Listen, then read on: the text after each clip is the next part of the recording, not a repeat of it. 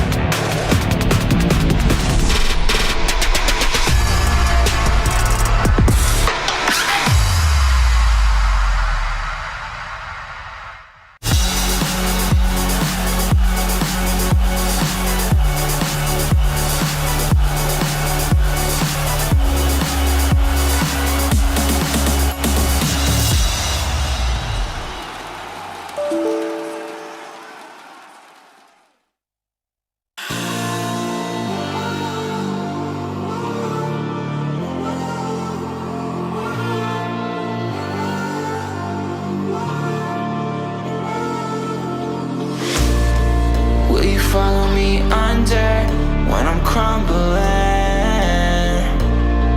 Every night I wonder, will it ever end? Sometimes I can barely breathe, dear. Sometimes I don't wanna be here.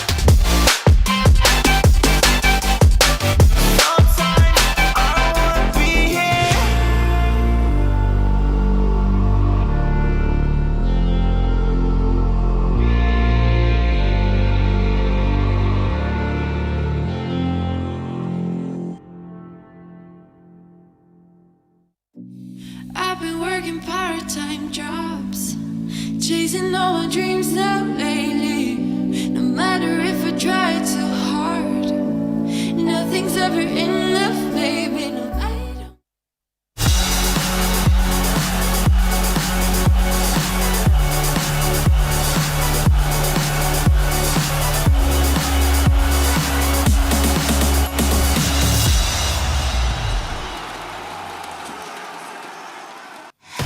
Here we go, our first upper division series of today for the CIS DPC League. It's Virtus.pro versus Live to Win, two of the invited teams. And we have heard a lot of stories about how Virtus.pro and Na'Vi are so much better than the rest. And Live to Win, I think, coming in as the first team to really, truly challenge Virtus.pro, because Virtus.pro did not get challenged by Empire last time they faced, right, Moxie? No, they didn't look super great, unfortunately, on the side of Empire. And I think, was it Kyle who said he placed Empire like super high in his standings too? Yep, yeah, you are correct. Yeah, well, they're had them as a dark horse. Yeah, you know, it's not looking so great for his predictions, but you know, yeah, Virtus.pro, they're one of the best in the regions. They're very, very strong. They've got some incredible players, which I think also helps that star power. So yeah, I think like in their last match, what was it? Like the Wraith King popped off like 8-0 and 1, and then GPK on the Void Spirit just went absolutely bonkers. I think it was like 12-0 and 14. Like, these are star players. And granted, the squad around them, though, also very talented because they enable them to do what they need to do. Yeah. You know what? I'm quickly coming to judgment here when it comes to CIS. And to be honest, it's been that way for a while, but I had hopes. The squads that have the younger players, I'm just going to be backing them. Okay. To be perfectly honest, like the squads that are recycling the same old players that have not managed to achieve success at the highest level, why am I going to believe in them now when they haven't achieved that success for the last 5 years? What about the DPC all of a sudden makes them a changed person? I think very few people can go through what like Seb did, for example, right? And it's easy to believe in Virtus.pro because they've already got the results in there. Also, they're a young squad. They're full of entirely new superstars of CIS. So it's kind of easy to back them, you know? I think I had two big storylines planned out for Virtus.pro. One of them is GPK, and then FN on the other side. We'll get to that in a bit. But the other one is Save. He is a captain coming into this squad, and this squad actually, as Cap says, they have already booked results with this squad. I think it's the youngest CIS captain to have seen this much success. And on the other side, you've got Seneko, and obviously Na'Vi has always wanted to fly. Also, two very experienced. I say that they're still young, at least. Well, Seneko not always want to fly. Seneko is like 23, but he is like a veteran captain in my book at this point. But Save, he didn't get on the team until 2019.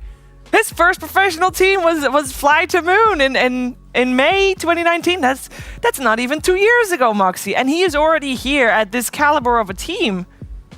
As such a young player, that is an incredible potential. That is, and I also think he's the only person that I've seen that can make Lion work at this point, because that is kind of a Garbo tier hero at this rate, but you see it on Save, and he looks great on it. He looks very, very nice. So yeah, it's exciting to see these new, like the young blood coming up, and just think about, you know, the sky's the limit. Sky is the limit. And the sky was the limit. GPK is obviously very highly known as the up-and-comer Wonder Boy mid laner.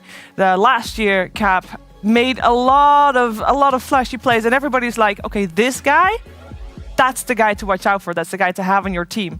GPK obviously loving that attention. Was on Gambit at that point, and then got contacted by Solo. Biggest captain, most famous captain in CIS, and that is, you know, there's reason to drop everything. And it's like, yes, of course, I want to play with you, Solo. Obviously, I'm paraphrasing here. Let's be real, but it didn't really happen the way it should have, right, Cap? Yeah, you know, he drew a lot of attention both inside and outside of the game, and one of the ways he drew attention outside of the game was not, wanting to be on a different squad than Gambit, and not being able to get that transfer for certain reasons, because Gambit held him as a superstar, which it seems like all of CIS does at this point. So they didn't want to give him up, and he didn't want to be on the team. He wanted to be on Virtus.pro. He wanted to be on a real squad that had the chance to be able to win a TI, you know, and I don't think he really believed in Gambit.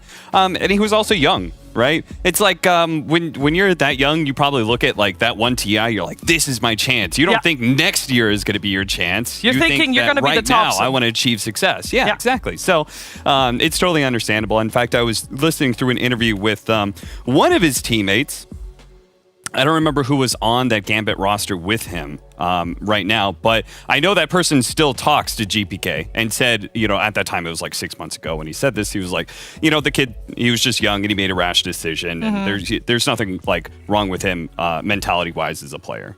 Personality-wise, totally fine. He wanted what he wanted. He jumped the gun. Forgot about this little thing called contracts for a little bit. I understand. When he wasn't playing for Gambit, though, when he was benched by Gambit because he tried to leave, etc. When he was benched by Gambit, it was FN standing in for him, and FN is the mid player of Live to Win. So they're going to go head to head here. But more about Live to Win later. Let's first hear from the offlaner from Virtus.pro, DM. Hello, my name is Dmitry. I'm playing for Virtus.pro. It's got to grab like 2 heroes at least with good egg position. Clockwork disrupting the backline. Nightfall's just running in, say it. Has to dive away. Wukon's commands down. There's the Ravage. Onto the three of them. Sets up for XctN to be completely ignored as GPK jumps over towards the Luna. But Two-Shot does find the call. They'll pop the Eclipse, but they just killed the Luna so damn quickly as it's a team wipe. VP cleaning up every single member of Empire. I expect Live to Win to be close to Tempererd. Maybe a bit worse or a bit better, so also a team we should prepare much for. Yeah, I mean they have high-level bit player for CIS. I find he's good player for CIS level, and they have Synchronised, who is decent captain. I think one of the best in CIS. In the last words, I want to say big thanks for every single of our fans, for every single of our sponsors, and for my friends, because people make us feel better. They just say warm words to us, and it makes us play better. People making you feel better, make you play better. I like it. People should remember that as a good lesson going into any type of game. Doesn't even necessarily have to be Dota at this point. But we heard DM. He rates Synchronised as one of the best captains in CIS, Moxie. Yeah, it definitely seems like there's a lot of respect going around back and forth between these teams, which I do like to see. Yes, absolutely. And on the side of Live to Win, who we were going to focus on now, they have Dream as their carry position, by the way, former Gambit. I feel like everybody was in Gambit last year at this point, but also then former teammate of GPK, also has played with FN in the past. And Cap, I think at some point also Dream has been one of those Wonder Kid topics. Yeah, he had a very short period of time. I think it was probably around the time where he hit 10K. That people were kind of talking him up. It's like, okay, maybe he's like the new hot carry that's gonna come out of CIS. He hasn't quite proven that to me, but we'll see. Then again, I didn't really feel like Epi Kid, who now goes by Nightfall. I don't think he really proved to me in his first run around as a team is like, oh, this is the hot new carry player, and I was like, are you sure? Like when he was coming in as a package with Ilias, right? It was like, okay, like maybe he is, but I saw couple of mistakes that I don't think like the highest tier carries really pull off. So I think there's room for improvement for sure. And I'm sorry, but maybe I heard differently from that interview, but like I kind of felt like, DM, I got a chance to meet him at a summit. Really nice guy. Really appreciated talking to him. That was when he was standing in for Chaos. But like in that interview, he said FN is a nice mid for CIS. I think he was pointing out his play. Yeah. Specifically. Yeah, for CIS though, right? Yeah. He didn't say he was one of the best mids in the world. He said he was pretty good for CIS. Yes. Oh, he said Synchronised is a good captain for CIS. Yes. VP is not a for CIS team. They're not world. We're a good team for CIS. this is the kind of squad that is looking to win a TI. This is the kind of squad that is looking to be, we're one of the best teams in the world, not in CIS. And so for me anyway, that's just the way that I look at the difference of these two teams, is that like potential-wise, VP has the room to be some of the greatest, while Live to Win, some of their players, I look at and say, I don't see that same kind of potential. Well, let's see if we have some more confidence coming off from Afterlife of Live to Win. Big Mars Arena forward, but it's not enough to see crystallize. Yeah, it's a long time we didn't play DTP tournaments. Our team pretty excited to play these games. I think we pretty confident in this patch, but we learn something new, like every day. But yeah, I think we're pretty good. There will be some interesting match, like VP Navi, but there will be more even teams. I think we pretty strong team. If we get a good draft, we can show good game. I think VP pretty strong teams. Solo squad also good team. So yeah, we super excited. Super great for him now as it's Slow Death gets a triple kill now for DR. Afterlife says, if we get a good draft, we play a good game. And we're going to find out if they can get a good draft, because we are ready to head to that draft, of course, only after a short break.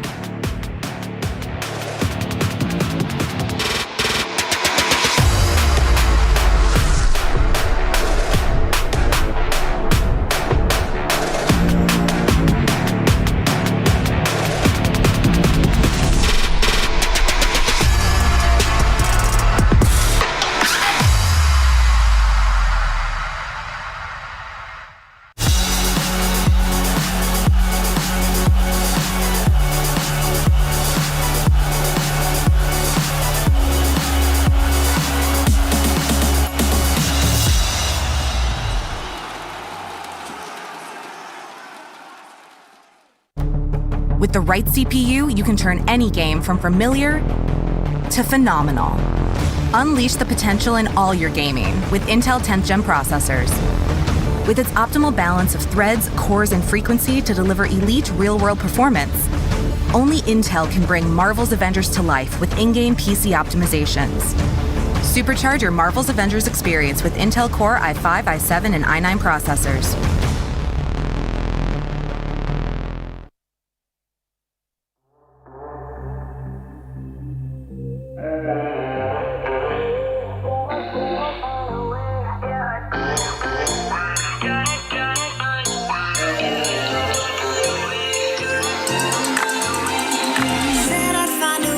Turn my heart into something gold. No, I sold my soul to the devil long ago. I rode it all along on your wave right before it broke. Time was thrown down the well, so I let you go.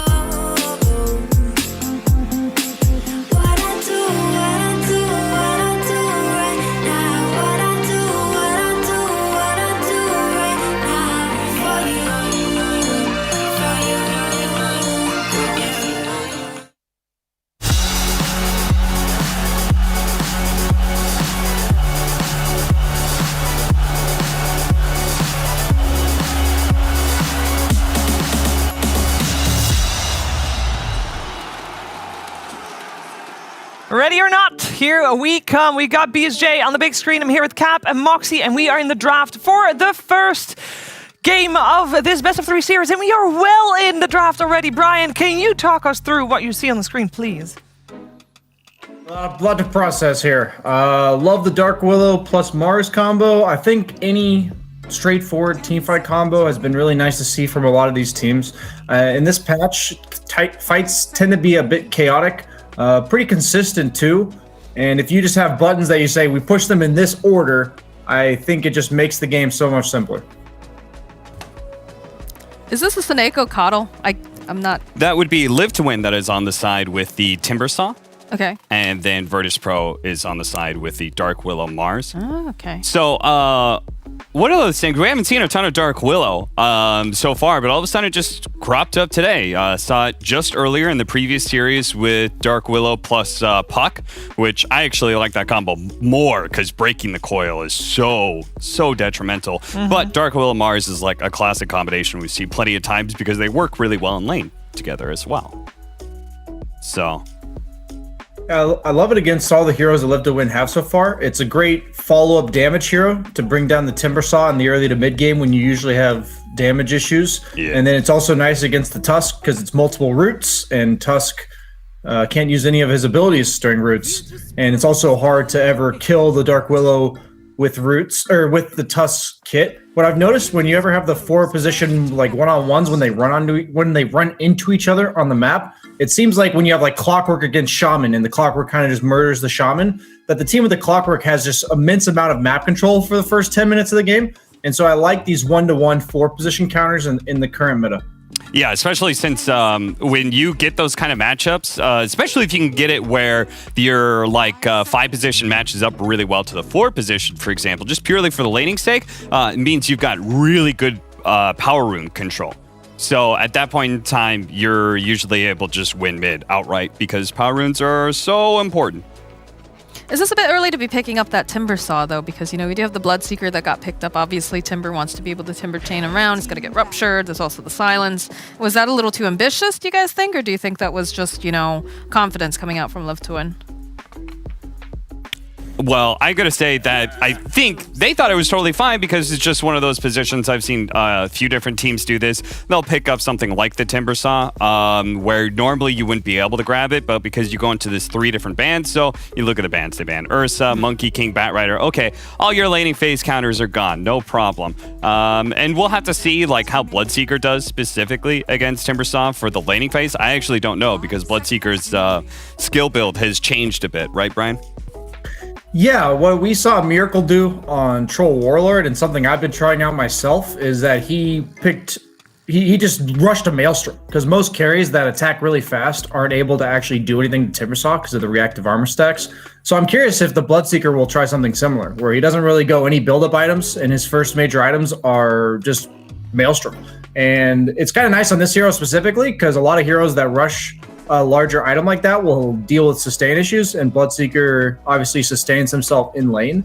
The one thing I think about Timbersaw is that he's like a Nyx in the sense that he just denies a lot of heroes. You don't want to pick any of these strength carries like Wraith King. You don't want to pick any like lackluster damage from the mid lane. It kind of makes you, it pigeonholes your draft a lot. And the thing I like about him early is that he frees up the 4 position to kind of go do whatever. So the fact that they picked more of a kill lane with the CM Jug in the safe lane along with the Tusk makes it so that the Timbersaw is not only going to impact just being a Timbersaw in the laning phase, but also enabling other lanes to have more potency in the kill threat. And Queen of Pain, I like a lot against the Jug. You can't really Omni Slash her. I like a lot against the Timbersaw. She's the +1 that Dark Willow needs.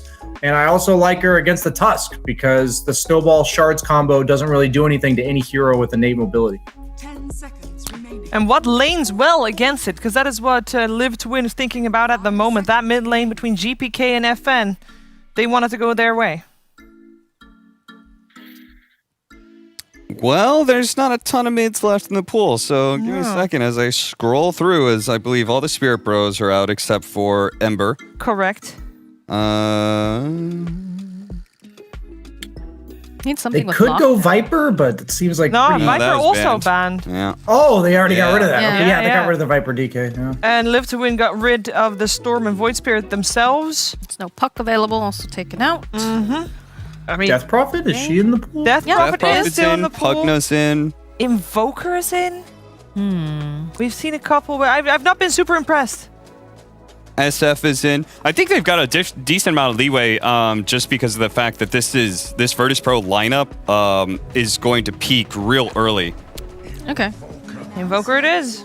There's some control, some lockdown team fight. I like a good amount of disengage when you're dealing with a lineup that is you should outscale, I think, and then they just want to run a lot of team fight at you constantly. So Invoker's really good for that. I think they needed a catalyst for their team fight, and I also think they needed a buff for Jug. Like, Invoker Jug is a classic. Jug operates so much better with just one steroid on his team, like Bloodlust or Empower, or in this case, Alacrity. So I like what Live2Win's got going for their draft. I think Timbersaw is going to make some good space early. I think really big question mark for me is this Jug versus Bloodseeker matchup. Can Bloodseeker dish out enough damage to actually be a threat as the game goes on? All right. Thank you very much, Brian. Cap, your final thoughts on this this draft? Yeah, I mean, I love the fact that he closed out on that matchup just because I'm interested in it too, especially since with the Alacrity buff and the changes that we're seeing with Juggernauts, where they're adapting their Aghanim Scepter earlier and earlier. I think, you know, they draw this game out 35 minutes. I think you feel pretty good about your chances for Live2Win to win. But, you know, Virtus.pro have been monsters at being able to just control the first 20 minutes of the game. We saw how they handled Empire really fast. How about you, Moxie? I think Nightfall and GPK are just two incredible talents, and I think that they have the right team that allow them to pop off. So, like, I like all the points that were made, definitely. You know, the fact that you can buff up Jug, the fact that you do have a little bit of team fight now coming out from Invoker, but I just think that this pop's gonna run away with You're thinking slight edge on the draft, perhaps for Live2Win, but not enough to be able to outplay the perhaps better team in Virtus.pro. Let's find out how this first game gets played out with ODPixel and Fogged. Thank you very much, Sheev. Yes, let's see indeed has LTW got it in themselves with this draft, Fog, to take down VP, sort of the kings of CIS right now. I mean, what do you sort of reckon from these drafts? Are we going to see a pretty good challenge from them here? I see a lot of aggression on both sides. We should have a lot of fighting going on here, which is perfect for CIS. I'm actually liking both drafts. I definitely have to give a little bit of an edge just because it is GPK playing this Queen of Pain versus some limited disables. And I've seen this man really pop off, especially on his spellcasters in the mid lane. So yeah, liking that. And I really do love the Willow and the Mars combo. I think it just puts you on the edge for almost every single team fight. The lane is also strong. And that's probably the biggest thing that edges me over for this team is I look at the opposing side, Live2Win, they don't have great team fight. I mean, talking about the Willow more, what has been the reason why we've seen a lot of teams sort of stray away from it? Like, I'm thinking sort of like EU upper division. I feel like we just don't see this hero as much, even though, obviously, as you say, in this game, it still has some incredibly strong combos. For me, I think this hero just requires a player that plays Willow. I think this is honestly one of... it's been an extremely strong hero for some time. When it went through those big nerfs, sure, I think it got hit really hard, but I think that if you are a Willow player and you're comfortable, especially if you're playing with a hero like Mars, which just fully enables the toolkit, this hero is very strong right now. And what did you sort of think about the final... GPK? We might get a 5v5. What's going on over here? I was going to say that they're all coming over to this top bounty rune. They're both trying to look for with like the paired heroes. Look, the Mars and the Willow are paired off. The CM, the Jug, and the paired off. They're both looking for the kill combos. We get very deep wards from both sides. So it looks like we're getting some. Both sides are trying to get their lanes right. Both teams are trying to match up properly here. Get this Bloodseeker into a good position versus the Timber. He'll get aggressively harassed quite heavily here.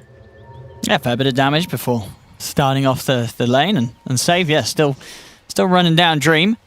So this means Live2Win gets the lanes that they want. So it's Bloodseeker had to TP towards the bottom lane. They get to send the Timber top versus that Mars versus that Willow, and they're going to send the Jug bottom. So Live2Win get the lanes they want.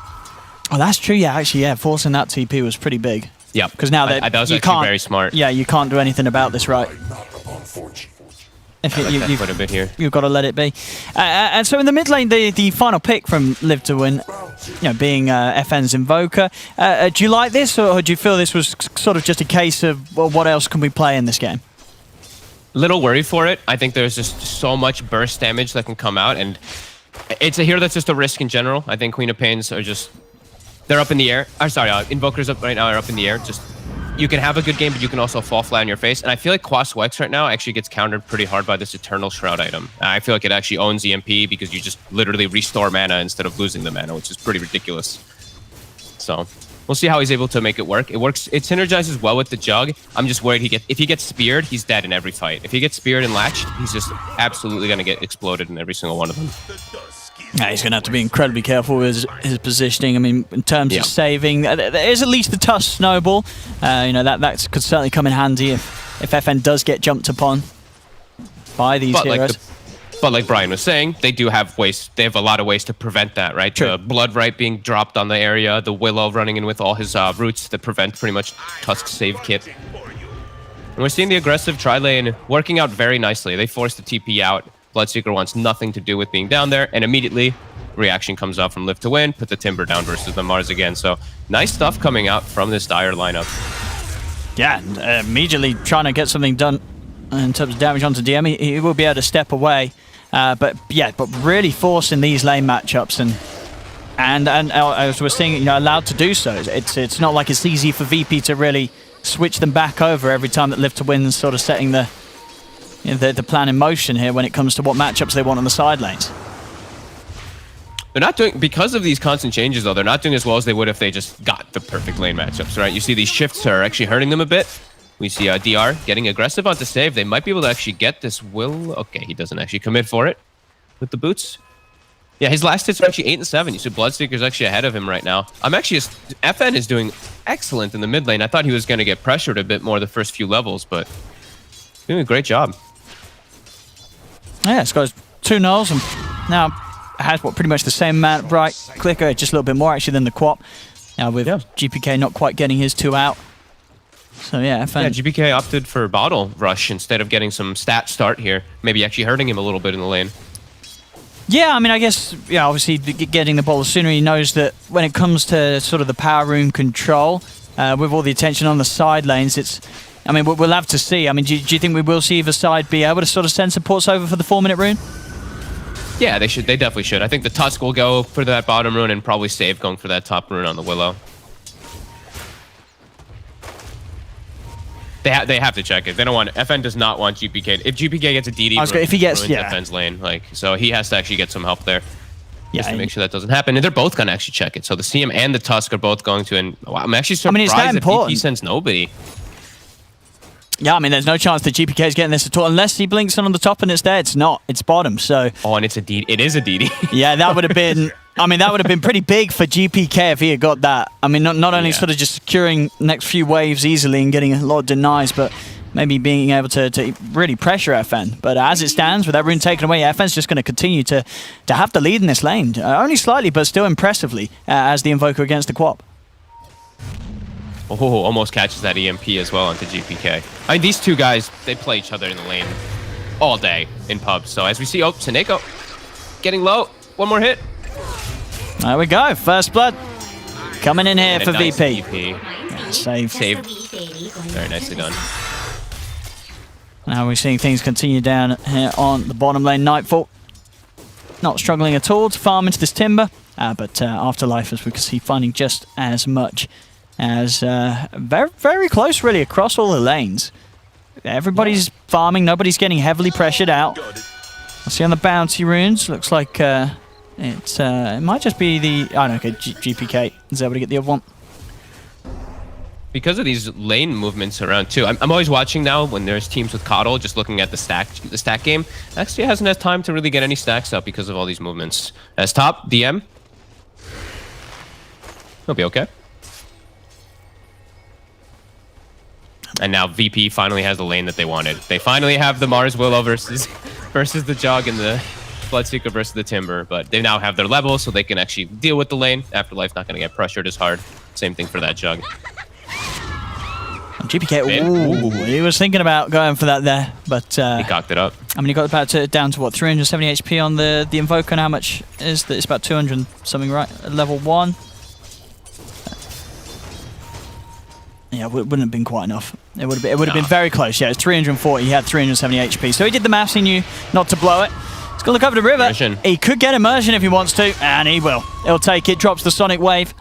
GPK securing himself the kill. Dead either way, no matter what he does there, unless he snowballs to a neutral. Even if he snowballs on the enemy there, he just gets waved anyway, so eats the death. Syneko getting wrapped on up top, save. See if DM can get in close enough. TP backup is on the way from Immersion. Comes in with a snowball. He's actually going to make the move straight over towards DM here. As this looks like a pretty dead Mars. The setup's in, and with the damage from the Blade Fury, Live to Win turning it around, and now looking over towards Save as well. Save still has the Shadow Realm, and again, no hesitation from Save, just using that Shadow Realm to TP out to safety, but some very nice quick responses there from Live to Win, bringing in Immersion and putting a stop to the Mars Willow aggression. Yeah, I mean, very nicely done so far. Because they have this Timber in the bottom lane, he can just chill by himself. The supports now have free reign. They can just dictate the pace of this early game. So CM and Tusk going to be eyes on them for Live to Win to see how much they just set up their lanes for success. I mean, yeah, Mars is now going to get bullied out completely. This is a little scary for VP. They can't actually have the Mars get levels at all. So it's going to limit the movements, and now it's going to be GPK who has to kind of bail out the side lanes a bit here to at least protect this early game. And sort of, how easy is that going to be for GPK on the quad this game? Is it a pretty nice game for him to make moves and get kills, do you think? Or are these heroes kind of tricky for him to burst and take down? They can definitely be a little bit trickier. Yeah. That Jug always has a way to kind of play around it, besides, just getting eaten a Sonic Wave. But yeah, Timber and Jug are not the easiest ways to set up for kills. And that is the lanes where he has to risk ganking, because that's where the CM and the Tusk are going to be, for the most part, set up. So yeah, this looks like a pretty solid start here for Live to Win. And it's constantly 3 heroes checking the runes, another DD for FN. They're denying GPK all of these power runes. Yeah, it's really smooth stuff here from the Dire side. I think we're seeing already why, as we mentioned before the series, Live to Win, absolutely a squad to keep your eye on here in the CIS upper division. And look at DM. Yeah. Like he shows his face pop, and instantly they're surrounding. This is some impressive moves from Live to Win. It just doesn't stop. They've got the setup here surrounding DM. They're going to try and bring some backup to see if VP can turn this one around, but an Omni Slash comes in onto Nightfall. Already gets him down to half HP. Dream's going to chase with a Blade Fury. Nightfall, he's lucky to get that speed boost, as he'll be able to step out back to safety. Dream's out with the TP, so is FN. Immersion also going to head out of there, and he's going to get away. They're all TPing out. All 4 of them there with the TP retreat. I mean, they're just a little more awake than VP, it seems, in this first game, as it's very, very clean stuff here from Live to Win. Movements on point. Afterlife now has a free lane bottom to pressure since everybody TP'd away. He's very likely to get this tower. The Jug rotating down too. This is good planning here. VP, they're gonna have to start to make some better adjustments. What they're going to do is give DM the mid lane so that he can get that 6 online, as he desperately does need it to be able to weather this storm of this early game. It's collapsing quickly. Let's see what the 2 of them can do down here, but this tower already gone. And would you sort of agree with Brian? I think he was sort of talking about how he was a little concerned for VP's lineup if it does go on, and seeing how well this Bloodseeker can sort of stand toe-to-toe against the Jug in the late game. I have to agree. I mean, it's a full early game snowball lineup, especially when you have Queen of Pain and Bloodseeker. You're not drafted for the late game. You're drafted for the early fights. If they start to fall too far behind, Dream is going to just free farm while his other heroes are able to continuously pressure. This could turn out very troublesome for them if they start to fall any further behind. DM will get away with grabbing that bounty rune. They won't try and make moves onto it. I'm seeing FN not going to get the rune this time, as GPK is able to make it over and grab it. And FN going to be going for that Witchblade. Yep. So that it's going to be a lot of damage. Suddenly GPK, if he's sort of misblinks in, gets himself a little too deep, he's going to be very vulnerable. I mean, we sort of talk about the save that Live to Win have. It's not a lot, but there is a snowball. There's something on VP's side. If this Bloodseeker or Quapper out of position, they're just in a whole lot of trouble. Their games are going to be difficult till they do have that match community for the most part. Whenever you're playing versus Invoker, if you don't kill the Invoker at the start of the fights, he will trip up your entire battle as Nightfall. Up top, FN's rotating. He's having to use this Rupture sort of defensively to hold Seneca back from chasing. The arena's going to be dropped down. They've got the combo with the snowball. Oh, it's beautifully done it by Immersion as he takes in FN. Nightfall will get away though. Immersion not quite able to find the shard to follow up that little bit of a cute save. They might still find him. The Nightfall's trying to TP out. Afterlife finds him in the trees. They get him anyway. And now Nightfall down without a TP. You can see it there already. Maybe a little frustrated there. I mean, he's going to know on this Bloodseeker, if this game's getting shaken up now, it's only going to get harder for him.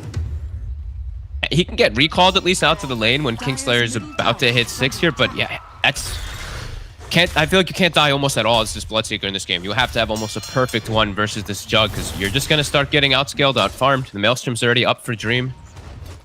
Yeah, he cannot die like that. Immersion, though, with Just an absolutely beautiful snowball. And now, Ben, again, back onto the aggression. Just continuing to look for plays here as Afterlife forces in the towers with this hood. Saves waiting in the tree line here with the backup. He's going to get the fear down onto Nice the two of them. fear. And he's going to turn and go aggressive here onto FN. See if he has the damage. FN able to turn with the tornado. The curse crown upon him, but he's already out with the ghost walk. He's himself far enough away, but not enough to keep himself alive. As GPK jumps in to get the kill, does of course mean that GPK loses his own life there. We'll see if Live to Win lose anyone else. It won't look like that they do. They're able to keep everyone else up. I mean, in this sort of a game, is it worth it for GPK to throw his life in to kill FN, or do Live to Win not care about that? I don't think Live to Win cares. FN is not the full carry, right? It's the Jug who's going to be the huge core of the scale, so I think they're fine with it. They do get those as Afterlife continues to be this beast. Mid, taking a lot of damage, though. He's nearly got the kill, and he has. Let's see if he dies. He's got that armor building up, but he's out with the chain. He's going to be fine Afterlife. Oh my god. They're having some problems here, VP. Hey, look, he was very close to actually going down. Any other spell connects and he does die. But, the hood, just how farmed he really is already setting up, even as a salve. So he can continue his pressure. All going well for Live to Win. What we're seeing here on the old replay. Beautiful. Some of that good old neutral hitting. Oh, wait, no, this is live. Oh, it was a replayception. We don't know whether this is live or a replay. It's. I heard a Sonic Wave though, but Sonic Wave is up, so it couldn't be live. I think this is live. It must be live. I don't know. It is live, I'm joking. DM bottom. We're stuck inside the replay. No, this is live. This is real. And unfortunately for VP, that is, losing another core. DM taken out down bottom. The top lane, GPK is getting in aggressive onto Synchronised. Synchronised just going to stand his ground, pop the ult. It will have the fear to put a stop to the channeling. And it's Synchronised dead. Still having to, really commit for these smaller kills, whilst the rest of Live to Win just continue to roll around the map. Now look at it going on to Nightfall. They've got him. Another death on this Bloodseeker, who you said, whose game is so important at this stage. Each of these deaths just dying like this and not being protected by his team, it's just hurting the overall flow of VP's draft so much. Oh, and it's a disaster. It's rough. Bloodseeker completely shut down. No ways to gank Jug when he can just spin and TP out with no BKB or spin spear piercing disable for them. This is looking pretty grim right now already. GPK, he's having still a pretty good game. He's got Orchid. He has to make so much happen with this Orchid now. What would you think it's sort of been that sort of made this beginning so tough for VP? Is it mistakes from themselves, or do you think it has just been Live to Win playing really smart, especially in the laning stage? Definitely a bit of both. I feel like VP's they weren't being clever at the start, right? They just sent DM top, and they just sent DM top, and then they sent them again after the tri-lane shows up. And then afterwards, they adjust and send him to the mid lane to get levels. He was too far. He was very far behind this game. He hit level 6 at, what, 9+ minutes or something like that? Maybe even just a little bit before that. The Mars, they just got outmaneuvered super hard. As 5k lead, Live to Win immersion. He's just invis. He's just going in. He should die for this. Or maybe not. They're able to heal him up with the burst. Is he going to live? He is. He's able to get the snowball out. Turn over towards GPK. GPK's up to the high ground. He's trying to get a sonic wave up, but he's been punched up. Turns, does get the wave out onto the two of them. They've killed immersion.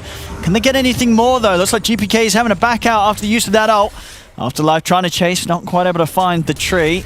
Into the side though, Dream, he stepped in. Here's the turnaround combo save. Commits with the fear, they burst through the Jug. Big plays from Save to punish Live to Win for diving in, moving in aggressively through the trees. GPK trying to get the chase back on, but the rest of Live to Win will get out of there. But Save, it's in the names, definitely saving the state of the game here, getting the huge counterplay onto the Jug. And Nightfall's able to actually get farmed during it too. He wasn't actually involved during the fight. He's just on the opposite side getting levels. That was very nice for them to catch back. A beautiful fear, and the Willow actually has a pretty much full vessel actually finished up at a good time versus this Timbersaw. Not too shabby. It's going to be quite the issue. What are we seeing on the Timber after that? He's got a Greaves. Oh yeah, he has pretty much so. Yeah. That's but you can a little unfortunate. Sure. Yeah. Yeah, as you say, sort of force him to pop it early to save his teammates and then look to make the aggressive play on him. Yeah, exactly. The Greaves are going to be another problem, though, as you can remove all of Willow's toolkit pretty nicely. Also versus that Orchid that's come out from GPK. He'll be able to play around that very nicely. GPK Has he got the damage here? He hasn't. Snakeo's out. So name of the game, I feel like for VP now is weather the storm. As much as you want to be aggressive, I think you can take the fights if you see a good position, but try to get these BKBs online. GPK. They're coming for GPK. He's been rooted. He's got to blink out to the side. He's going to try for the TP. Is the snowball there? Ooh, he's out. That's close. Ooh. He makes it away. I like that Synchronised did this build. We've seen this a couple times when you're lacking some disables. They just max the Frostbite, and it's been more popular lately, but see in the jungle. Making an aggressive move on to save. The arena's going to get laid down here by DM. Turns with the spear, but save's already down, and they're moving in onto the Mars. As DM falling low, Bloodbright does set up for potential turnaround kills, and here they come. 3 dead, and soon to be 4th by looks of it. His dreams just run down. Oh, baby. As that's the combo that they drafted for here. This massive amount of team fight, arena, Bloodbright, Illuminate, all coming together perfectly. And VP, they've just shaken the game back up. It looked like maybe they were a little late for a second there, but a clutch recall comes in, I believe, from Kingslayer onto Nightfall. Nightfall gets a 4-man, I believe it was, Bloodbright onto all of them there. Zooming through, just cleans up. Very nicely done there. DM gets the perfect setup. Then this is one thing, that big team fight that we were mentioning, it kicks off for them. Yeah, it certainly still punches, regardless of the start that Live to Win had against VP. If they get themselves caught in that combo, it's going to hurt. And they needed that too. It's completely swung back around. Experience even only a 1k gold from a 5k gold for Live to Win. And DM has now been enabled to almost have his Blink Dagger for himself too. So now they have actual forms of initiation soon to maybe catch the Jug off guard when he is playing far up in the lanes. No, it's going to make a big difference to the ways they can find these kills. As before, it was the best hope of initiation was just the old walk up or GPK having to go in and throw out a dagger, and as we've seen, that's just left him in very vulnerable positions. See down bottom, they're hunting for GPK and save. See if they're able to get a catch on to either of them. 4 members of Live to Win down here right now on the hunt. I'm loving how aggressive their movements are on Live to Win. They're just constantly on the prowl looking for stuff. And save. He's going to be spotted. Yeah, he's not got any options here to get out. As at the least GPK, of course, being able to have the space to retreat from the area. They're going for DM. They saw DM. Can they actually get to him? He's a bit fast. He'll cut the tree with the ult. So after latch to it. Okay. That's something. So that's clever, actually. Definitely, 80 seconds though without the arena could be a good window for Live to Win to get something done. Again, as we saw last time, it is the full team fight combo that's the real threat. And without key parts of it, VP definitely at a bit of a weakness. Yeah, just back up and farm DM. Just be a little cautious when you're clearing out the... I'm just going to call that the death wave, where the waves meet in the middle and you kill it on the low ground. I feel like I've seen 900 people die there every single day.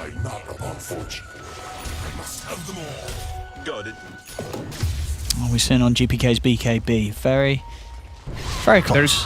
They're gonna have both done at a pretty good time. Nightfall actually has his done, so he can turn up to these fights, and this should prove to be pretty damn strong for VP. With their big team fight combo with the double BKBs, they're gonna be immune to a lot of that damage. All they have to watch out for, I guess, in particular for Nightfall, is watch out for the Omni Slash. They gotta be stacked up or at least just around him in an area. I mean, even that route with the Maelstrom build of the Omni Slash isn't going to really be unless it's like a full Omni Slash on only him, like or an Alacrity Omni Slash. Sure, like the BKB is just going to protect a lot. He's going to be able to run. He's going to be able to get out of there unless he's caught completely alone. Dire's top tower is under attack. They're going to come in and try and defend. Short. Yeah. See how they can start this GPK. In with the silence, Sonic Wave into the fear, but here comes the save for now with the snowball. Isn't enough though. Dream is stuck in the arena. He'll get out with the Blade Fury, but he's being chased down by Nightfall. Does still get the Omni Slash out. The bouncers are coming over. Is it enough to get any of the kills though? It isn't. Kingslayer and Nightfall still alive. They're looking for Kingslayer in the trees, but Afterlife can't quite find him, as they haven't lost anybody on VP, and VP, they're ready to start cleaning up more. They've got Dream, the big one. They're looking for Afterlife. Nightfall doing his best to kite out the Chakram, but the Spirit Vessel's down onto Afterlife. He's being slowed down by this bind. Jump forward from GPK. They're going to have the damage to take him, surely, unless FX can do something incredible. He comes in with a Tornado. The Strike just off the mark. doesn't catch GPK, as VP will end up being able to also take down Afterlife. Both teams were so well set up for that too. That snowball from Immersion, instant, because they knew the Jug was going to get gone on because he doesn't have Manta, but it didn't matter. They got everything on him, and he was too low to follow up. Nightfall with the BKB turning up, able to dish out all that damage, and it's another great fight set up from VP and bringing themselves back in the game. Up to a 4K experience lead off of that. Yeah, this is some very nice fights here. You can see how sharply this game has turned back towards VP's favor.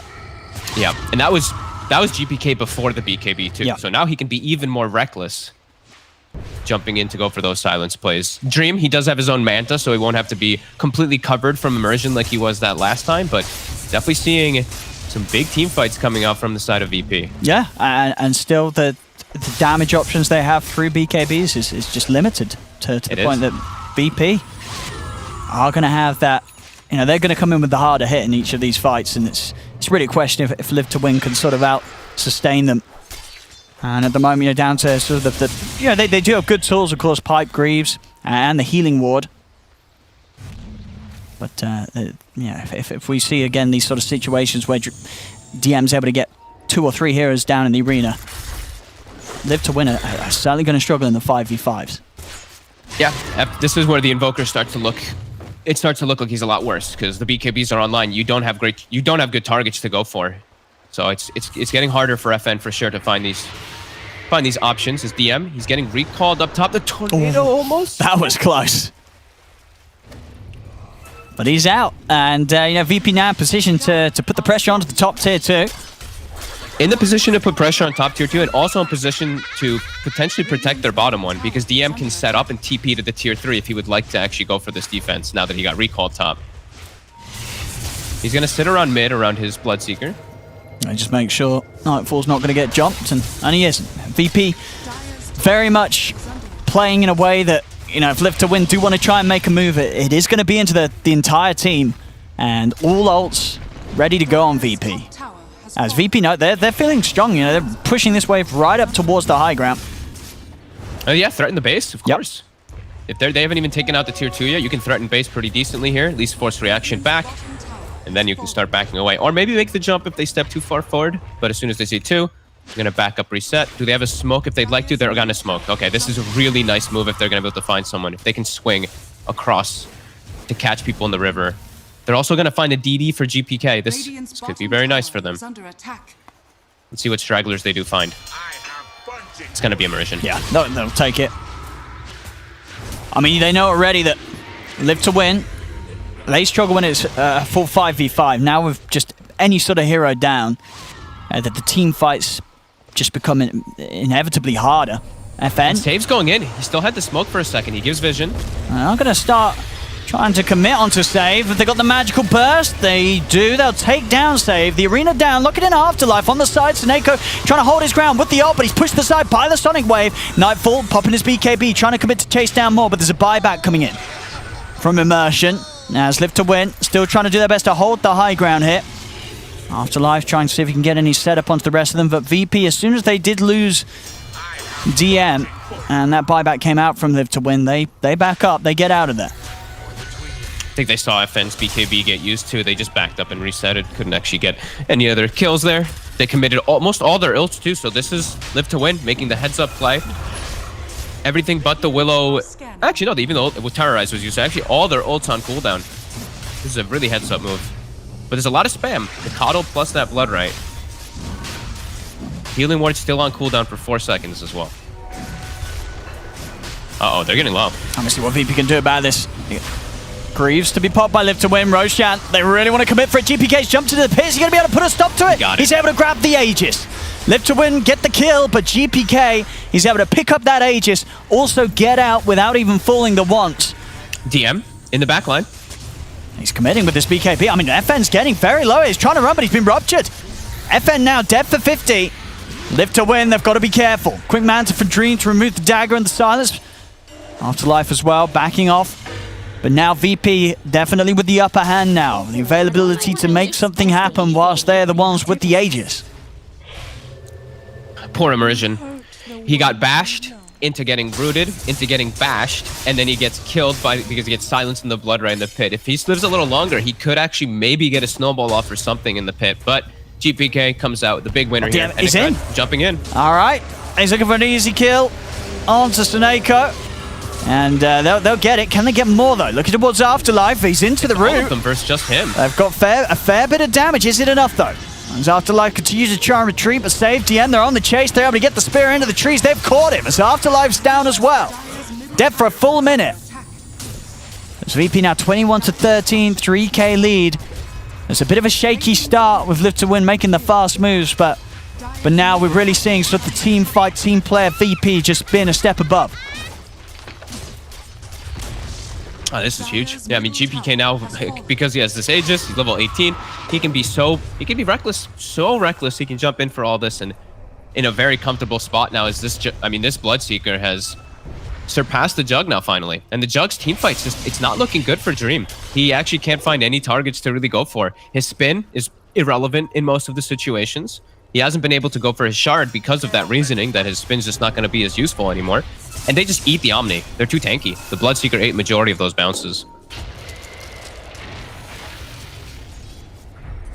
I like DM's build too. Just the Blink, the BKB, and then just straight into supporting his teammates, going for a Solar Crest. This is looking pretty damn good for them. Live to Win. Now they have to weather the storm that's coming for them, as they're going to have a Scotty finished up on Dream, but it's still not feeling like he's going to do enough inside of these team fights. They need to somehow break the combos that are going on.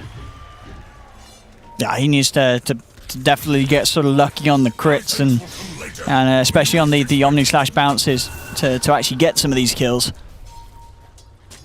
There's Nightfall. He's stepping in. They're going to be able to find the opportunity to go in straight away. It's sort of awkwardly comboed though with the Tornado. And Nightfall, they're able to pop the BKBs on all three of them, DM, Nightfall, and GPK, as they'll stand their ground. FN's had to TP out as that was very awkward. That's yeah, not quite the synergy you're looking for. It's what level? It was a level 3 Omni too with a. I mean, it was a fair bit of damage that was missed out because of that Tornado. Yeah, no doubt about it. What level boss is it? It's like a 2.3 second. It was quite a lot of damage missed out. That hurts. They will find save. Or have they got any more AoE? Yeah, they do. Lots of it with the Blade Fury and Sunstrike if necessary. And they're actually going to go for a smoke straight up. See if they can try and make a move whilst Arena's down. But I mean, even saying that, Arena's back up in 5. So if VP can get themselves together, even without save. Oh, is this illusion? Oh, no, they joy punched the illusion. No, he got baited immersion. I mean, maybe just sort of losing the flow a little bit after what's been a few awkward movements as of recently by Live to Win. They're gonna try for DM. The Tornado won't quite clip him. Hard kill to get anyway. You can just BKB and TP out since the Tusk Punch was used further south. Bounty runes kick off. 2 for 2, and a DD spawns bottom. And I believe that's GPK now with a full AC. So most, the damage is already pretty limited from that Omni Slash as we've seen in the last few fights. Now even more armor for everybody. Yeah, it really does seem that just with the build, I don't know, with the sort of the build up the Dream went for, it's just never felt that it's had sort of the moment in this game where VP's really been that scared of this Juggernaut. No, not really. Recalls coming in. They're bringing the Willow, looking for a smoke, looking for a fight. Immersion on the low ground. He's going to get the jump in onto Kingslayer on the side, though. Look at this. He's managed to get pretty much all of them in the arena into the fear. God. They're having to pop their BKBs to get out of here, but they've lost Synchronised. Jump from GPK, trying to come in onto Afterlife, saves him with the chase. As Afterlife, he's trying to run with this Vessel and this huge amount of magic damage, bringing him down low. Omni Slash does come in. They're grouping up, trying to split the damage. Sonic Wave pushes Dream over to the side, but he is able to kill off DM this time. Mars plus 2 supports down on VP.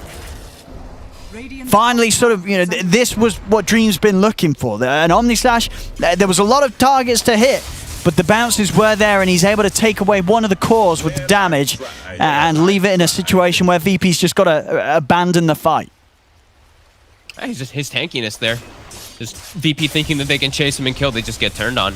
little over-aggressive. A beautiful ult, too, from DM. Just kick it all off. He hit 4 of them right away. But, yeah, the BKBs and just the resets. This Timber still proving to be a nuisance. Maybe they have a bit of a lack of initiation on the side of Live to Win, but he's just super annoying because he's just in the midst of the fray at all times still. GPK being cute. They could have pointed that out. Afterlife could have seen he had the AC aura on himself for a second there, but he'll be able to push the wave. GPK gonna cut the wave.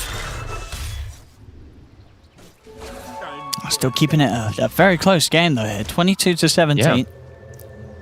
We're seeing GPK's change, or not changing, but adapting the build a little bit. He's going to be going for what's at the moment a Daedalus, so he's a little worried about their physical damage still. You know, he's still worried that the Jug is going to get online, which, I mean, Dream absolutely is still getting pretty large after that last fight in particular too. Almost has an Aghanims. So they do still have to worry about some stuff in this game.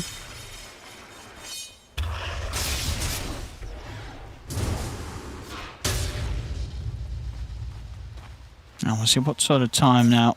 Yeah, just a minute until the potential Roche respawn. I mean, both teams are... Dream.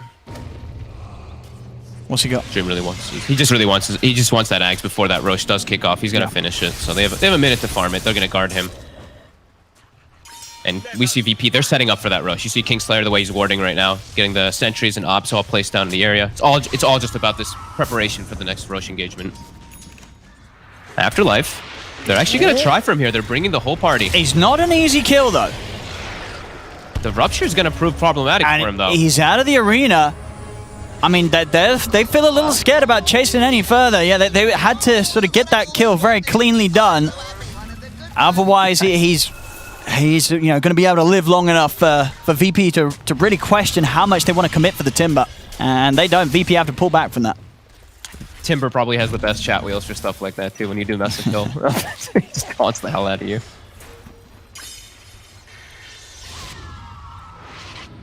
And now, again, a little bit of a window for Live to Win, where you know, if they can try and bring a fight whilst the ults are down, they'll certainly take the opportunity, but you know, VP just keeping themselves held very close to Roche. As it's going to be still a minute and a half on the respawn timer confirmed. Live to Win looking to make a hit happen before that. Dream is very potent right now. He's very strong now with his new Swift Slash at the ready.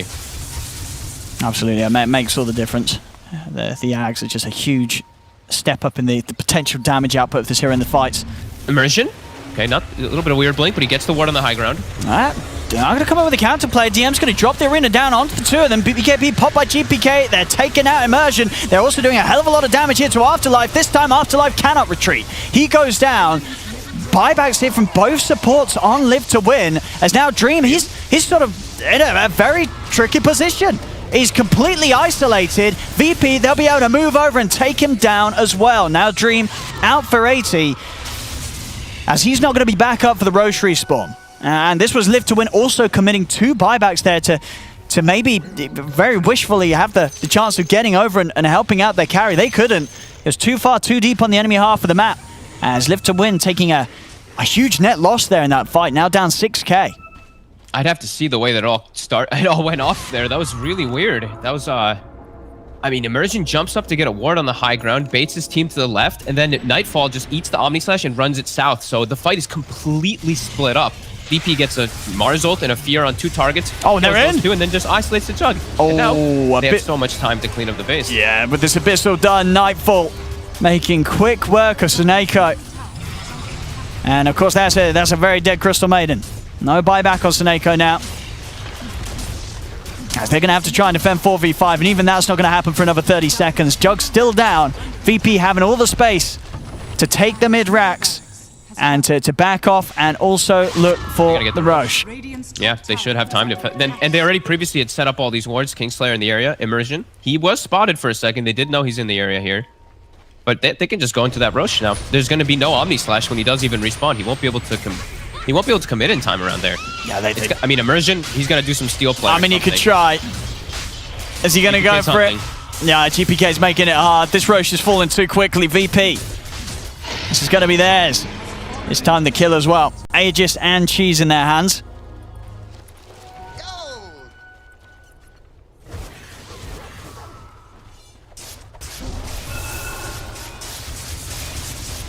Marts? Do we have any big items coming out for Live to Win? Because we've got FN, he's queuing up the Hex. Wants to make sure he has that extra opening against these BKBs that they're all sporting in the team fights, VP. His impact just feels pretty much, it's been gone for a long time on this Invoker though, versus all these BKBs. He can't make too much happen.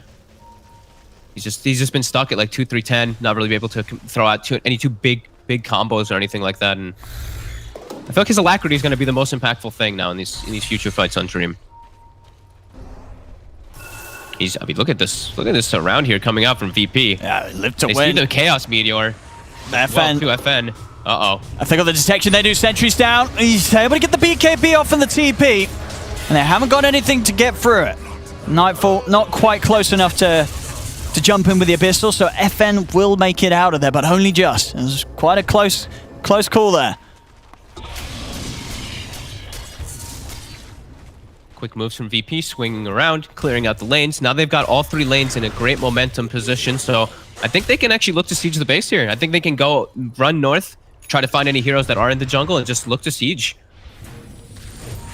And yeah, that looks like it's the plan. DM already charging up onto the high ground.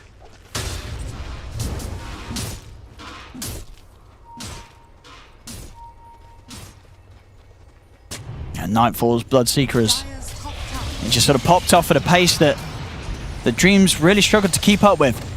Dream, nearly having the Mjolnir. Still just, with the way that both heroes are built, you can't help but feel this Bloodseeker's just doing so much more. As Afterlife, they get the setup onto him. Sonic Wave flies through onto the 3 of them. Afterlife down and out. Nightfall is ready to start diving in. The Omni Slash does come out. Let's see if it's enough. It's enough to take down Nightfall the once. But he's got the Aegis. He's ready for round 2. With no buyback on Afterlife, this is getting increasingly harder for Live to Win to hold VP off. That Alacrity Omni actually did decent work. He's got a Swift Slash too with his fresh Mjolnir.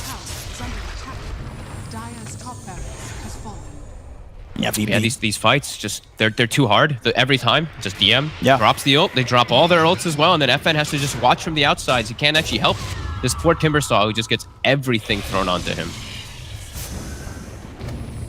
I know VP's execution here for the last 10 minutes or so has just been pretty flawless.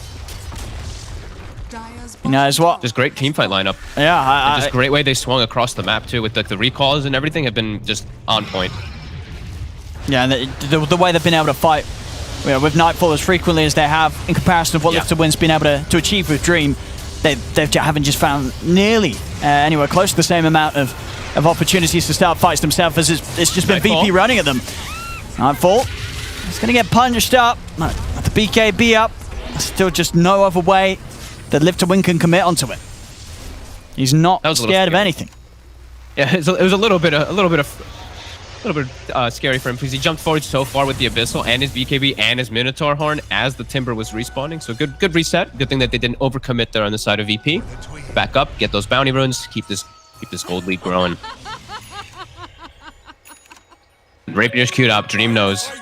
I mean, he needs it. Honestly, he needs physical damage. If he can get the Rapier, and I think I sort of want to say only if he gets the Rapier, they will have a chance of turning. They need that extra damage. They have to make sure that when he goes in with the Omni Slash, 1-2 heroes are guaranteed dead. At the moment, that's just not happening. Apart from situations like this, when one's out completely on their own, something that we haven't really seen happen for the last 20 minutes. You know, sure, this is great for Live to Win, but VP just haven't been giving them any of those opportunities up until, now, I think, VP, they're trying to be as efficient as they can, split up across the map. They feel pretty comfortable. But DM down for 80 seconds. This could hurt if Live to Win can make a move quick enough to punish the fact that there is no Mars. And Dream finds probably the best item I feel like he could get at the time. Oh, yeah. He finds a Penta Edge. So just straight physical damage for himself. Hey, little things, but everything is going to matter for them right now. It's a very tough hill to climb for them. As VP still positioned in a very nice aggressive area. GPK also finds a Penta Edged with his Daedalus finished from the last fight. And moving over.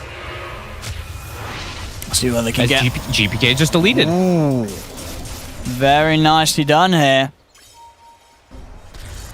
Did you see that too? Stormcrafter, the item, it actually hits things while you're smoked. So watch out for Stormcrafters when you're smoked, guys, because it might reveal where your positioning is.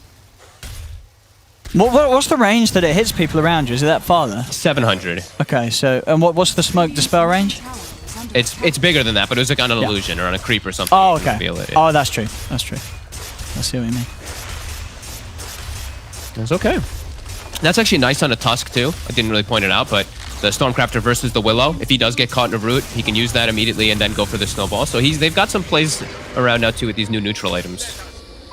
And a Basher also finished up for Dream, and we didn't point out the Timber got a Trickster Cloak, probably the best item that the Timber could get. Oh, a little disappointment though that it is the Basher rather than the Rapier that he was queued up. Wait, he went to... Oh, okay. You know. I mean, maybe he's feeling like they got a big sign of life there from these last movements. He's level 25 too. I thought he would switch to Butterfly, to be honest with you, because there was no True Strike, but... Yeah, Butterfly would have actually been really nice. I mean, sure, I guess there was the chance that, you just go and buy the Bloodthorn on the quad, but I guess, you got a Manta, you got ways to play around. Yeah, no, because he's got the argument. Oh. He's got the double BKB piercing thing, so he's got the Scotty as well as the Basher, which can be pretty nice as they're chasing forward. Well, Arena's going to be dropped down defensively as is VP again, just on the retreat. I'll lose Kingslayer for that. Okay. And they see DM's illusion, but it is an illusion. I mean, and after VP's been pretty much, very, very, very focused. These sort of few slip-ups are... I feel like they're giving them away more than they need to when they're as ahead as they are. Yeah, because now it causes like a snowball event too. Because now, like that's just while the Coddle's dead, someone else dies. Then Roche respawns. It can definitely prove to be a pretty good thing for Live to win. I like how they're just sweeping across the map with 3-4 heroes, looking for anybody who's making that mistake. VP now playing more together, not really slipping up and moving anyone else. Afterlife now he's the one who's split up. They're gonna jump in with the Abyssal. Spear into the Brambles as they'll take him down 100-0 with the jump.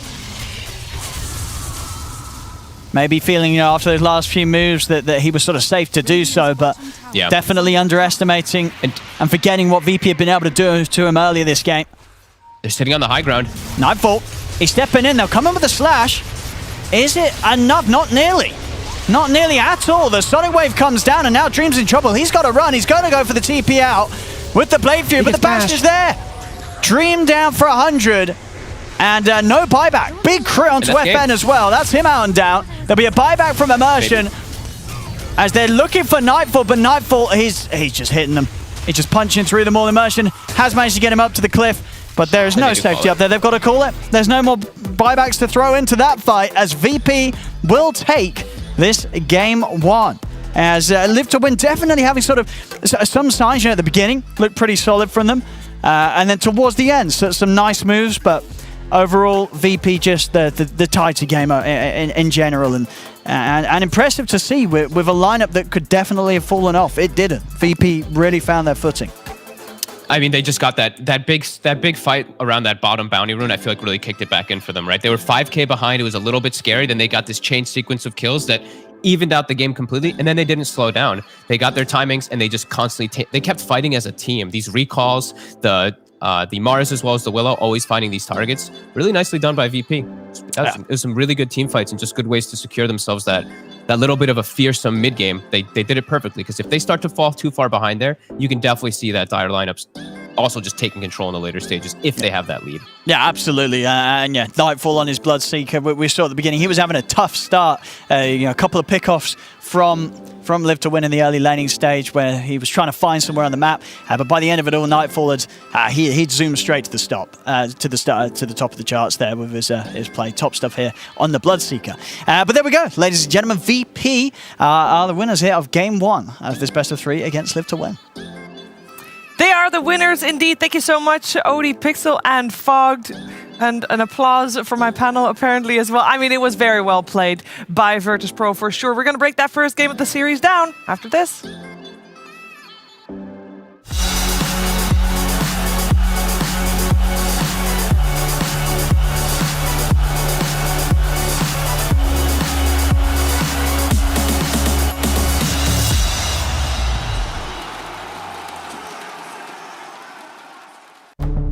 With the right CPU, you can turn any game from familiar to phenomenal.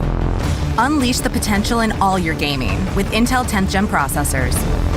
With its optimal balance of threads, cores, and frequency to deliver elite real-world performance, only Intel can bring Marvel's Avengers to life with in-game PC optimizations.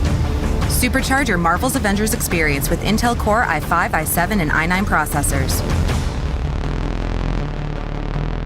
My name is Jordan Gilbert, aka Nothing. Hi, my name is Sue Lee. My handle is Snix. I think it's important for these initiatives to happen. Empathy really, really goes a long way, and it always means so much to us, and I think that's where initiatives like this really help.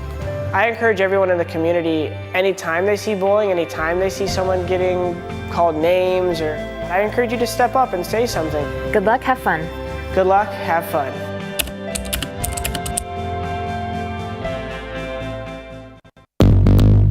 What's your style?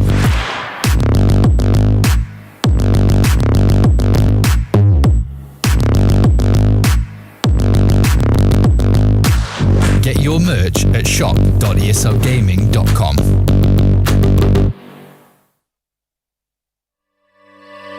Look above your heads at the moonlit sky.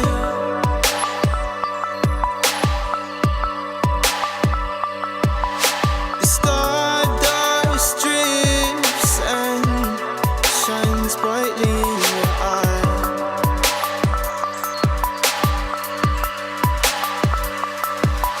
So baby, stay with me where the sun doesn't go down, and we will drift away until the day the world stops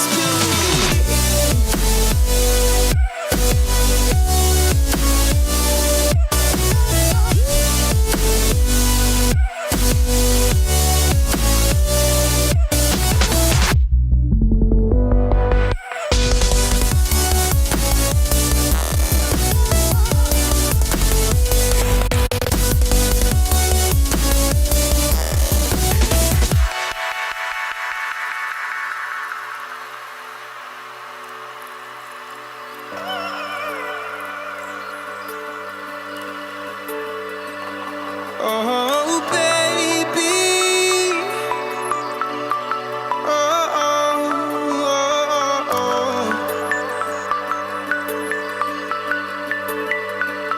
Oh, oh, oh, oh, oh. Yeah,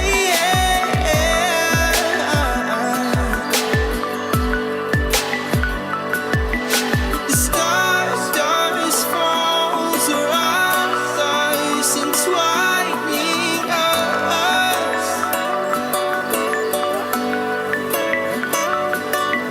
So baby, stay with me where the sun doesn't go down, and we will drift away until the day the world stops spinning, spinning,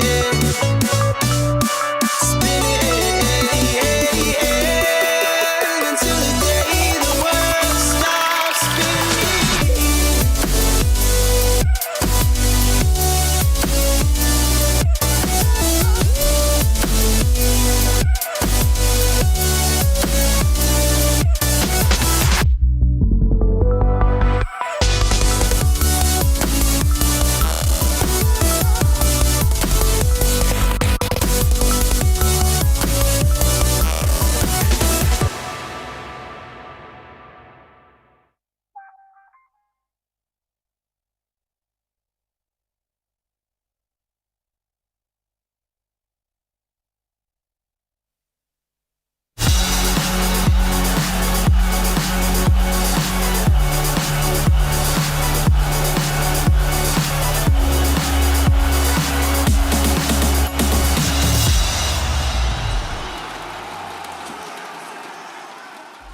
This game started out fairly even, with actually Live to Win being the one to start setting that tempo, but this fight that you see right here was the fight that spiraled out of control for Virtus.pro, as in from this point onward, they just never really left each other's side and kept grouping up, kept going for these combos, and kept finding kills time and time again, to the point where Live to Win was not able to deal with them anymore and had to GG out.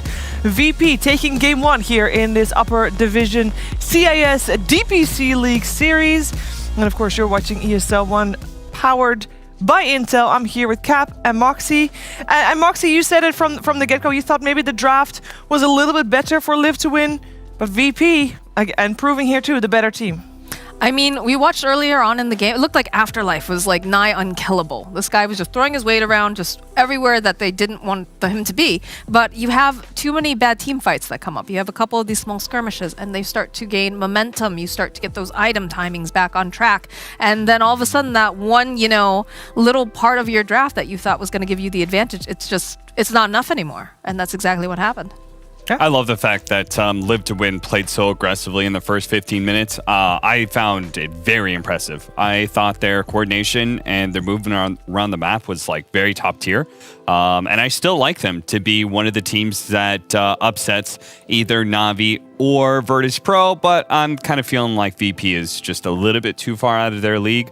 Consider what I'm seeing, because man, VP played so clean. Once they did get that one team fight, then they were able to just play, like they understood their timings really well, I think, where they got the double BKB and they never let go of that advantage. They played mostly largely together. It felt like they were always planning the next team fight, and that's what I think the actual championship teams do, like Secret, OG, these guys, you know, you're just planning for your next team fight. So every single move that they make around the map, you watch, it's all about setting up for that next team fight that's going to win them the game.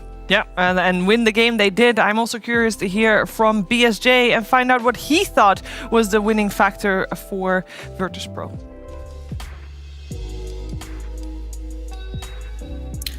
Thanks, Shiva. For this game, I would like to highlight what Cap was talking about with some clean moves from VP that helps them come back from an early deficit. So what you're going to see here is a pretty classic scenario in a professional game of Dota where one team's pressuring top tier 2 and the other team is pressuring bottom tier 2. And you have to understand that both teams are thinking, okay, they're showing their Invoker, they're most likely pushing. They're showing their Mars top, they can't initiate onto us. But once again, this is the power of Keeper of the Light that we have seen throughout the course of this tournament. DM is intentionally showing on this tower because Juggernaut feels content to run up to the tower and hit it because he sees the Mars. Queen of Pain ults to initiate, Mars gets recalled, immediately following up, and we've been seeing a lot of teams get caught out of position by just this swift movement around the map and basically getting 5 of their heroes in the same place at a rate that's much quicker than what you're expecting due to the limitation of TPs. And this is the second engagement that VP takes in their favor, but I think is really crucial to them taking over map control. This is basically step 2 for me, and now we're gonna go into step 3, where run it back. They're pressuring tier 2 top, enemies pressuring tier 2 bottom, but in this case, since they're slightly ahead, they're gonna take the tier 2 first. And they're gonna make a really cool move that you guys can maybe apply in some of your pubs, where they're, instead of like sieging tier 3 here, they have no intention of actually going high ground. I assure you they are communicating, let's force some heroes back. We see the TP from the Timbersaw and the Crystal Maiden. They now know that any engagement they take out on the map is going to be favorable numbers for them. They immediately smoke up. They do a quick swoop across the map while Bloodseeker proceeds to farm top. This is just a corral, wrangle the enemy team into their side of the map kind of move. They get a DD on GPK. It may not seem like the best target for them, but they're going to find the Tusk. And even though it's just a support, this sets up a favorable 5v4 at any objective of their choosing. It's 24-40 into the game. Run it into the enemy bounty runes, boys, as they proceed to turn this into a favorable engagement. And even though it ends up being a 2-for-2 trade with a buyback on each side, what this results in, once we take a snapshot of the map, we're going to see that VP has effectively brought Live to Win all on their side of the map with the triangle, and now VP has complete control, and this ends up forcing Live to Win to make a move to go get the Roshan. Save denies the bounty rune. They get all 3 bounty runes, and if you look, now Live to Win is all stuck together on one part of the map. They feel pressured, like I said, and these are the type of situations that force mistakes. GPK ends up sniping the Aegis away from them, and this is what I believe was crucial to bringing the game back for VP. Thank you, Brian. And yeah, this is obviously it's the first game of a best of 3 series. Moxie, like Live to Win in this situation, how do you adjust to the next game? Oh gosh, that's a really good question. I think you just have to draft a little bit better, draft a little smarter, and you know, just make sure you don't fall into Virtus.pro's traps. Don't fall into the traps of Virtus.pro. It's simple advice. Let's find out if Live to Win heeds that advice. We're gonna go into the draft of the second game after this break.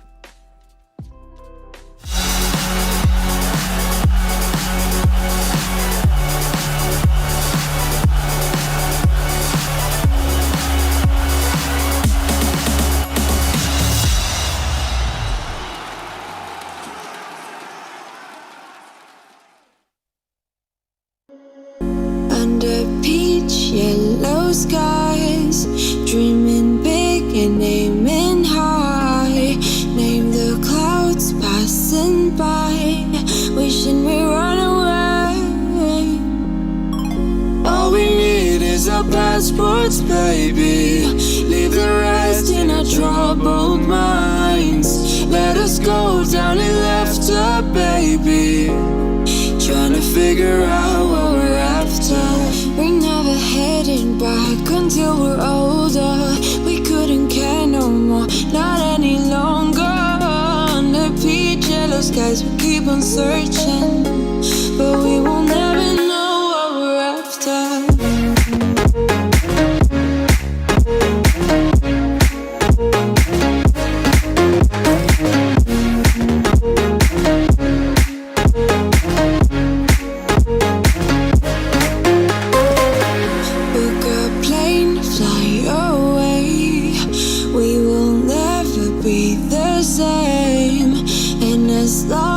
You are mine.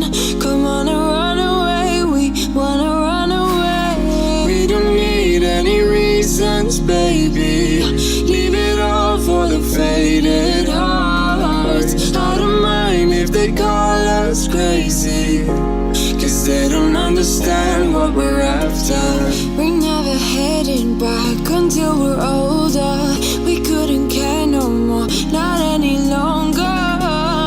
Peach yellow skies, we keep on searching, but we will never know what we're after.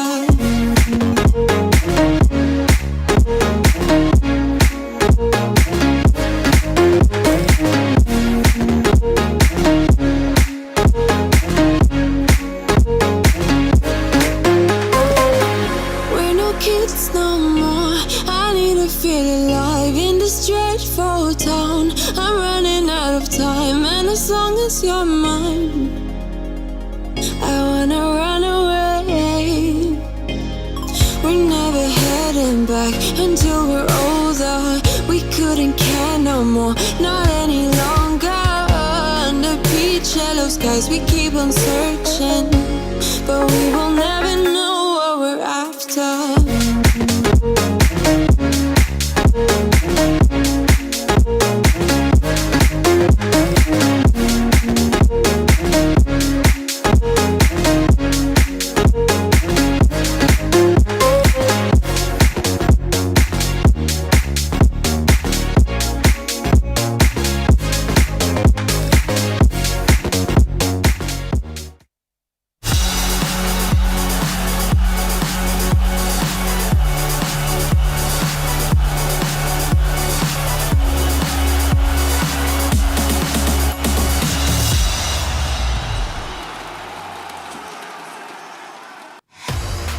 The second game of Virtus.pro versus Live to Win Upper Division CIS DPC League coming your way here at ESL 1, powered by Intel. And this game, Live to Win has to step it up.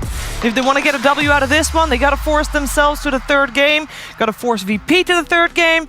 We also have Brian joining us on the big screen for the draft, together with Cap and Moxie here, and we are ready for that second game to begin. And Brian, we just want to see Live to Win maybe draft a little bit more clever, maybe get a little bit more advantage on the laning stage. Where do you feel like they should focus on? I'm not even gonna lie to you. I feel like that game was primarily execution. I think VP just played really well that game. Like they executed so quickly, cleanly. I think the thing Live to Win needs to do going into this game is to just be more prepared for what the heroes like Keeper of the Light can do. These map movements are so fast, you have to be ready for them. Virtus.pro's gonna do it, and if you get caught not thinking for like 3 seconds, you're gonna be caught with your pants down, and we don't want to see that again. Just play better. No, 100%. I fully agree with Brian. I don't really think that drafting-wise Live to Win did badly at all. The only thing I would say changing out of the draft is if vision is how to play team fights on easy mode, Coddle and Nature's Prophet and to some extent IO are how to play map movement on easy mode. And I want to see Virtus.pro be able to make like the same kind of clean moves that they did without the Coddle. And so that's where I say Live to Win. Just take away that hero. I think that hero is just, it does far too much for a 5 position right now. So I'm glad to see they're going to force VP into what I think is a tougher game. Yeah, I do want to point out that that means we have the Lion and the Puck as the heroes that Live to Win banned out previous games still in the pool. Not that that's picked up by VP at all yet. But just a couple of heroes to keep in mind. They open up with the Slark. We've seen them see that be very successful against Bat in lane particular. We started out. It just reminds me of the previous game because we started that game out with incredibly it was just musical lanes for the first like 4 minutes until everybody had a lane matchup that they were somewhat happy with. Maybe we're going to see something like that again with this pickup. Yeah, that's a Timbersaw problem right there. When you're able to get Timbersaw and then ban away all the really strong laners, it kind of resulted in them really needing to be able to get certain matchups, which VP got off to an awkward start to. As a result, they ban away that Timber respectfully. Slark this early, BSJ. I've been a bit skeptical, but the fact is that I believe this meta is all about pushing lanes. The problem with Slark is that usually his way of pushing the lane being dark packed means that he's like taking way too much damage to effectively push the lane. But Batrider is one of the few lanes that he can actually push it out, create some pressure, maybe force some rotations, and basically just get really good farm. It's one of the few lanes he'll freely farm. So the fact that Batrider is so popular, I really do believe it's the only reason Slark's picked at all.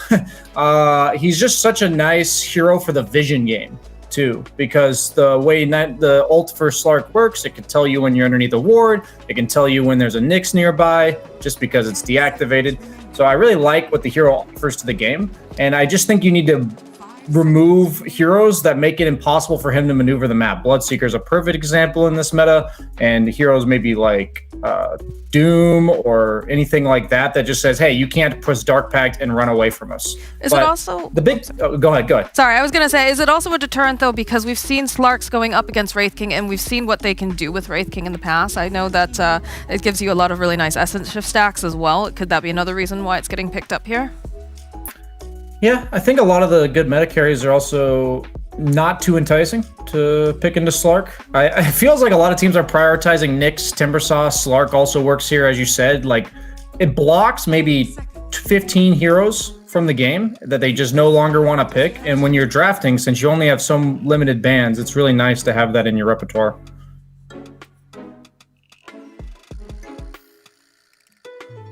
Well, from here, I'm going to be looking at, because the Slark, I think one of when you were talking about Dark Pact and like how the Slark, when he does push out lanes, he puts himself out there a little bit. He's a little low. Heroes like Quap, I think, are another good option of just being able to like a severe amount of AoE burst damage that makes the Slark feel uncomfortable pushing out lanes, whenever he dips below 3/4 of his health.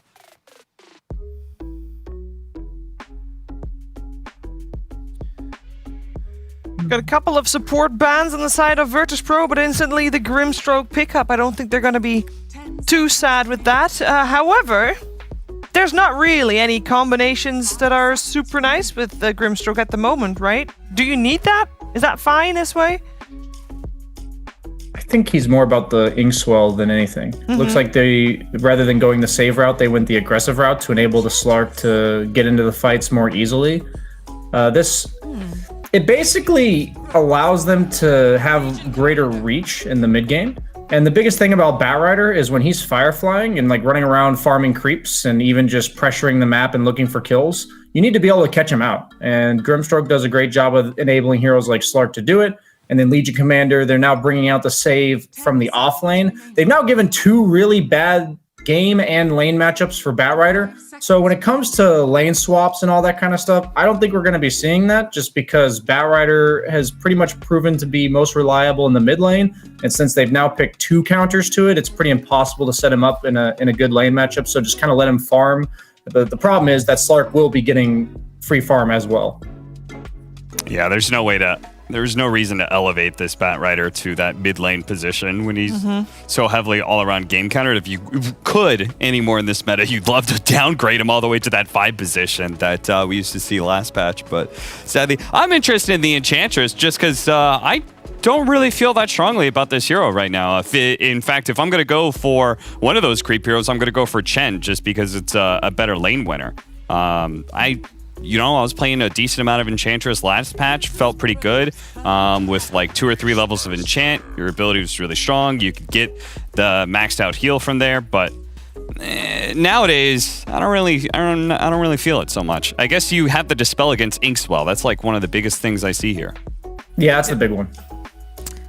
I do like this Beastmaster pickup though. We've been talking a lot about the power of Necro books and just how incredibly strong they are, and they work very, very well with the Beastmaster. He's going to have all those auras online. They're going to be able to take down towers. And then, as well, if you would like to just bring in the Enchantress with her creeps too.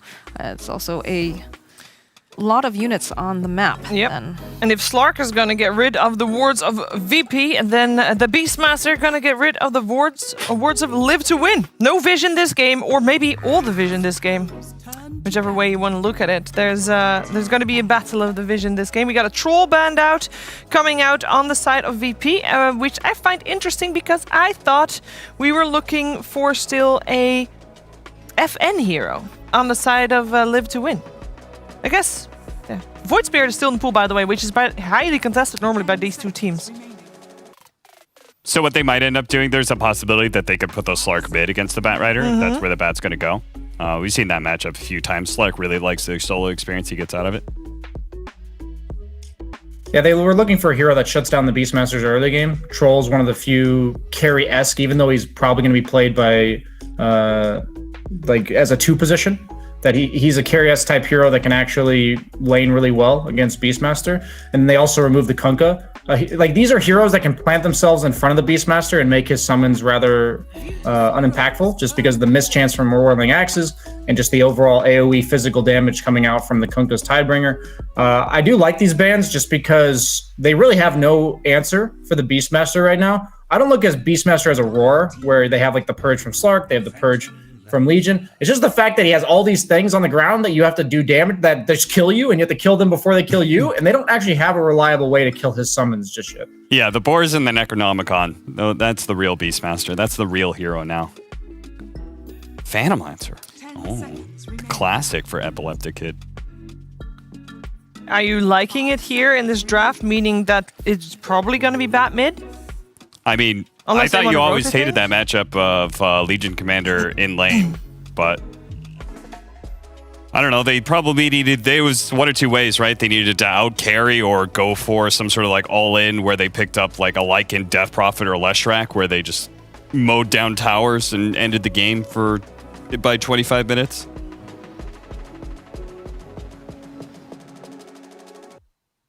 Brian, you happy with Phantom Lancer? You seem very confused. Yeah, no, I'm thinking about their last pick actually on Live to Win. I love the Phantom Lancer pick. If I see Grimstroke Tusk, like a kill duo in the supports, I always want to pick a carry that just doesn't die to it. And right now, PL is really reliable for that. It's a really good carry matchup against Slark. Slark likes really long fights. The one thing he can't afford to have is no mana, and PL does that very well. The thing about Legion in the lane is it's more so like, who's the follow-up to Legion? That's the problem for PL, rather than Legion itself. So in this case, Ember is pretty decent follow-up. They did have to pick it in Nyx, but I don't know if they necessarily had a better option. I honestly like what both teams are doing with all of their picks, but I really think Virtus Pro just has too much stuff for them to deal with on Live to Win, and I really love the carry matchup between PL and Slark. So I think if PL gets off to a decent start, he's going to go for the hood that we've seen a lot of PLs going for like that mid-game tankiness and then he's going to just carry the game with normal PL items, I think. So you're feeling VP's got what it takes to take this as a 2-0? Yeah, I think they executed that first game really clean, and they've got the natural win condition this game, so I think they'll get there again. All right, thank you, Brian. We'll come back to you at the end of the game. Cap, on the same page, a little bit more hopeful for Liv to win? Or? I mean, I generally think that Beastmaster and Necronomicon's kind of broken right now, and I love the fact that it gives them a vision solution against Slark. I feel like they're just going to be taking some early map control, and with Legion, Ember, and Slark, I have no clear hero to sacrifice when it comes to farm. And that makes me feel uncomfortable when I know I'm going to be having less map control than the enemy. So, yeah, I'm going to be leading with Virtus Pro because, hey, they won game 1 too. That's very also convincing safe. as well. How about you, Moxie? Again, you see those Necro books and you just think, you know, with a Beastmaster on your team, it's just, you're going to take down towers so fast. They're going to be making a lot of moves. Cap brought up a good point about the vision. You also have a Nyx Assassin who's going to be able to be running around with the Bat Rider and finding these pickoffs. So I just think that they're going to be having too much momentum to really actually get a good, strong footing for Liv to win, unfortunately. Well, everybody here is painting a very negative picture for Liv to win, and I am very curious that perhaps maybe our commentary team can paint him in a little bit of a happier picture. Maybe they can see how that third game is going to get forced out. So let's head over to ODPixel and Fogged. Let's see indeed. Game 2, ladies and gentlemen, of VP versus Liv to win. Fogged, I mean, as we heard from the panel, very much liking the VP's draft. Do you see something that the Liv to win's lineup has that perhaps they've overlooked? They can just fight at a really fast frequency. That's the thing I'm looking at. They don't really have any like ults they have to rely on at all. Well, I feel like VP maybe in some situations they do have to rely a little more, but I do like VPs quite a bit too. Just these summons in the vision game. I think they've won the vision game when they're versus this Slark. And fight kickoff 5v5. Let's go. He's going to try and start the action off. Nightfall taking the level 1 doppel to make sure that he doesn't give up first blood, and VP as a team can get it themselves. They will lose DM. But first blood going the way of VP. They got a boar as well, I think it was, right? I think a boar on the side of the die or two, at least one. Unless that was the first summon. I think I saw 2 down. Yeah, they did. Snako got a CS, yeah. Okay. Nice little invasion, but I love the 5v5s. It always looks like everyone's going to die, and then they just, you know, just one person gets away. And it looks like Liv to Win's going to be the winners out of this one, getting 3 of the runes. They may have not gotten the first blood, but they at least get all the bounties. So they do actually get the gold lead because of that. And it was not the mid player who did get the kill as well. It was the Enchantress. So some extra wards and stuff to play around. And he's going to put 2 defensive wards to be able to watch Immersion's movements, to be able to watch for the Bat Rider for GPK. And we'll see how this mid matchup goes. We saw Miracle, of course, versus Limp the other day, and he dominated it. We'll see what GPK is going to be able to do versus Dream. I'm looking at the side lane matchup this game round. We've got Nightfall PL and Kingslayer Ench. Up against the Afterlife Legion and Immersion Tusk. Are we going to see any sort of musical lanes, or do you think this is, you know, both teams are going to stick with what they've got here? I think they're just going to stick with it, yeah. I really like this PL lane. I think this is excellent for Nightfall. I feel like he's going to get complete free farm down here, which is problematic. I feel like PL is the king of this game when I look at the matchups here. Sure, Ember Spirit's there to deal with him, but I just feel like he doesn't have to worry at all about the supports really as this Phantom Lancer in majority stages of the game. And with free farm, it's going to be great. Top, I feel like FN, he won't be able to get the same similar free farm. I feel like Beastmaster is always able to apply some pressure, even though I feel like both these safe laners have pretty solid free farm. Ember just gets pressured naturally more from these type of heroes. And, you know, obviously this Ember pick coming through as the last one.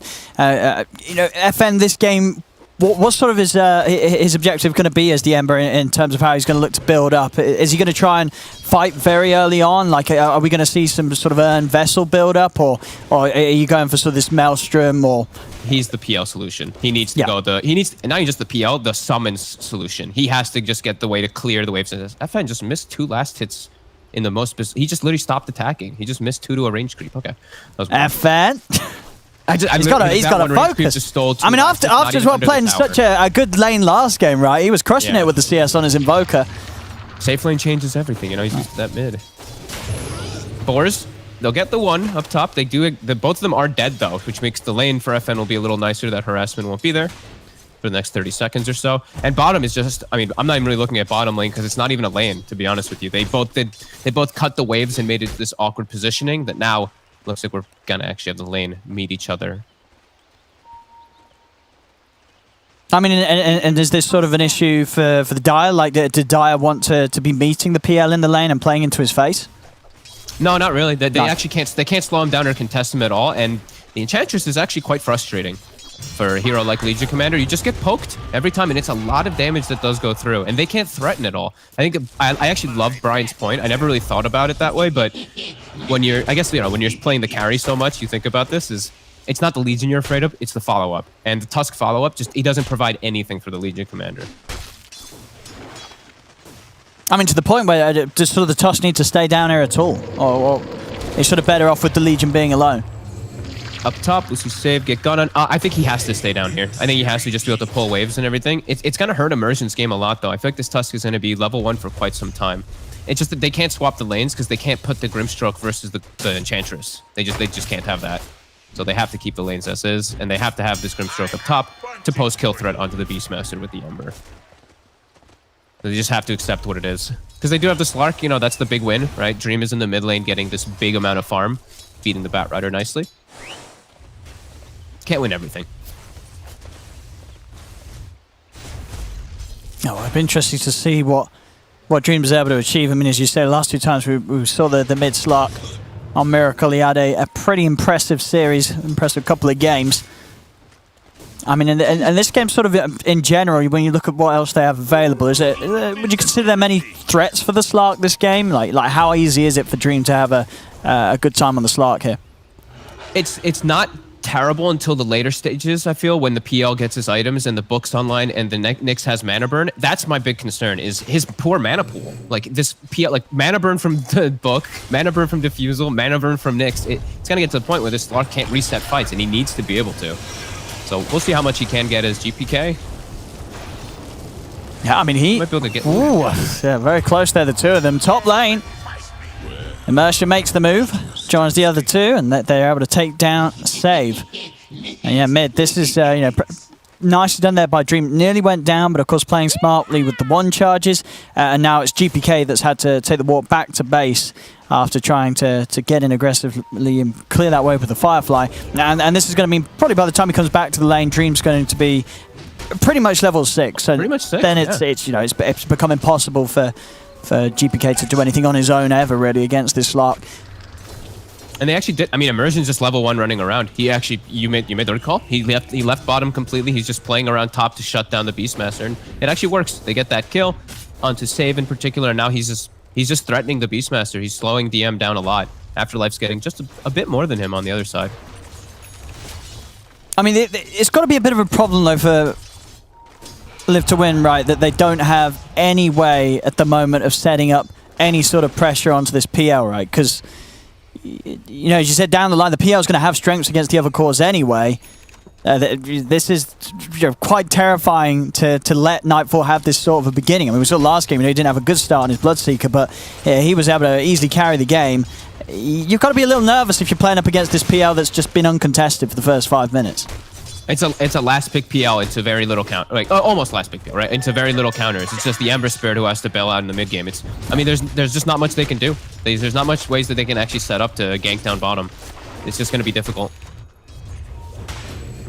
They have to have the Ember Spirit make the rotations later on. FN when he gets, at least when he gets level 6, he can, because the Doppel's going to be low level. We'll see if he does look to do something like that as bottom Afterlife.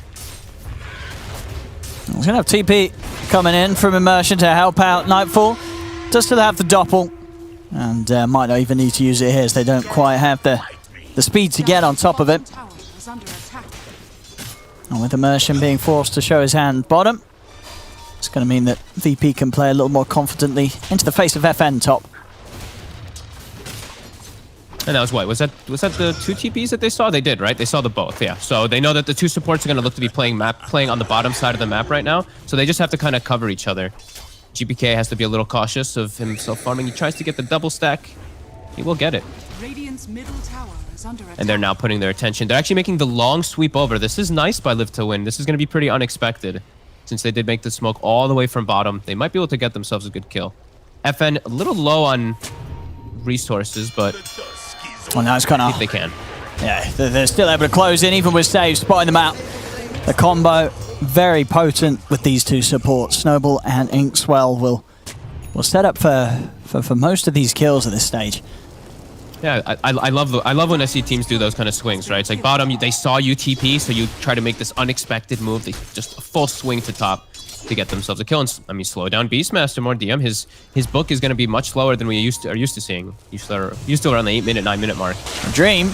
He's going to play aggressive in onto GPK. Save is able to come over, helps out, holding back the two of them with the Impale. Shards down, blocking GPK's escape off. They're trying to chase GPK. Could he get out of here? He can't. Surely Dream's got the movement speed, and he does. Dream gets him with the final dart pack, takes out GPK, and off to the side, FN. He's starting to catch some of the backliners. Looking to body block DM's attempted escape. He'll be able to set up for Dream to swing around, pick up a second. Yeah, just play. They're playing around the Slark there. That was really nice. The invasion from Dream to contest these stacks. And I think that's how they have to just play around it in this early game. Just constantly play around the Slark, because he's going to be that big powerhouse. Him and FN being able to make those active moves. I think Afterlife, you just have to accept that this is just a Legion commander. He's just leave him alone. You know, he's in his own world. You guys have to play as 4 while this Legion just gets his own stuff done. Great warding coming out from Live to Win. This deep aggressive ward not seen, watching that whole entire ancient area, and also that one to watch GPK's movements on the south side have not been dewarded. Radiant's top tower is under attack. I mean, with these bots, you know, GPK, where are you looking to try and head first? Who's sort of the easy grab? What's the kill combo in your lineup? I mean, the super easy grab is just going to be the Legion. The other kills are just going to be very difficult. I think he can just satisfy himself getting a kill, as he's got the Fairy Trinket as well, too. This should be a pretty easy one for them. Afterlife very far forward. Yep, no chance of escape here from Afterlife. No. As it will try his best to run, but they'll slowly burn him out. We're sort of set up around mid at the same time, Live to Win. Maybe see if they can find something in return. FN starting to sweep around. See if he can get the setup. But Chain's not going to be committed here. As DM able to make it away. Immersion also unable to swing around quite in time to cut off his escape. I want to see them continue to make these aggressive moves, these 3 in particular. The Grim can also get involved, but just Tusk, the Ember, the Slark, look to play around those timings before the PL can turn up in particular. They know that Nightfall is going to, once he has the Fusel, this PL is going to look to show up to most of those fights. So get themselves a nice advantage. As they do, they're going to get themselves 4 bounty runes. That's a lot of money. I mean, we saw at least the first time around, they got 3 of them as well. Last time was even, so yeah, easily coming out on top here with the gold gains. Getting close to that Diffusal for Dream. That's the big one for them to really start pushing their issue forward and just getting these constant kills on the map. Immersion as well as Grimstroke will just be that, as Brian pointed out as well, as just these kill combos to enable the Slark even more. And yeah, they're taking over the enemy triangle a little bit here, even though there is those defensive wards now placed. They do see everything. They've set themselves up nicely. But VP, they seem okay with this. They seem fine. Just if they're just sitting back farming, like Nightfall, Epic Kid is just finishing up his Diffusal at a decent time. GPK pushing out the slightly difficult lane. FN getting some decent tower damage though up top. He also has a haste rune, so this could kick him off to good fights. If he doesn't just die, a save. Let's see, Save can set this up. So yeah, he's got the haste, so he's going to be quite speedy here, FN, and actually already just getting in past the tower. They're trying to make a move onto DM. DM turns, drops the Roar down, follow up Impale onto the 2 of them. They're taking out Immersion. DM into the trees, jumping forward though with the Remnants. FM's able to finish off the kill. Over on the side, Dream comes in with the wraparound. He's in onto the Enchantress, turns towards Save, but extra TP's coming in from VP now. Dream having to use the rest of the Shadow Dance to get out of here. Change does catch onto the PL, but GPK's able to get in range for the lasso. Grabs back Dream. As VP getting dove aggressively there by Live to Win, are able to definitely make them pay for it, getting the big kill at the end of it all, taking down Dream. He's got his Diffusal finished up, but those deaths really do hurt, especially when the PL's now got 20 seconds to farm while you're dead. Some nice aggressive moves, but good rotations from VP at least to get themselves back in it. As GPK, he's actually okay. GPK's going for a hood for himself this game. Kind of trying to get a little bit tankier versus that early magic damage that comes out, and they're actually setting up for bottom. Afterlife, Save is already on his way down. Now Save. He's got the control Dream. I mean, Dream's trying to help out, but Afterlife's already dead. Can Dream get anything here in return. He doesn't have Shadow Dance to rely on. He's just fighting on aggressively into the Firefly. He's out to the side, backups here. FN, he's ready to jump forward, chains down the two of them, catches GPK with a roll around from Immersion. They also a takedown save. And that's I'm always hoping to see them, like we were mentioning earlier, is they have this 0 cooldown lineup. So love that they make the move down there, even though offense a little low on remnants. That's probably the longest cooldown they have. They punch back immediately, no hesitation. Since VP, they do have to wait. They have to rely on Lasso. They have to rely on Vendetta as well in some of these setups. The live to win, 3k gold lead after this quick moves in the last few minutes. And immediately they swing over to mid. Just keep the snowball going. Keep the Slark enabled. Keep him making moves. So sandwich around that mid lane. GPK. Lasso up in just under 20.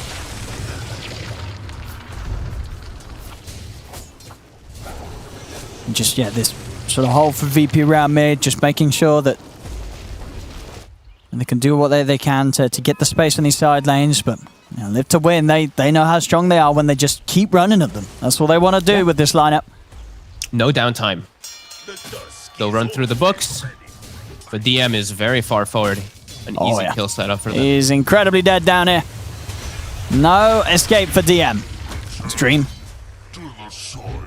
Getting as much done as he can here with this diffusal blade timing and continuing his build in a way that, yeah, just show that this, like, there's going to be no stopping Dream. He's just going to continue to run from lane to lane towards hero to hero, and barely sort of spending any time stopping a hit creeps. He's just looking to hunt.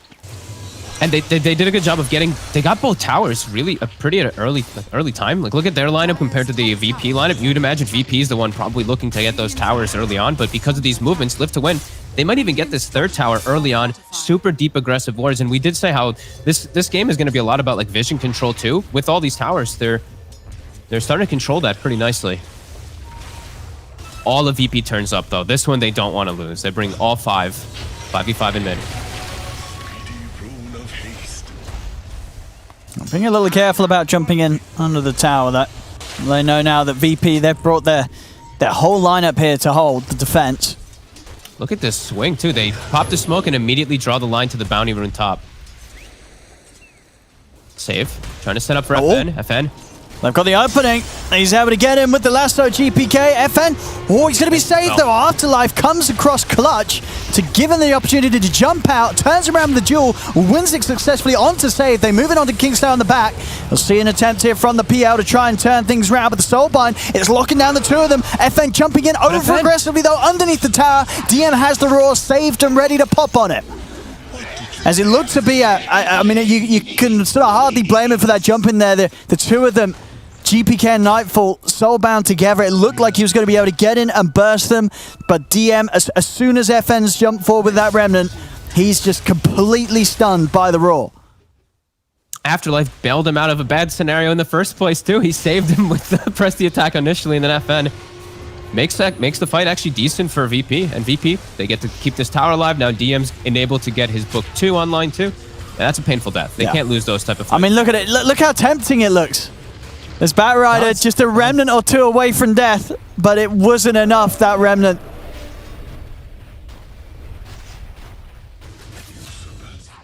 Oh, that's a big kill for VP. They can be the ones to punch back now with their Vendetta. They're already scouting. Immersion is watched. Oh, safe. Immersion will be pretty dead. He's found it. He'll buy himself a little time in the Snowball Dream. Just watching from the side. He knows there's nothing he can do about getting in here. This PL is going to show up to every fight now. Hood is online, Diffusal's online. He's very tanky. They are trying to take out this mid tower, live to win. FN should actually be able to finish it, so nice little advantage taking of him. And he does have his Maelstrom done, so he's got some steps of solution toward the PL, but the Hood is finished versus that Maelstrom. He knows this is going to come. Top tower is under attack. Dire's structure. Yeah, they're going to really rely on just sort of enabling Dream as well, just allowing him to stay on a target, so they can get sort of that slow build up and and have the damage to take down some of these heroes. As VP, That's a good swing. Yeah, they're going to be able to catch some of the backlines. They find Save, silence down upon him, but it's able to take it off and get the spike carapace, wasting some of the time at Dream's Shadow Dance. Over to the side, Brawl down into the onslaught of this PL moving in. Synchronised falls in a second. Immersion trying to turn for DM, but the shards won't quite grab him. TP over from Afterlife. FN jumps in with a sleight of fist to finish off the kill, but now he's getting slowed by the boars. Can they get him out of it? Press the attack being offered up to try and help, but Nightfall's over. FN's got one more sleight of fist, but Nightfall is in on top of him, takes out FN. Nightfall's still good to go. This full HP Phantom Lancer could end up just cleaning up. Dream's out of mana. Dream's trying to run. Immersion is trying to block him off. The shards, it's not going to be enough to keep Dream safe as the doppelganger in aggressively from Nightfall allows him to stay on top of the slug. He's going to start turning towards Afterlife. I mean, this PL, it seems to become a bit too much of an issue here as they're struggling to deal with it. Save coming across, takes out Afterlife with the Vendetta hit. Nightfall able to kite the Inkswell Stone off to the side, sweeps back in onto Immersion as this PL certainly looking a little bit spooky for Live to Win there, even in situations where he's heavily outnumbered. They just can't quite deal with him. They can't put any attention onto him at all. He just freely went from target to target in the fight. Save 10 HP. Oh my goodness. I mean, he should be dead. Oh no, he's not going to go in for the slight. FN learned from his mistakes. He's like, I'm not chasing. He's learning. I'm not going in like that. FN has to be alive. He has to stay alive longer in these fights too, because he is, as we mentioned many times, he is the PL solution. He's the way to clear out those illusions. Yeah. These illusions ran rampant. Dream, he popped his Shadow Dance so early in the fight, it was actually him running the entirety of the fight from that PL pretty much. This Nightfall Epi Kid taking over completely as he's on his way toward his next item because of that. 5-0 and 5, where it looked like a beautiful PL game is now starting to really kick off, and we're seeing it. I mean, yeah, that's the thing, as you said at the start. I mean, what do you even do as the Slark in these fights where the PL is alive and you're entirely drained of your mana? You know, you've got no ult to rely on. You can never stand and hit back, and you can't really itemize either to be good against the PL as a Slark, right? You're not really a carry or a core that wants to be buying these illusion-killing items. No, I mean, that's why they have the Ember as that last pick, right? He can't actually go for any solution for his build. He's buying just a Scotty, so I mean, like, that's going to be pretty nice. Just this enormous mana pool. You know, he's got 1,200 mana almost, so maybe that'll be able to help him out. But yeah, I just watched him last fight, just literally running the whole time. So FN, we have to watch him to be the one to really be that stable rock to deal with the PL illusions. He cannot die early. He cannot let his mana pool go down.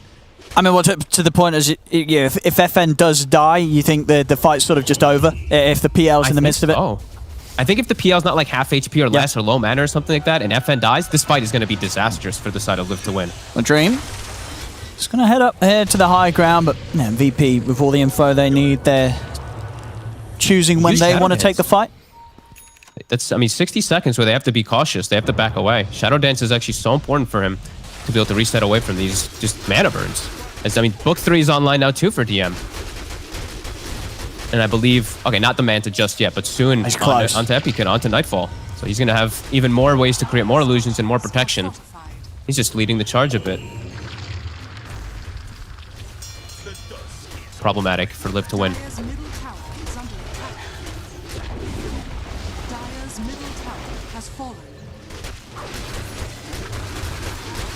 Yeah, they're not going to see any sort of struggle here in getting that Manta Gold done. Nightfall. So it's just a free tier 1 tower. Live to Win. Being very careful about how they choose to get their defense going. Downtime is not good for them either on Live to Win. They do not want this type of where this is just nothing is happening and the PL is just flash farming and they're forcing all the lanes in on the side of VP. Live to Win, they have to start to try to get some ball rolling here. They can't sit passively in this game or it's gonna prove disastrous. It seems like a tricky game for Afterlife as well, because he has to do a lot, right? He is the initiation, but he's also the one that needs to sort of be sitting back and ready to protect FN in most of the cases against the Roar from DM or the Lasso from GPK. He's got a lot in his hands at Afterlife. He doesn't. I mean, they're going to try to force this Roche. It's kind of working. Sitting very low HP. He's got the salve to go in, but they're ready for it. The book is swinging over. They actually have to back away. Yeah, now. and they're immediately spooked. Live to Win. A half HP Roche on the table here. Versus a Beastmaster. I mean, DM's just going to walk in with the PL, and they're going to start it themselves. Now it's up to Live to Win to get the wraparound. But who's Save making is the scouting jump? already? Who's getting in there? They do have Shadow Dance, so Dream could look to try and time it, but again, VP just being smart. Not fully pushing to end Roche right now, just keeping that high ground control. Dream, he's stepping up. They'll start the fight, and already he's out of half of his mana. He's going to look to jump over towards GPK, but GPK is able to get the lasso off. Does end up going down. Remnant across from FN looks to jump towards the back lines, and he'll find the kill on a Kingslayer. Over to the side, Raw from DM down onto Afterlife. Afterlife attempts for the TP out, but Nightfall's just cleaning up again. They cannot deal with this PL right now. And with that, and they got the jump too. That's the thing. Is they're the ones who started the fight onto the bat, but it's on the high ground into a PL. There's just summons and illusions everywhere. They can't fully commit. Nightfall just clicks his way to success inside the fight with the new with an imp claw that he did have from the last pickup. So high physical damage from him, and now an Aegis. Oh my god! When he's got this heart done, I mean, the damage from FN, it's not going to be anywhere close to sort of killing off these illusions. This is going to be an incredible nightmare for them to deal with. They've almost got to try and find Nightfall away from his team, and in a situation where he hasn't got any illusions out, if they want a chance to kill him. It's going to be very difficult. I mean, you're 8-0-5, and it really does feel like one of those games where the PL just isn't going to die. Bottom lane, FN caught out here by the two of them. FN's having I mean, he's 5-3-10, but you feel like he's having a rough one because it feels like so much is up to him to solve the PL problem. As things are snowballing out of control. PL is way too big. They have a hero that's just kind of useless, right? Afterlife, like as you mentioned, the Legion there's not much he can do as this hero in the game.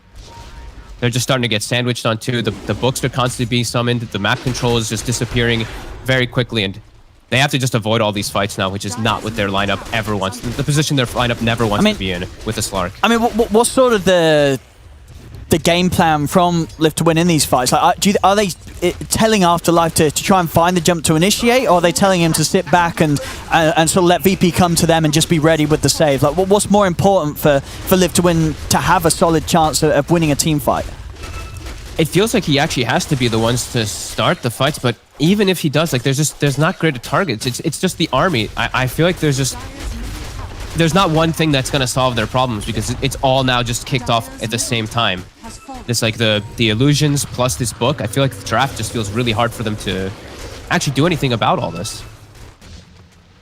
Because the vision game, as you know, they picked the Slark to kind of counter also, but the vision game from VP is just overwhelming for them to deal with. So they can never pick and choose their battles, really. Like that last one, they forced the issue onto the high ground, which is what caused the disaster for them as Dream. It's low on mana on this Slark. He's opting to run, I guess, couldn't go for the TP because save is around with the Impale. Afterlife, he's got a blink too. He's getting stalked. They'll be able to disengage though. FN does at least have a BKB, but he just feels like he's so underfarmed now. That'll help at least versus some of that like mana burning stuff like that. But yeah, his damage it's not going to be there at all versus this PL. Yeah, the heart's done. It is. Yeah, 25 minutes in. I mean, he's just massive on the PL Nightfall. I mean, he had a brilliant game one on the Bloodseeker, and again, looking to really outdo himself here with the showing on the PL as. It's his specialty, right? This is one of his heroes. As we see the Platinum PL, he loves his illusion heroes. Epileptic Kid. Dream's out of mana. Charging in. Pretty much. He's got to run. I mean, he knows you can see, of course, with the Aegis as well. He could just go in like this, split the team up, leave heroes alone as Immersion is dealt with by the rest of VP. And they're bringing in the bottom lane, ready to start taking further tier 2s. It feels like there's just nothing that Live to Win can do. I feel like they hit their limit in the game. Earlier, they could not lose those big team fights. They couldn't lose momentum of this game with their draft. It's a full momentum draft with the Slark and the Ember versus this PL. It's gone to a point of just completely out of control. There's really no solutions unless VP just makes pretty much massive mistakes. This PL is just way too big and way too comfortable. No, 2900 HP to get through now with that heart.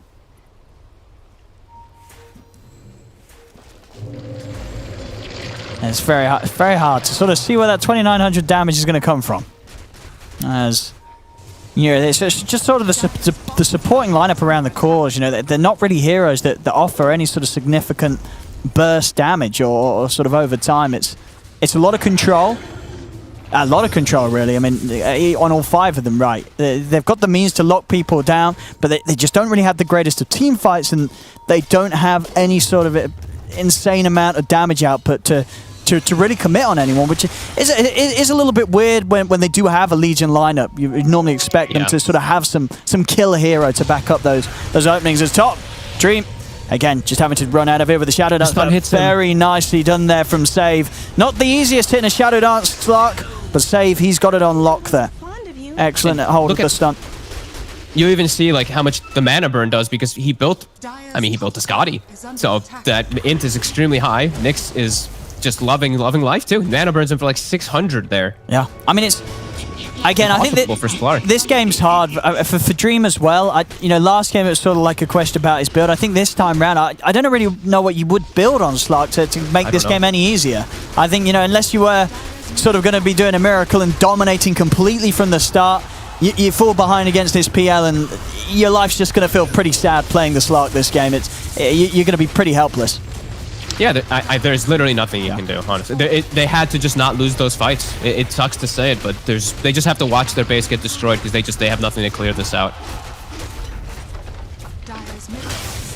As mana proves to be a big issue for a poor Slarky hero. As VP back away.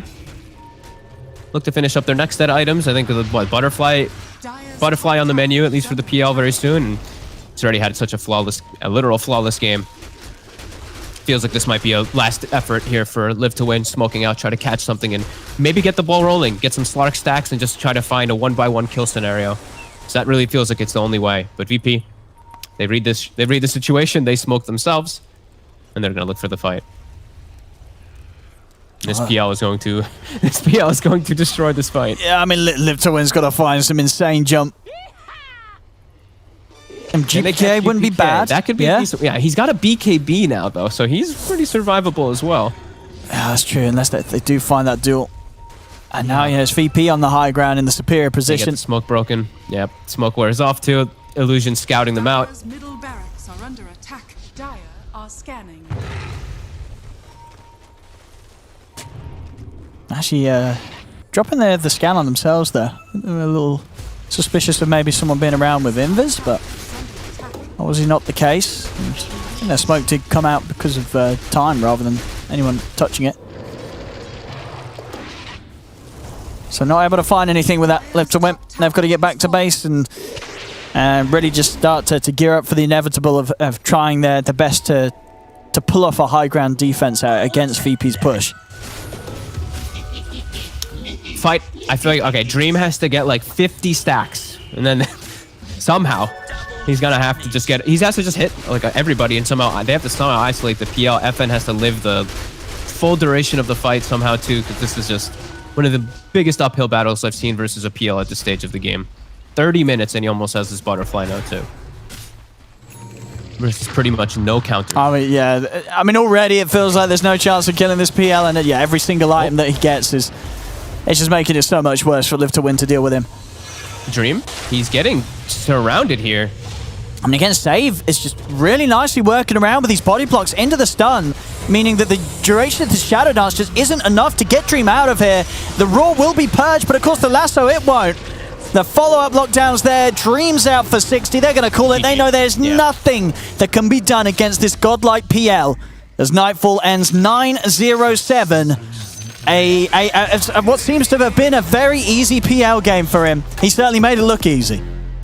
Yeah, I feel like, playing versus VP, you can't overlook something like this. I guess, Epileptic Kid is extremely comfortable with those illusion heroes, and he literally played the Dream game. He got given a absolutely free lane, as we mentioned, because he's just versus a Legion commander as well as a Tusk. They can't do anything to him.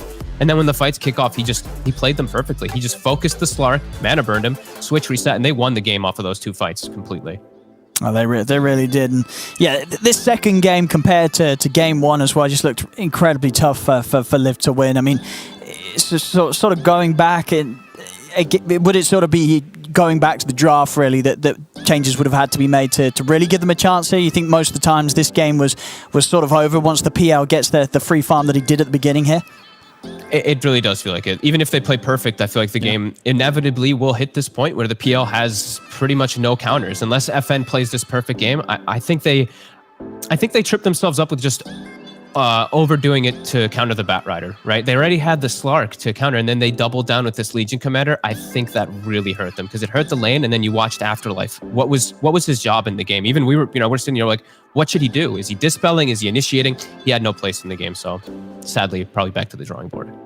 Sadly, but there we go. Ladies and gentlemen, VP, I mean, a lot of people, of course, having VP as sort of the favourites in this league. And this 2-0 win against definitely one of the strongest sides here in the CIS league certainly continues to show that here. VP with the 2-0 against Live to win.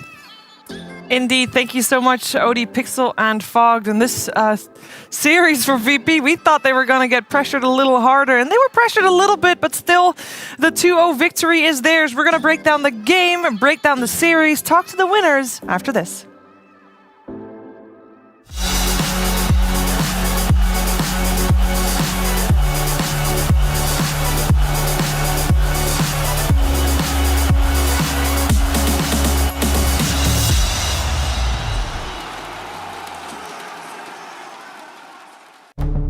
With the right CPU, you can turn any game from familiar to phenomenal. Unleash the potential in all your gaming with Intel 10th Gen processors. With its optimal balance of threads, cores, and frequency to deliver elite real-world performance, only Intel can bring Marvel's Avengers to life with in-game PC optimizations. Supercharge your Marvel's Avengers experience with Intel Core i5, i7, and i9 processors.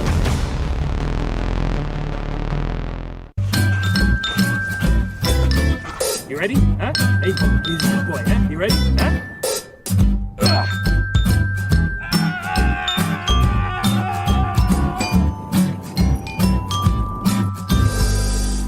Start your esports career now at play.eslgaming.com.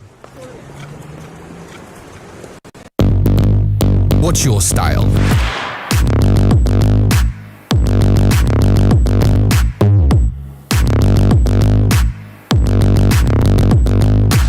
Get your merch at shop.eslgaming.com.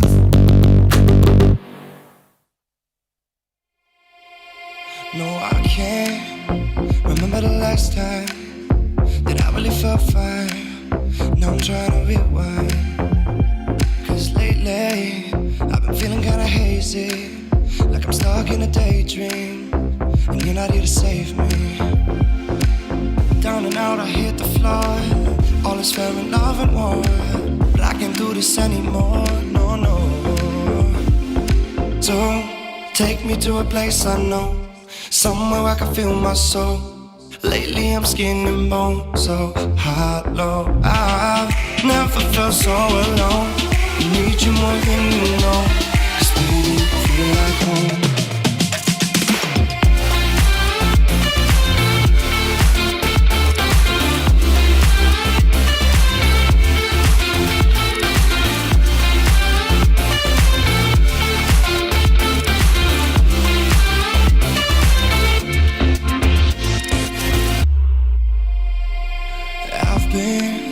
Reminiscing the late nights, we'd fall in love in the moonlight and pick up a song back. Now I'm just thinking that we should go back to when we were, hold each other to feel good. Down and out, I hit the floor. All is fair in love and war, but I can't do this anymore, no, no. So take me to a place I know, somewhere I can feel my soul. Lately I'm skin and bone, so hollow. I've never felt so alone. I need you more than you know, 'cause baby, you feel like home.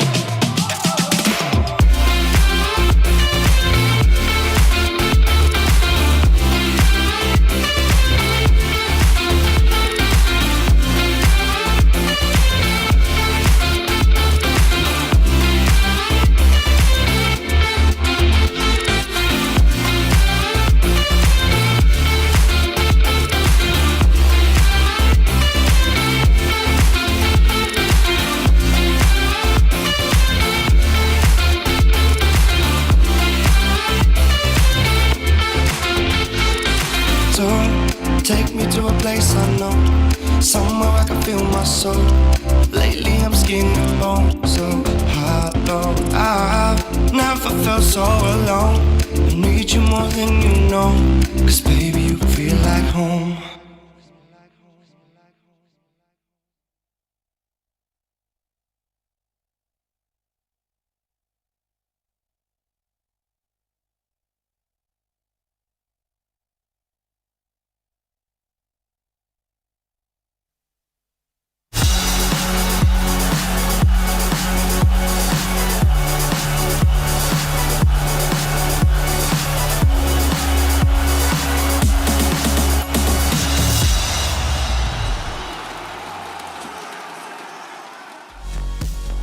It started again with a fairly somewhat even looking game, but that is already where Live to Win is falling on the back foot because they cannot be even with a team with this Phantom Lancer. You know he's going to take over your game if you let him do Phantom Lancer things, and Nightfall was definitely allowed to do Phantom Lancer things.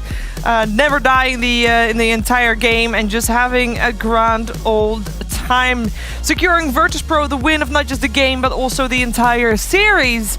And in my book, making them, again, I mean, I guess in a lot of people's book, making them the strongest team here in the region.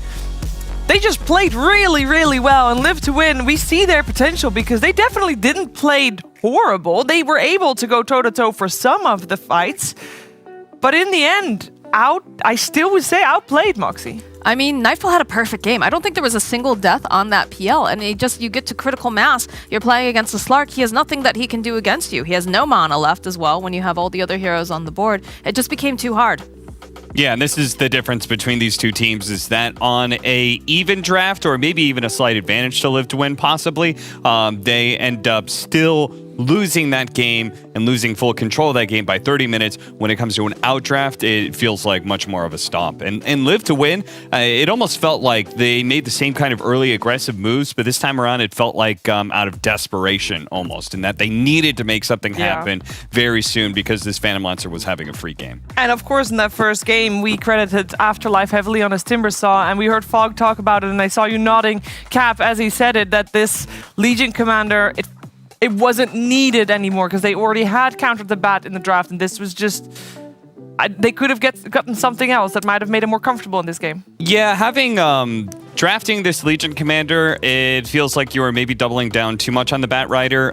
It's acceptable if it's a good meta hero, but Legion Commander I just don't think really is. The hero just falls short in a lot of different ways. Not strong enough team fight as nearly many of the other offlaners. Not quite as dominant when it comes to laning phase compared to certain other like super lane pressuring heroes like Venomancer, for example. Like she just falls a little bit short in a lot of different categories. So and save offlaners aren't really a big thing right now. Aura offlaners are still kind of okay with Lenderlord, but her specifically doesn't really have a great place in the meta, and as a result, they just got hugely outdrafted in those last two picks. They really did. I'm also curious to find out what Brian thought of this second game of the series. Thanks, Shiva. I always want to take this opportunity to assess carry matchups and basically components of the game that you guys can use when you're looking to pick your heroes when you play. So there's a lot of different ways to gauge carry matchups, but one of them is how these heroes fight. So both PL and Slark are heroes that like long drawn-out fights. That's why they also go to Fusel, because burning people's mana makes long fights favorable for you. Both heroes play similarly. Notice how Slark is focusing a support over here, while PL is focusing a support over here. Both carries like to go for the backline supports, and then notice how long this fight takes. It started about 17:10. It's already been going for 15 seconds or so. Bunch of skirmishes all over the place. And some of the best carry matchups in the game are when two heroes play the game very similarly and one hero just does it better than the other.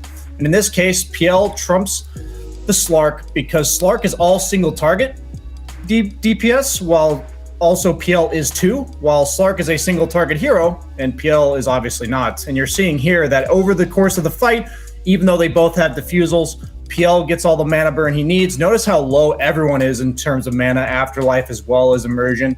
And you just see that these long drawn-out fights are what always needs to happen, because heroes like PL and Slark, they lack the burst damage to bring people down very quickly. So they feast on just over time beating you down. And when one hero simply does that job better than the other, that's usually a good matchup. And I hope you guys can use this when you're drafting in your games. Thank you, Brian. Just have the stronger hero in your lineup rather than that on the next one. I think that also is partially the reason why VP won. I just have the better hero, the better carry, the better PL versus Slark in this case. And Virtus.pro in general, we talk about them a lot, the favorites. Do we feel like they got more pressure this time around compared to previous time? Did they get pressured? I think so anyway. Yeah. I think in the first game they were certainly a lot more pressured. And I think that Live to Win, they seem to have a specific style that makes them unique to me. That like I saw some moves that I hadn't ever seen out of a team before.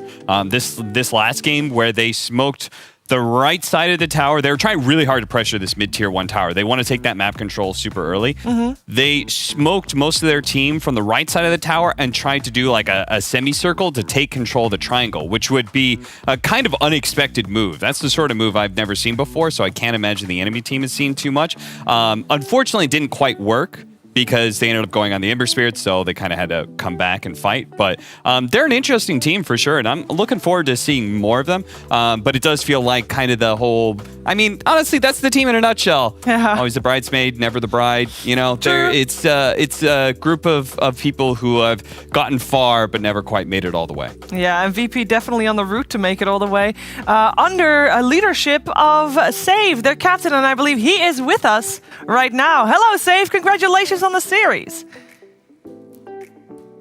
Oh, we can see you talk, but we can't hear you yet. So hopefully that will be fixed, but you can hear us. Hello. Yes. Hi. Hello. Congratulations. Yeah, thank you. Was fantastic to see you play, and I'm very excited to see a young captain such as yourself. You know, on this team, you guys are performing phenomenal, and I'm curious what you consider your biggest challenge as a captain for this young squad to be. Biggest challenge? Yes. I don't know, like we want to go in TI. All right. That's the dream. Straight to business, apparently. Love it. Well, I had a question about captaining styles. When you first joined Virtus.pro, there was Solo there. He was kind of the captain. I don't know how much leadership you took there, but what would you say your difference in captaining style is compared to Solo? Did you learn anything from him? Is there something you disagreed with him about? Yeah, I mean, I've learned a lot from Solo, but now, yeah, there were some things that we disagree with him, but I've learned a lot from him, and now I'm trying to make these things work in my team, try to teach my guys how to play Dota. That experience that I got from previous VP squad. Can I ask what it was that you learned from Solo? Was there anything specific that, like captaining style, anything like that? I mean, a lot of things, but the main thing is that to say all of your team to make one thing at some moment. It might be some minute 15, some minute 20. You just say, guys, let's do this one thing. Nobody's doing some random shit on the map. Let's do one thing and do it together. That's the main important thing that I've learned.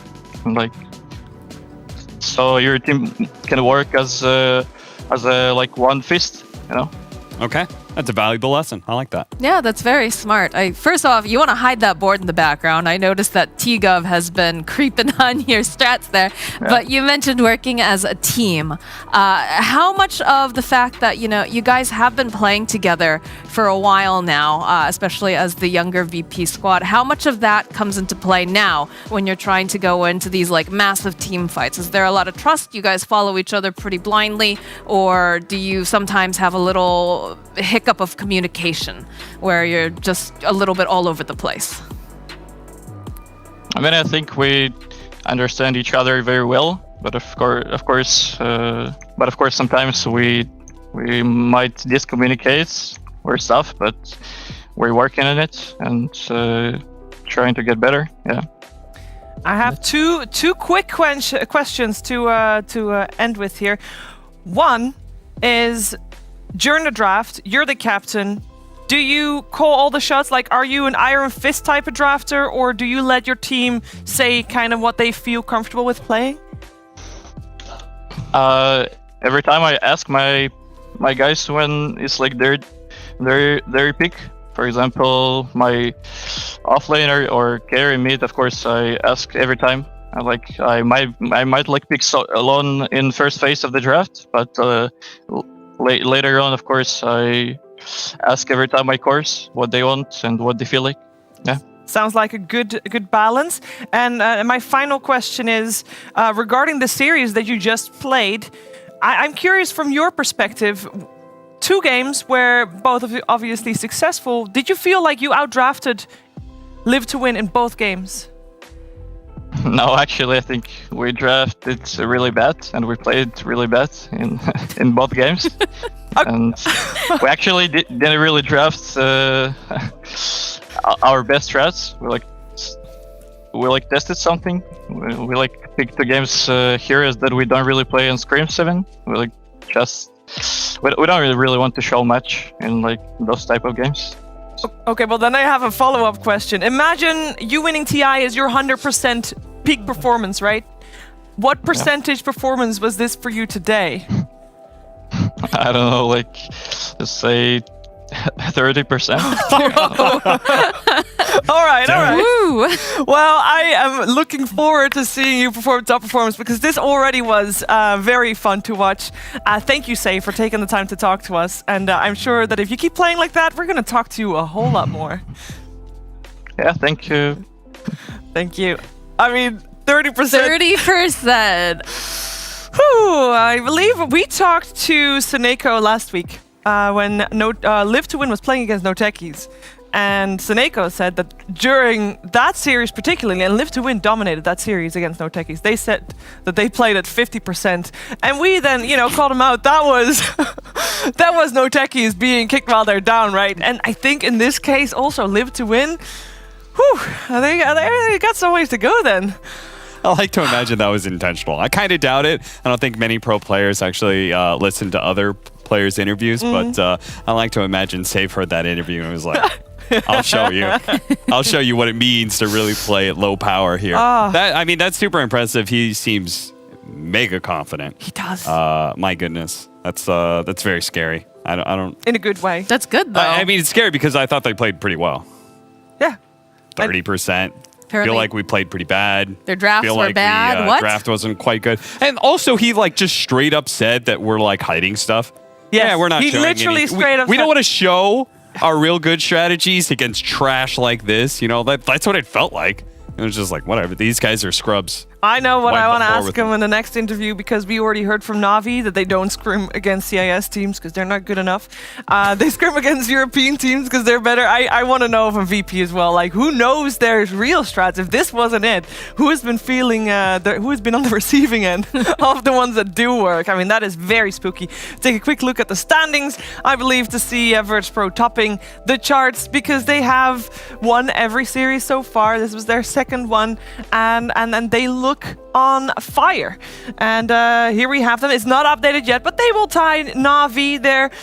And it comes back to the divides. We got the divide between the number 4 and number 8. Obviously, the invited teams versus non-invited teams. But I think we will start to see another divide between a 1-2 and a 3-4. My predictions are looking good so far. I got VP on top. I got Navi 2. I got Team Spirit 3. Let's go. You just slow your roll there, Moxie, all right? We have yet to see Spirit really face anybody real tough, all right? Would you consider, because we are going to see Team Spirit in our next series, they're facing Empire. I think that is a test for both of them, actually, because Empire has only matched up against Decider teams and the one other series, which was against VP. They lost to VP. Yeah, they lost to VP. Okay. Like, you stomp some Decider teams, and like they actually beat some pretty good teams, including teams that are actually here in the upper division. And then you lost to VP. There's a pretty big gap, I think, where you could be anywhere in that area. So I don't know. I think it'll be a fun series. It will be a fun series, or I hope it will be a fun series anyway. And if you want to find out if it will be a fun series, you got to wait a little bit because we have set starting times for these things. The start time for our next game is at 1800, which means we'll be back in around 30 minutes from now for more Dota 2 action for the ESL Dota 2 DPC for CIS Upper Division.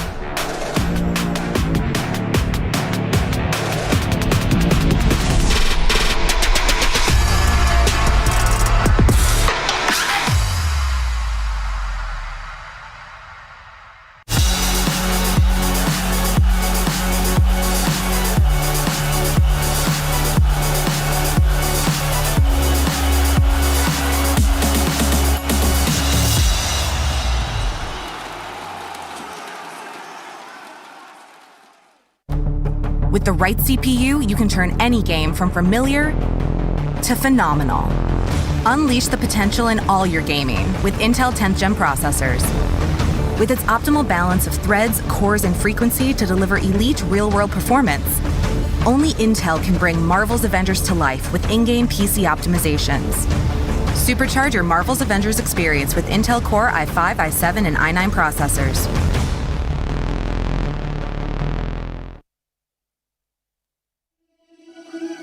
Seeing the stars reminds me of you. Oh, oh, oh. You left me with scars, but I know that one day you'll see it.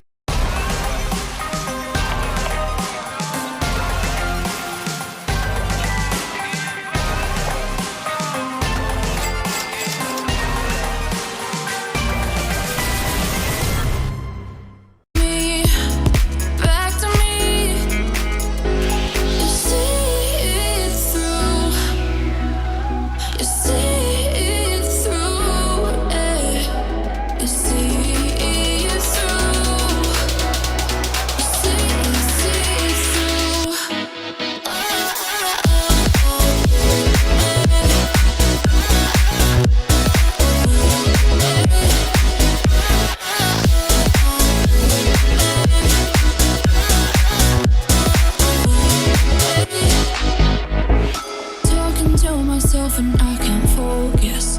Yeah, I'm broken. The door is closing. Wanna be a part of something more than this. I've lost control of it. I've lost control. You give me air to breathe. You give me light to see. When things are out of reach, you bring them back to me. Back to me.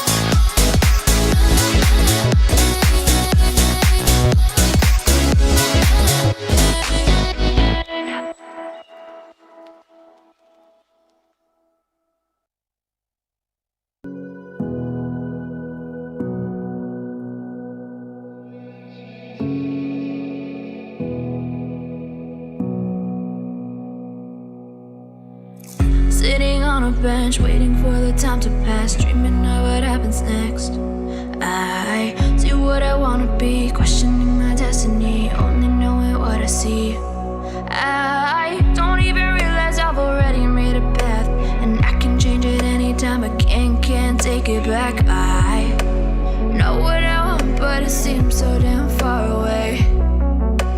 I know I sound crazy to the ones who said, oh, I know I am power.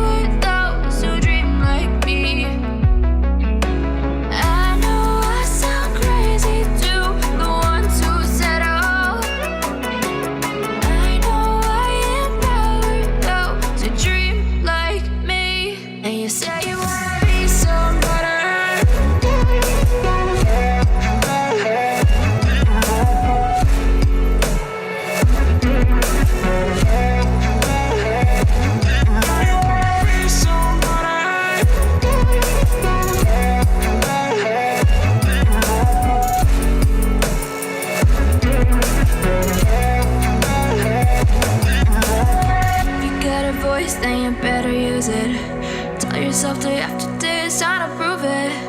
No days off, keep the hustle moving. Wanna see you be what you want it to be, prove it. I know I sound crazy to the ones who said oh. I know I empower those who dream like me. I know I sound crazy to the ones who said oh. I know I empower those who dream like me. And you say you wanna be somebody.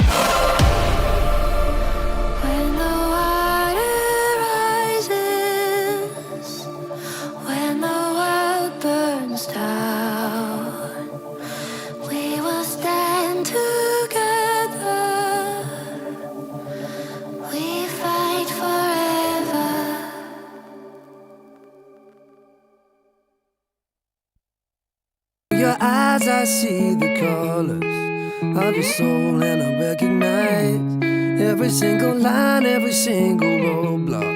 We are two hearts that beat in time. In the towers, looking down all night, blocking out the sun that we need. Maybe we can change our stripes and colors. You're the only one I see. And I take it all or nothing at all. Driving through the night till I'm at your door. Go outside, stay up all night. And I take it all or nothing at all. Driving through the night till I'm at your door. Go outside, stay up all night. Sleep through the sunrise.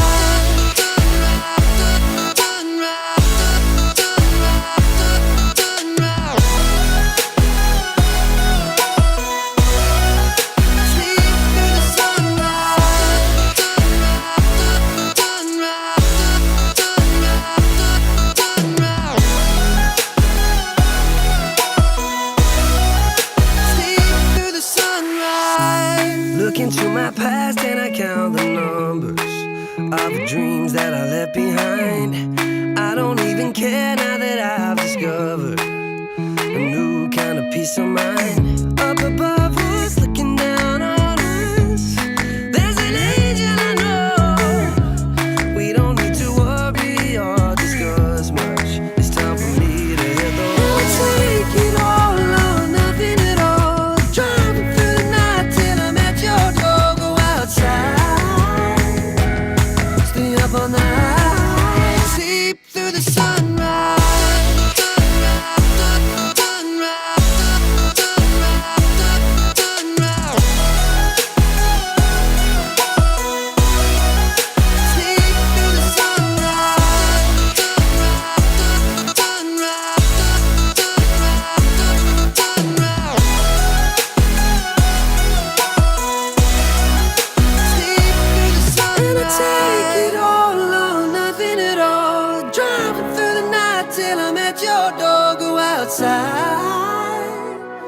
Stay up all night.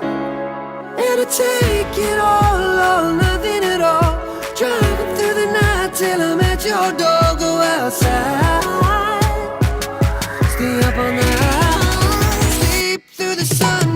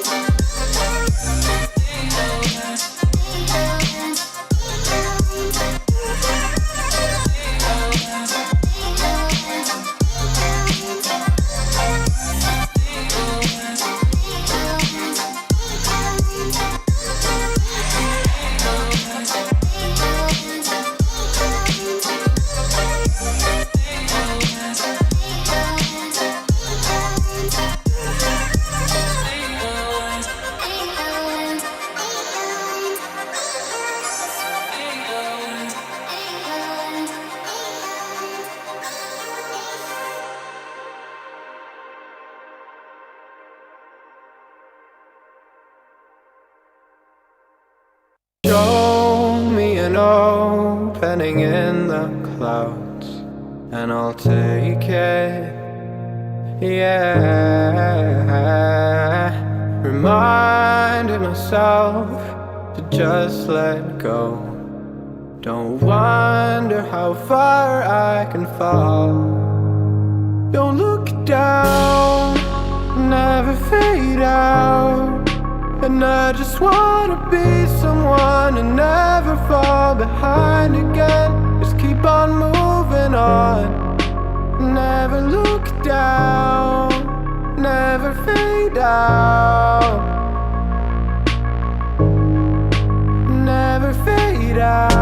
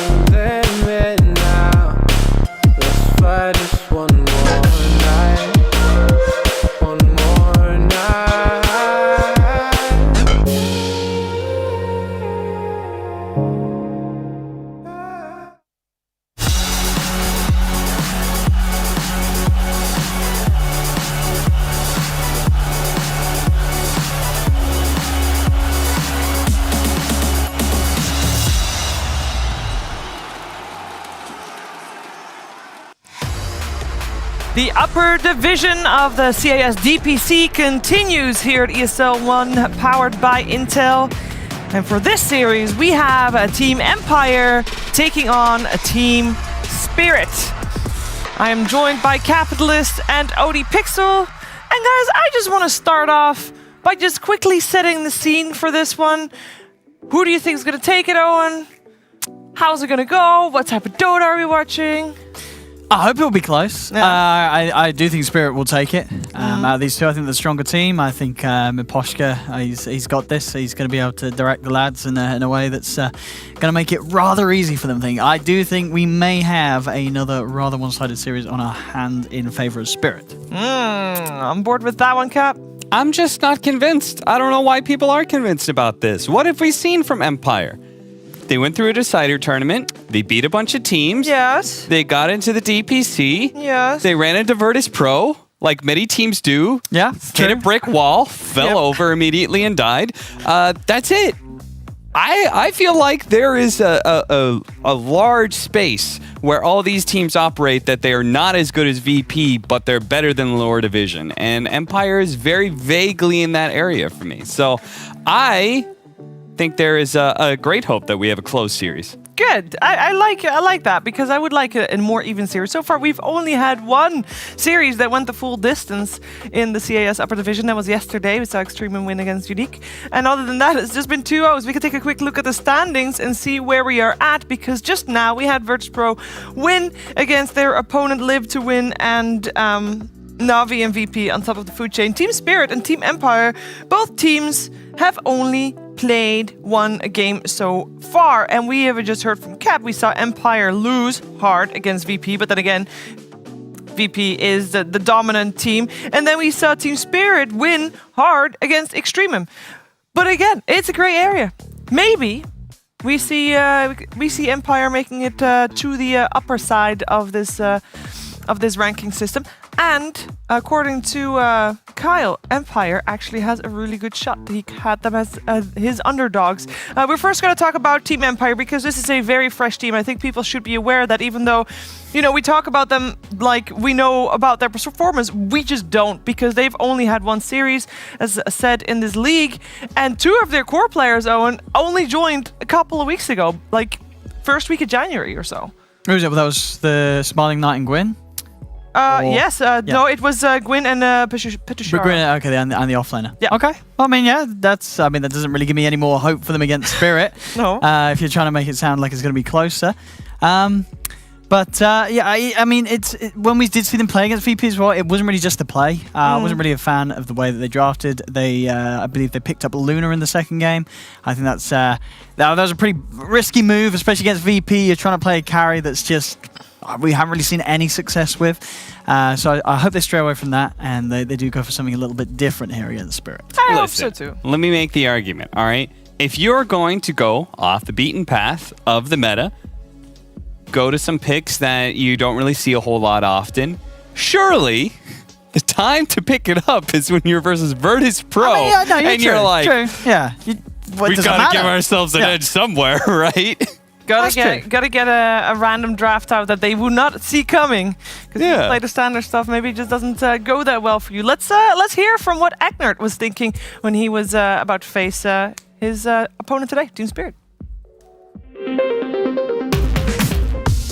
I think our team, I think we can easily qualify for TI in this event if we try hard enough. I think if we play our best, I think it's no problem for us. I think our best is we get our heroes, our best heroes. We get comfortable in the game. Every call we made is perfect. It's our Dota, best Dota, I think. Team Spirit was good. Team Spirit was good last patch because last patch was their best patch for heroes. Now I don't know. The heroes got nerfed, like Sven, Spectre, Void. I think it's bad for them. I think they got good offlane player. I think they're a good team. Their offlaner is good, very good player, I think. Especially their offlaner is very good, which, as a position 5, that is the player you have to deal with most. So maybe not great news for XctN of Team Empire there, as he'll probably be the one to have to deal with Collapse, who is the offlaner for Team Spirit. Anything more about Empire you want to say, Cap? This team, there is, again, just not much to say because they're fairly fresh. We have seen them once. Can't really say too much about that because they got slapped around by VP. They talk very highly about their coach, Chappie. That's interesting. I think overall both these teams occupy a similar space in that they have remember last year, so I was talking about why should I believe in players who have kind of been there, done that for the last 5-6 years. Both of these teams have really new players, and only their captain has, maybe Spirit have a little bit more because Sobat's been around the scene a little bit more. But between the two, it's Miposhka and XctN, the two captains of the scene that have the most experience. And then I feel like most of their other players are very, very new. Empire, in fact, extremely new. Between two of their players, Petushara being a little bit more experienced as an offlaner with J178, which, I think he did. I was impressed by J178. I remember that. I thought they were pretty good. So I don't remember Petushara's performance exactly, but I do know some of his heroes, his most played heroes anyway, are off meta right now. So we'll see how that affects him. On the other side, Team Spirit, we've seen them a little bit more. They're a young squad as well, right? We're talking basically 2 weeks difference between the two teams. But the main difference there was Team Spirit actually did get a chance to play with this roster in a tournament already, and we saw them be victorious in the BTS Pro Series, where they won the whole thing with their new roster. How much difference, Owen, do you think a 2-week time window makes like that? I mean, it's hard to tell. I think especially when you come into something like this, it's just you're going to be approaching it entirely differently. Sure, they played in something, but this is the real big test. And for me, one of the things that makes me concerned about how Empire's going to do in this matchup is just some of the straight sort of core matchups when you look at the players on paper. I think, for example, the mid lane, I think it could be a bit of a struggle for Gwynblind. I believe that Toronto Tokyo is he's just the more solid mid laner, and I think looking at the stats as well, considerably higher on the rankings too. So some of these lane matchups I feel could have the potential to be sort of rolled over in the first 10 minutes, which, as we've seen in many of the one-sided series that we've had, can make it very hard for the team to make a comeback. Yeah, a lot of these games have been decided by draft cap. Yeah, and I think I would agree with Owen that I feel like I'm leaning towards Toronto Tokyo when it comes to the mid lane matchup. That being said, the carry matchup is kind of interesting because, you know, that interview, they were talking about Yotaro and some of their heroes that Spirit like to be able to play being off meta. Yotaro has played Faceless Void, Morphling, Slark, PA, Anti-Mage. You see a list there that's kind of like all kind of hitting the same notes. Those are most played heroes. All hard carries, all hard carries. So I think it'll be, I wonder if there is a difference in style and preference if they want to be able to pick more hard carries because of him, or if that's just because of a limited pool. Because again, he's only had one team outside of this. Yeah. So. He's very young, gonna maybe pick to his strengths rather than to see what's strong in the meta right now. I'm also curious to find out how Miposhka is feeling before this series today. We're just preparing as usually. Maybe it's only about our mentality and focus. As I understand, the format will be like one game per week, 1 or 2. So it's also, you can come to one match in really good focus, but there is gonna, I just mean that there's a really big period between matches. So it depends on how you will be like, everything about focus and your mentality. I feel like sometimes some players feel a little bit nervous in that game. Team Empire, maybe they will show something, maybe no. Like it's, I guess it's already a good result for them that they qualified to this qualifiers. Yes, I think we will win against Team Empire. Confident Miposhka. That's basically saying that he feels like Team Empire might have hit their top by just qualifying for the group stages of this DPC league. We'll find out if they can indeed take Team Empire out as easily as he kind of makes it feel like he will be able to. I was very interested in hearing him say, like, it's all about mindset. We talk a lot about all these games being very important because this is the playoffs, right? There is only one series between each of these opponents, and every series counts, especially when you know that there's going to be two very strong teams to deal with somewhere along the line of Virtus.pro and Na'Vi. So Team Spirit, yes, they're named as one of the top 4 teams, but for them, they need to be in the top 3. If they don't get top 3, oh, and I think they're going to be disappointed. For sure. Yeah, and there's definitely a chance. You know, you can see already, as you say, Miposhka very confident coming to this game. You know, as one of the invited teams, and considering how we saw Live to Win play earlier, I think, you know, you could definitely say, you know, if we see Spirit sort of dominate today, and just come out with sort of a flawless performance, as I think they themselves expect to do against Empire, that this team could definitely be fighting Live to Win for that 3rd spot. Because I would be very surprised if we do end up with a league where VP and Na'Vi haven't just secured the top 2 spots. Yeah. It very much is about Live to Win versus Team Spirit in that 3rd place. And Miposhka talks about mindset, Cap, where I would think that the way you talked about it, you want to have a couple of experienced guys on your team to be able to keep everybody else calm, because there is a lot of pressure on these matches. Yeah, definitely. But at the same time, I think what's other problems I have with these teams and the older players is that some people have the will and the drive and something about their mentality. They have that it factor, you know, where they're able to perform at the highest levels. And I know, for example, I'm not one of those people. I went through, tried to play competitive.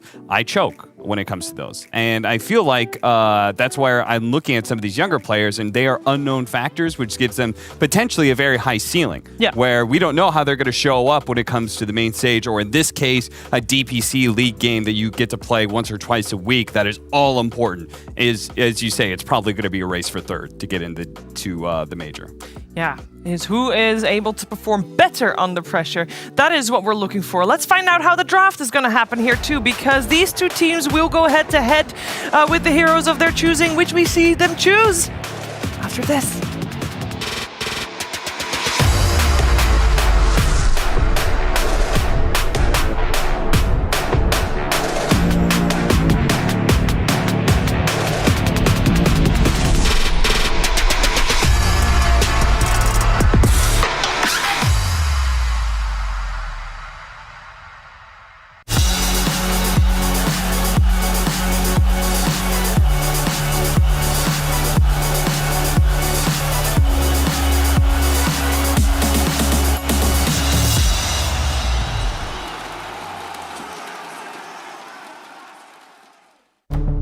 With the right CPU, you can turn any game from familiar to phenomenal.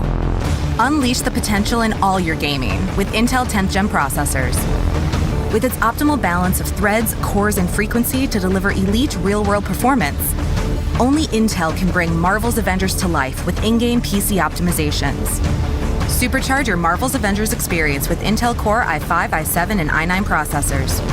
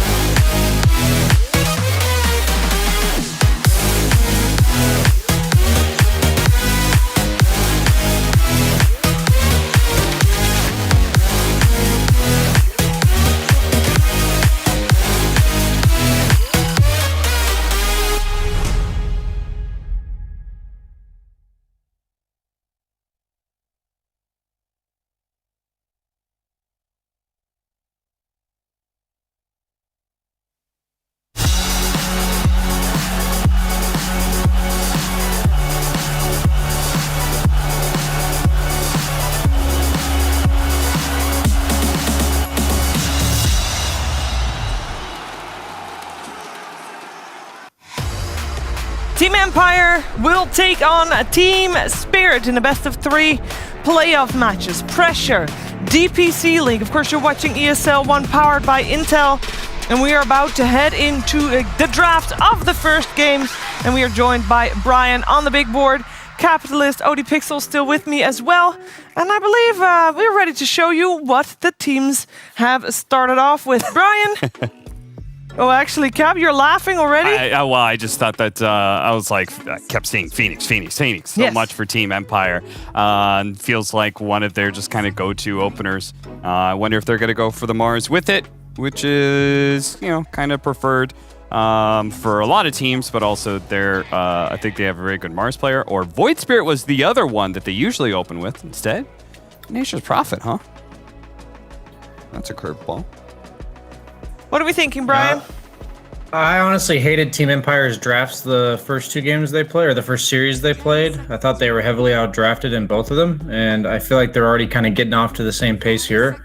Batrider, just one of those heroes you have to be on the lookout for always. And I think he super hard counters Nature's Prophet in all ways because your Sprout does nothing to him whenever he's in Firefly. Batrider's the king of just finding these pesky heroes that like to hide while they're split pushing.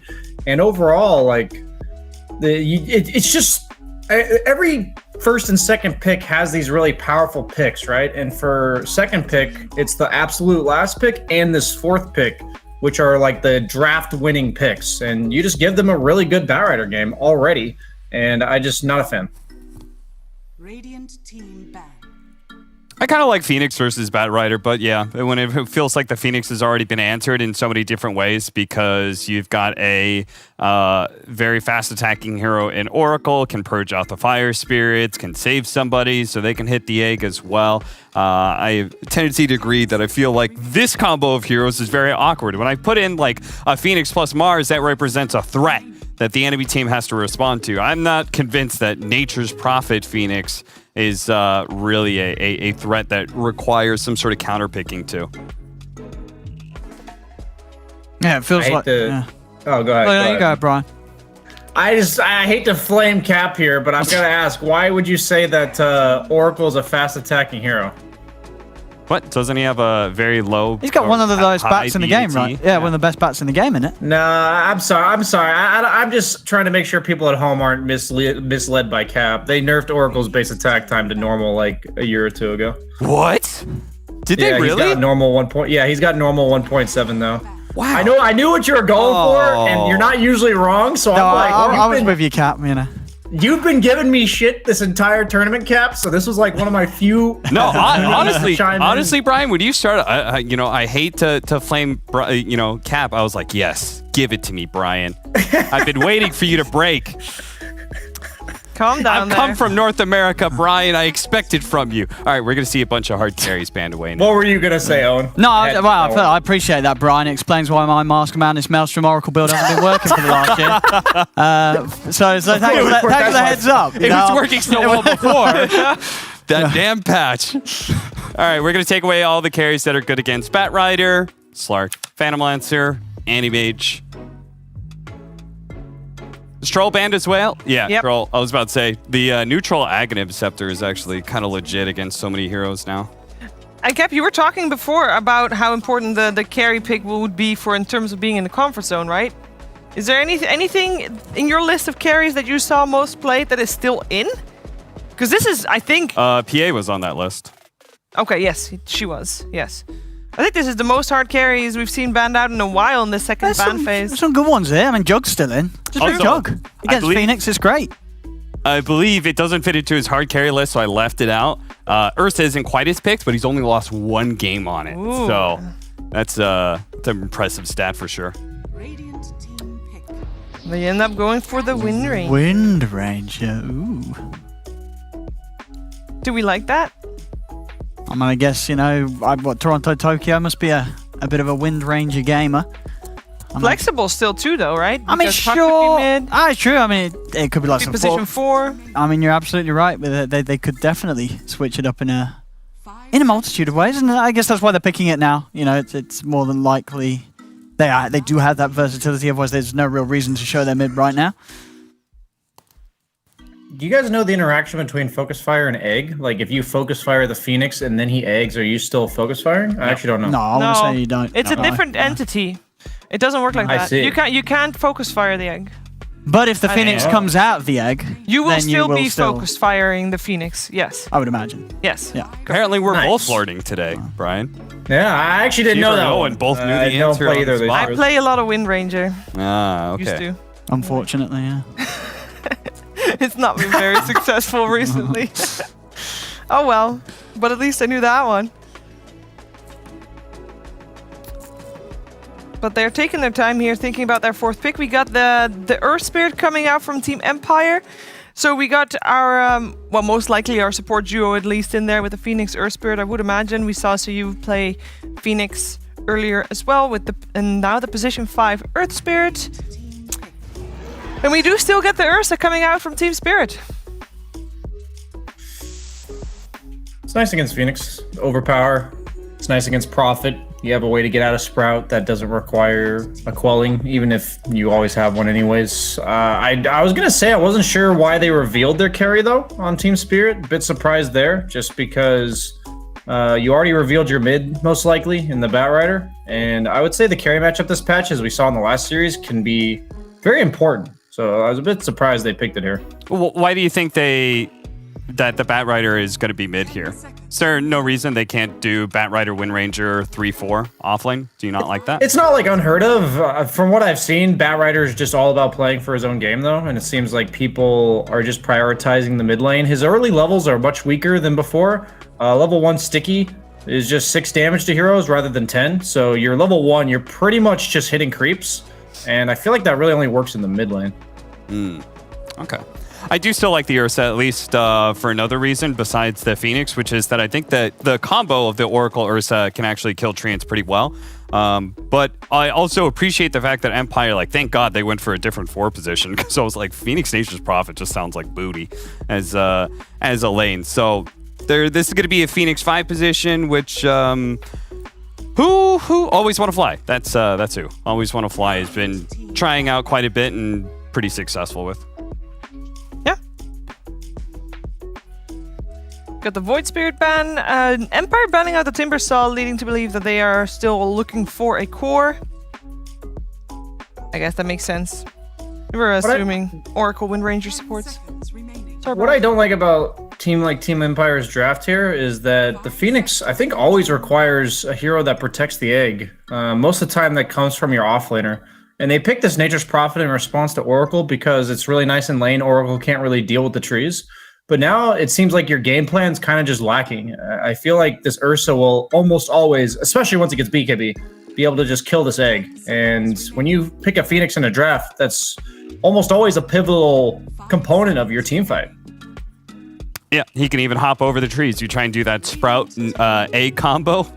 Ursa can just... Oh, you know what, Cap? I underestimated. They do have a way to protect the egg. They did have a way to protect the egg, but now the Ursa can hop over those trees, very easily deal with that. I mean, I always think the Nature's Prophet, it's like gimmicky. It's not a very solid egg defense. They're going to be relying on their initiation more so from the Spirit Brothers, which they're going to double down on with the Storm Spirit now. Do you like that? Or no? I think they had to get another source of initiation if they want Phoenix to work. I mean, is it? Yeah, it's nice against Bat. Oh no, it's out of the pool. What were you thinking, Owen? I was going to say if Nyx was still there, but no, they did ban it out. Of course, a lot early in the draft if they want to switch around and pick themselves a 4. If this Wind Ranger is happy to go mid. I mean, you know that the Storm is mid. Did you sort of look at the Wind Ranger bat and say you'd be happy to put one of those heroes against it? I think you pick Underlord here. I think it's like way too good. It lanes really well against Wraith King. It's really good against the split pushing and pushing of Nature's Prophet. Damn. Yeah, Brian. It's actually like it's kind of bad though when I'm able to predict their pick. I think it's just too perfect. It's good against all 3 cores on Team Empire, and the root AOE is like super annoying for all the Spirit heroes to deal with. So I think that kind of says enough from my perspective. I think Team Spirit has heavily outdrafted them here.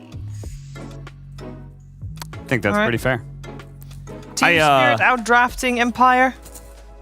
Yeah. In that list I was talking about earlier, when it comes to map movement on easy mode, Underlord left him out of the list, and he makes map movement real easy. Walk out to a lane, you can potentially Dark Rift to another lane, TP to a third one if you really want to. Like, this is the guy who allows the rest of your team to be able to play 4-man, and we've seen from that last series how important it is to be able to play together. Live to Win, when they were winning that first game, were being relentlessly aggressive, and they put like 4 people invade the triangle at like 7-8 minutes. Like, that's crazy, but it had an effect. Virtus Pro, once they got control of the game, they were just playing constant like 4 or 5 man. So I think Underlord, combined with the reasons that BSJ was saying, I think is also just kind of an easy mode hero that works well with this meta. Final thoughts from you, Owen. Do you agree? Is this game going to be a fast one? I think so. I think when you're in sort of a series like this, as I said as well, where I'm expecting Spirit to just be the better bunch of players against Empire, I think they have the edge, and you pick something like a Storm Spirit against them, I think you know, this is not an easy hero to play, especially if you do start off with a struggling lane. And I think the Storm's going to get pretty punished at the start, and we might see a pretty just overall underwhelming Storm game. I think it's just too tricky of a hero to play in this matchup. 93% win rate on that Ursa. Can't argue with those kind of stats. Cannot argue with those kind of stats. But let's see if perhaps Empire can win against the odds against them here in this first game of the series. Let's head over to Moxie and Purge. Thank you so much, Sheaver. Well, Purge, they're saying that this is easy mode, a 93% win rate on the Ursa Bear. Is it really just as cut and dried as that? I mean, Ursa has been winning for sure. He provides a lot of strong things. Your laning is effective, especially past a certain point. Your mid game seems pretty straightforward. You get Battle Fury and you just farm faster than your opponents. So as long as he doesn't get ultra pressured, yeah, he should have a pretty straightforward game. But I think the crucial lane is probably how well the mid lane goes, basically. Is the Batrider going to do really well? If he does well, then he should have a pretty straightforward game. I think that's going to create a lot of space. But who knows? Maybe the Earth Spirit Roam plus Storm Spirit would be enough to limit Batrider's effectiveness and get them a much better start than you would expect, and maybe that allows them to pressure the map well. But it's still kind of hard because you're still playing against an Oracle as a Storm. Storm loves going on Oracle, obviously, especially once you get Orchid, but if Oracle's well positioned, then he can almost always protect the guy that Storm does eventually go on. So that's going to make it pretty hard for Team Empire to have the Storm go out of control. But who knows, maybe they can put Team Spirit on the back foot and make those conditions happen. I mean, that's the hope if you're an Empire fan for sure, but it's definitely a bit of an uphill struggle. Hopefully, you know, they know something that we don't. So we're gonna go right over now into the rune timing and see you've got a lot of people in position here looking to skirmish. Smiling Knight's gonna go run forward there, grab up the rune, and that's it. Not bad. It was kind of convenient there for Empire, just sitting slightly outside of vision, so Team Spirit didn't know exactly where they were all located, so the Nature's Prophet on the other side of the map is able to squeak out that extra bounty run, so that'll be nice. And yeah, Earth Spirit going top as expected. See how well they can do pressuring the Oracle. That's another place that they could potentially do really well here for Empire is in the off lane. Oracle looks a little vulnerable here, especially if he gets jumped on. They have Orb of Venom already on Earth Spirit, so between Treants and right-clicking him, Ursa's not going to be able to do that much to stop this the first couple levels, so Moposha's got to be careful. You can see already Moposha trying to sit far back, trying to get off a little bit of that harass, but definitely trying not to put himself in the position where Seiu's going to be able to just put that harass. In fact, you know, we do see a little bit of harass coming out here, but Yatoro immediately responding, being able to take advantage of the root coming out from Moposhka. 9 stacks already on the Storm Spirit. Oof, that feels bad. It's fine. Look, he's got a 10 stick though, so I mean he got 9 stacks, but he's still got more last hits than the Batrider. So as long as he doesn't give his opponent an opportunity for this, it's fine. Gets 2 slightly before his opponent too, so it'll be okay. Windranger pretty low on the bot lane though. It's like there is 1 more Fire Spirit left, so he'll be fine, of course. But definitely doesn't feel good though. You don't want to be chewing through all your regen too early, and you don't want to be getting chased away when you're trying to make things happen. But again, you've got, you know, the Phoenix is very much engaged with you and not your offlaner there, so I guess you have to be pretty happy as long as you don't go down. Yeah, I think the rough thing is he doesn't have a self, so with only tangos, it's going to take him a while to get back up on regen. He's got to run back anyways. It's fine. He'll have plenty of time to regen as he goes back to lane. By the time he gets back to the lane, he's going to have approximately 35% HP, and that's also going to feel dangerous, but at least it does buy a little time for the Underlord to get towards level 2, like you said. Get those levels online for Collapse over here, and just try to be as annoying as possible to Smiling Knight. I've been noticing like this trend with like the CIS games recently that, you know, the CIS I remember was that there was a lot of fighting super early on, and it feels like nowadays we're seeing just a much more passive sort of play style coming out from them. What's changed so much with this purge? Just basically that teams understand that you can't just like outskill your opponents all the time, kind of a thing, that people are used to that kind of aggression now. Like as time goes on, people just get more and more used to all these different varied playstyles. So, you know, eventually it's going to distill down towards like more standard Dota where you have to play correctly and make the right moves and that kind of stuff. So, and also just the skill level improves as time goes on. The weaker players get rooted out. Why do you think I got kicked out of Zephyr, guys? So you take out the bad players, add good ones. Those players are going to be more and more careful, and you have to keep upping your game constantly. Oh, poor Purge. It's okay, buddy. You're supposed to laugh. Come on. I don't know, between you and joke. BSJ recently, BSJ talking about parties that he's not invited to, you're talking about being washed up from Zephyr. I sit next to Kyle most of my days too, like, I'm getting worn down. But it's fine, it's fine. I'm excited to watch, these other, younger players too. You've got Toronto Tokyo here. He is definitely proving his worth recently. He's doing pretty good so far. 10-3 versus Storm, slightly higher, 13-2. So Storm's pretty content for now. All the lanes just looking pretty even across the board. Prophet last sits a little bit low, but he's probably been spending a lot more time right-clicking enemy heroes. Are we a little concerned with the fact that yes, most of the CS is pretty even when we take a look at it, but the Ursa is going to come online faster than this Wraith King. Are we at all concerned about that for the side of Empire? I don't fully agree. In fact, if you look at his items, he's got a phase boots queued up into an armlet. That is the de facto early Wraith King fighting build. And like sometimes I'm not the biggest fan of like Midas into Radiance builds because they do slow you down a little bit, even if it does guarantee you farm later in the game. If you go like a phase plus armlet build, your damage is really, really high early on, and then he's going to come online way before Ursa will. So, Ursa can't fight for that long taking these slaps from Wraith King, especially if Wraith King kind of weaves in and out of the fight, and that's why phase is so good on the hero too. Is that too much of a gamble, though? Because I know in the past, like listening to Kyle, he really hates seeing stuff that's not necessarily going to scale as well as something like a Radiance on this Wraith King. Well, that's the nice thing about the armlet build, is that armlet's a stupidly cheap item. It only costs like, what, 2,300? That's almost 2,500 gold right now, but if you compare that to a Midas, which gives, let's double check, 2,200 gold, armlet's like 275 gold more expensive, and armlet gives you almost as much attack speed as Midas does. It's 25 versus 40, not to mention the, like 60 something damage and the 9 armor. So there's a lot of really good things that armlet does that's still going to make your damage fine and not be that expensive. And then you just buy Radiance afterwards anyways, if you really want to. So it's like you could basically fight more early game, transition better. Maybe you won't accelerate as fast, you won't have as many levels, but in terms of his ability to get pressured, his ability to like impact team fight outcomes, it should be a lot higher, at least for that period before the Radiance comes online. And maybe he'll just lane way better against Underlord. That's another important thing, because he's going to have regen from the armlet. That is true. Or at least the armlet components. Yeah, typically those melee heroes really do not enjoy having a good time against the Underlord. Also allow him to kind of stay in lane a little bit longer because he's used to, a lot of the times the cores will just rotate out of the lane and the tower goes down fairly early when you do have this big chonky boy down there. But I like it. I like the fact that they're being very adaptive. They're, thinking about their long term. And we'll see if it pays off for them, because our panel did not seem like they were very sold on what Empire had drafted.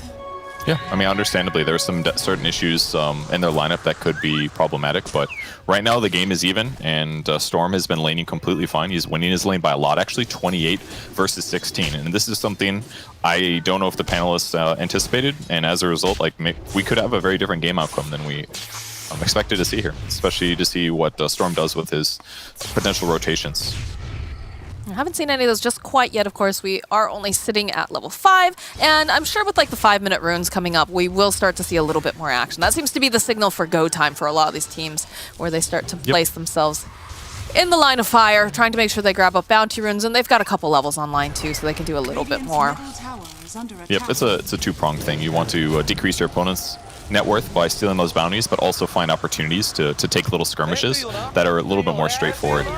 So you know that your opponents are going to be there, so if you bring 2 heroes over, it's pretty easy to get kills. Now, Storm is usually going to jungle a lot and be a little bit passive, but depending on which runes he gets, I think those are maybe the bigger changers. If he gets arcane runes, regens, double damage, basically any rune on Storm is insanely good. So if he could use those to get some early kills on some supports or an Ursa, I'm sure he'll go for it. Yeah, I feel like the spirits just, you can't go wrong with any of those runes, typically when they pop up. So perhaps that's one of the reasons why we've been seeing so much of them being played currently in this patch too, Yep.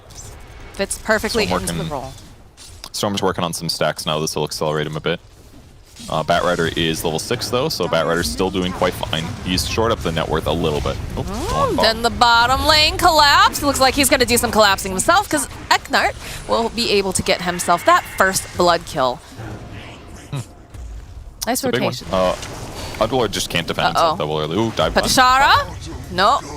Can't outrun that fire, my friend. It just eats up trees alive. It's really nice. They just save Fortune's End basically to interrupt the TP if needed, and Batrider gets a kill without using Flaming Lasso, which is a huge deal. If you guys forgot, 120-second cooldown on this ability right now, so it's really long. But Batrider can certainly kill lots of heroes without needing to use it, so just saving it is going to be great. Give him better chance to kill the Storm. Smoke coming bot, though. They're looking to make plays yet again, just making sure, too, that they can go and really secure Smiling Knight's farm, as it gets a little aggressive here. They don't have any... Doesn't seem like they know that anyone's here. Smoke does wear off, though, of course. Having the Wind Ranger, they'll be able to stun her up.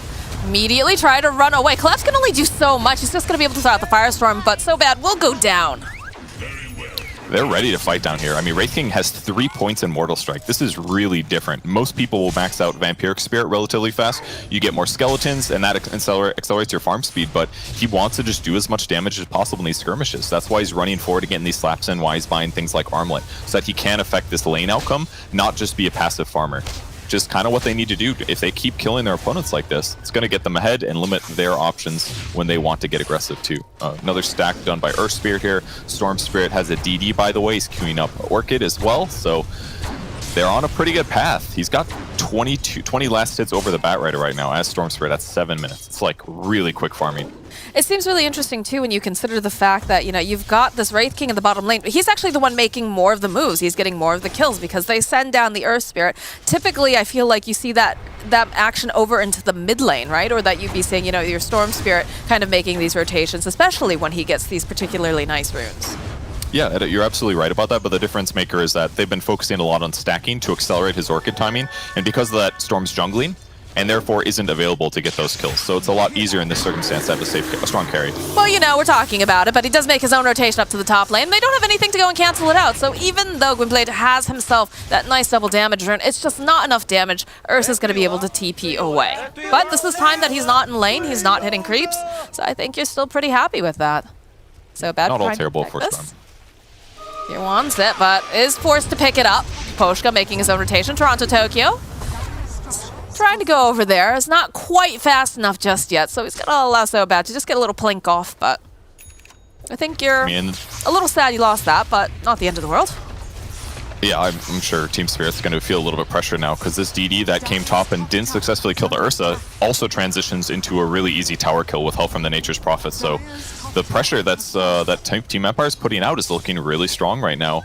And on the Team Spirit side, they're buying some time and they're slowly getting the boots of travel on Batrider, but they're not really getting that many kills. And their networks are starting to lag behind just a little bit. Would you like to see Toronto, Tokyo just... all right, we've got some really nice stacks over here on the side. Coming out, top lane, Yatoro. He needs help, he needs a friend, and his friend is just a little bit too late. So bad. Showing up, but not being able to save him here. What a huge kill there by Storm Spirit. Ursa's Enrage was 1 second away from being off cooldown at the moment he died. Very close to surviving there.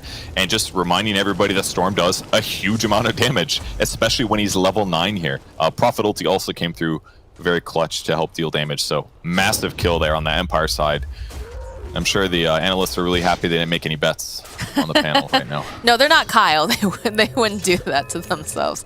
But yeah, you know, that Nature's Prophet, he is a fantastic hero. I'm surprised that we haven't seen more of him recently, just because of the fact he does have this global presence. His ultimate, Wrath of Nature, just does so much damage early on. It just seems like a great choice here and really puts pressure on the map. You know, they talked a lot about the mobility coming out on the side of Team Spirit, right? The fact that you do have, you know, a Batrider. You've got this Underlord who's going to be able to just rotate, bring the entire team along with him should they all decide they want to go.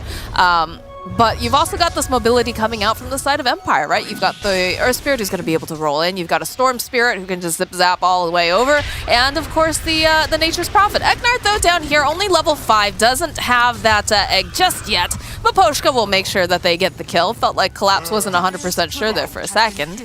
But the Courier goes down here, so... Yeah, he'd used his dive on the Underlord in the lane for some reason, maybe to apply Fire Spirits, and as a result, the gank was really easy to get. So even though he saw them coming with his ward, they just walked up and they used their spells. So a little bit of a mistake there. I didn't see the context of the dive. Maybe it was needed, but either way, he's got Tome of Knowledge ready to go, so he's going to pick up level 6. They can certainly fight here. I think the Armlet's coming. Yep, Armlet finished now in Wraith King, and he's got Chip Vest, so he has a huge amount of damage that he can impact in fights. And I am pretty darn certain they're going to defend this tower if they need to. But right now, sitting smoked in the mid lane with Storm as well as Earth Spirit. They don't end up finding a hero, so they're just going to lane normally, but at any moment they can group up and take fights and probably have a good shot at winning them. Well, there is some pressure being placed down here by Claps. XctN doing the best he can to just try to push them off of the tower, but there is a Cardi here, of course. I do like this build, though, that we're seeing coming out from the Wraith King. It's a lot different from, you know, some of the Wraith Kings that we've seen in the EU region that tend to be more of the, I don't want to say passive, but, you know, more farm-orientated, that they're going to, you know, just accelerate further or later on into the game, thanks to that itemization. Yeah, it's just, it has ups and downs. I think it can be very effective for sure in games like this. Like, imagine him fighting Ursa right now. Yeah. He can walk in, get a slap, disengage, wait till ulti comes out, then go back in and commit. Like, it gives him, and he's got so much more estimated hit points because of the HP and the armor increase from armlets. So getting into a skirmish or an early fight is absolutely going to be a good thing for Wraith King. And he does queue up Radiance next. He's got only 700 gold into it, but for now, he's super ready to fight if his team is down. But we'll see a little bit of slow until Storm Spirit finishes his Orchid, and then we'll probably see another rotation. He's pretty close. I would really like to see Toronto Tokyo get a little bit more active here. What do you think? He could try, I suppose, but again, their opponents have really, really strong team fight. There's no way Ursa is going to want to take an engagement. He doesn't have Battle Fear yet. In fact, he's only got a Claymore right now, so he's pretty far behind where he would like to be. So yeah, maybe they're going to pressure down here, but unless they can get a really good engagement, it's hard. Like, their team fight is relatively weak, and this is one of the issues with Windranger as a hero and why her win rate doesn't always feel that strong. Oh, look, the teleports are coming out immediately. Eknar gonna try to run away, uses the egg. They don't have an egg hitter here, as Toronto Tokyo is forced to run away, and we can see Puchara making his way over. He wants to get this kill on Toronto Tokyo, and they're gonna be able to find it, because what can they hopefully do? That is a 5-man rotation down to the bot lane, so I guess if you're the side of Team Spirit, you're happy that, you know, you got some space in that mid lane, but that was a lot. Just for that tier 1, because they could. Yep, and now they're going to commit only a couple heroes here to pushing the tower. Storm's going to go back and hit neutrals just in case this becomes too hard to push. Usually this tower is really hard to go offensive on in the early laning stage, and Team Spirit's going to defend it, but ultimately that was just great. They pop ulti right away on the Phoenix. How are their opponents supposed to do anything? If they lasso Phoenix and kill him at the start of the fight, maybe it's very different, but Storm was ready to rotate over. Prophet TP'd as well. Like, it's just really hard for Team Spirit to force these semi-normal fights here until they get a couple more team fight items.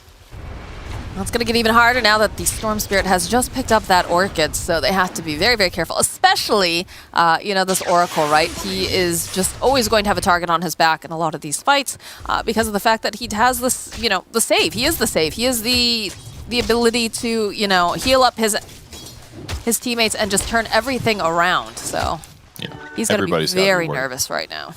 Everybody's vulnerable to the Orchid. The maybe most survivable is Bat with his Hooded Defiance right now, and Windranger could use Wind Run if she sees it in time and maybe survive, or Ursa could use Enrage, but a lot of these heroes are really vulnerable. So let's see where Storm goes after he's healing here in the Fountain. Queuing up Bloodstone next, very standard. He's just going to walk out, it looks like, because they're basically trying to, if he TP's out right now to get to a lane faster, then he can't react to what happens later on. And because they still have this tier 1 bottom, they want to make sure that they're available for that. But Earth Spirit's going to TP to the mid lane, he's going to smoke with Storm, and now they're going to go for a gank. All right, Spirit Brothers making their way downtown as they're hoping that maybe they can grab someone hanging out here. Of course, it is just the Windranger showing themselves in that lane, so pretty safe over here to the side. They've got some nice vision too, keep in mind. They do have that ward over in the eye spot trying to just see if anybody's farming up, but they've been pretty spread out over on the side of Spirit. Most of them over in their own triangle. You can see the Underlord is the big boy, so he's going to be able to, you know, take a little punishment, show himself in the lane, but the rest of the team, Mposhka, so bad. All right, no. They decide that they're not going to go for that bounty rune. A little dangerous to check it, but I mean, they're getting more farm on the map right now anyways. Their opponents are doing Tri-Camp, I suppose, but still no Battle Fury finish for Ursa. He still needs about 300 gold to go. And it's really not that late in the game. We're only 15 minutes in. Maybe Prophet gets initiated on top, though. Tokyo has to be careful, though, because there's a lot of people making their way over. Are they going to be able to do it in time is the question, though. Looks like he's going to be able to see. No, Power Shot comes through. The zip in, though, from the Storm Spirit immediately, like we talked about. Maposhka is just taken out. The egg pops off on the side. Not really too many heroes, though, that are going to get stunned by it, because they are a bit away. So bad having to be a bit careful, though, as Empire is sweeping through the side of the jungle and trying to ensure that this tower belongs to them. do still have Collapse, though, trying to hide the tree line. More teleports coming out. It's going to be Toronto Tokyo coming back in the silence, though. It's causing a lot of problems. Collapse, he's tanky, but that Sunray with the percentage-based damage is just too much. Now is Toronto Tokyo. He's just kind of being left alone as the Storm teleports out. XctN does eventually fall here. Smiling Knight, he still has the reincarnation, so he's going to take a bit of a bath here in this Firefly, and he's going to be able to just toggle a bit, but it's coming right back up again. Yatoro is here. They need to see if they can get a shackle off. It doesn't quite latch. They just don't have the damage here, as now they'll turn their attention over to the Earth Spirit. Looks like he's going to be the one who gives up his life to protect his core. So they do force a bit of a weird engagement, but it sort of works out. I mean, they killed the Oracle, but the initial Prophet dying wasn't great for them either. Oh, Gwynblade, he's so happy he got himself a double damage rune, and he gets himself a little something extra in the form of Toronto Tokyo. Yeah, that one feels really good. So net worth about even right here, but the pressure has been being exerted pretty well by Empire. I really like that after Storm used all of his mana, he instantly did like a ball TP. He read where that team fight was going a little bit earlier and got out and made sure that he didn't also die. If he dies in that fight, game feels completely different right now. He's not there to get the DD, he doesn't get the kill on the Batrider. Maybe he'll try an Ursa, but Oracle's in position. Yeah, he scans, Mapushka's really nicely set up behind them, so the ward spots out, you know, the fact that the Ursa's there. But well, I think they scanned to see if Oracle was hiding nearby. So they scanned to see, is Oracle nearby? He is. Okay, not worth going on this. Underlord top almost got a Yule's, about 400 gold away. That'll help protect him from the Orca. But this ward is doing a lot of work here. There's a lot of TPs coming out here. Collapse making his way forward. Goes, drops down that pit, and they have the lasso. So this is looking like a very dead Storm. Something that they kind of desperately needed at this point. That was really well done. They might lose their Observer Order with it, but imagine how different this game would be if they had that dewarded.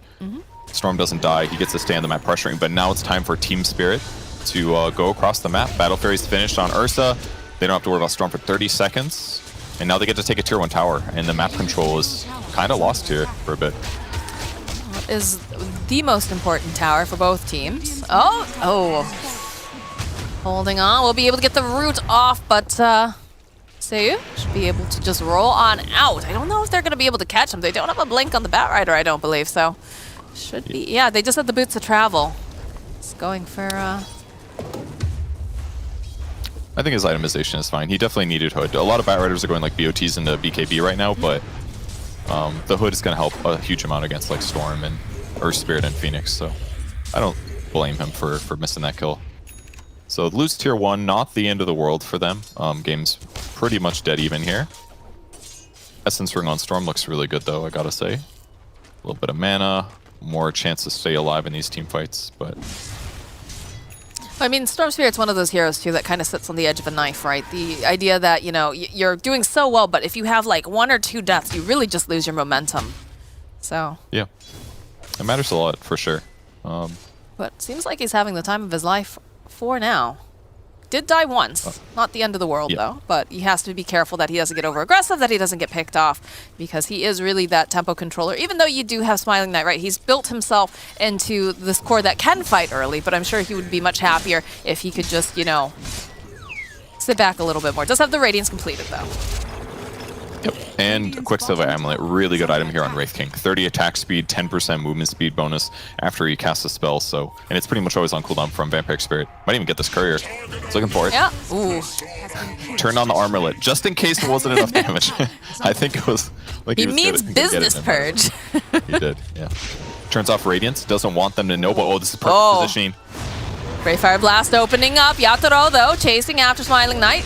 There's a little bit of a skirmish going on over there on the side as Toronto Tokyo is hunting for the Storm Spirit. Smiling Knight, he took a lot of damage. The Oracle ultimate, though, getting popped over on the back lines. We'll be able to keep them alive. Smiling Knight trying to heal up over here on the side. Toronto Tokyo Collapse, they feel like they want to go in. They'll be able to go get their hands on the Phoenix, but still has that egg up, so they have to be very careful. Silence is going to get thrown out over here onto Collapse. He's a big tanky boy. Is it going to be enough? Egg being placed over to the side. It's a really nice placement, but they're just kind of wandering away from it, so they do finally manage to take down Collapse. Are they going to be able to find anything else?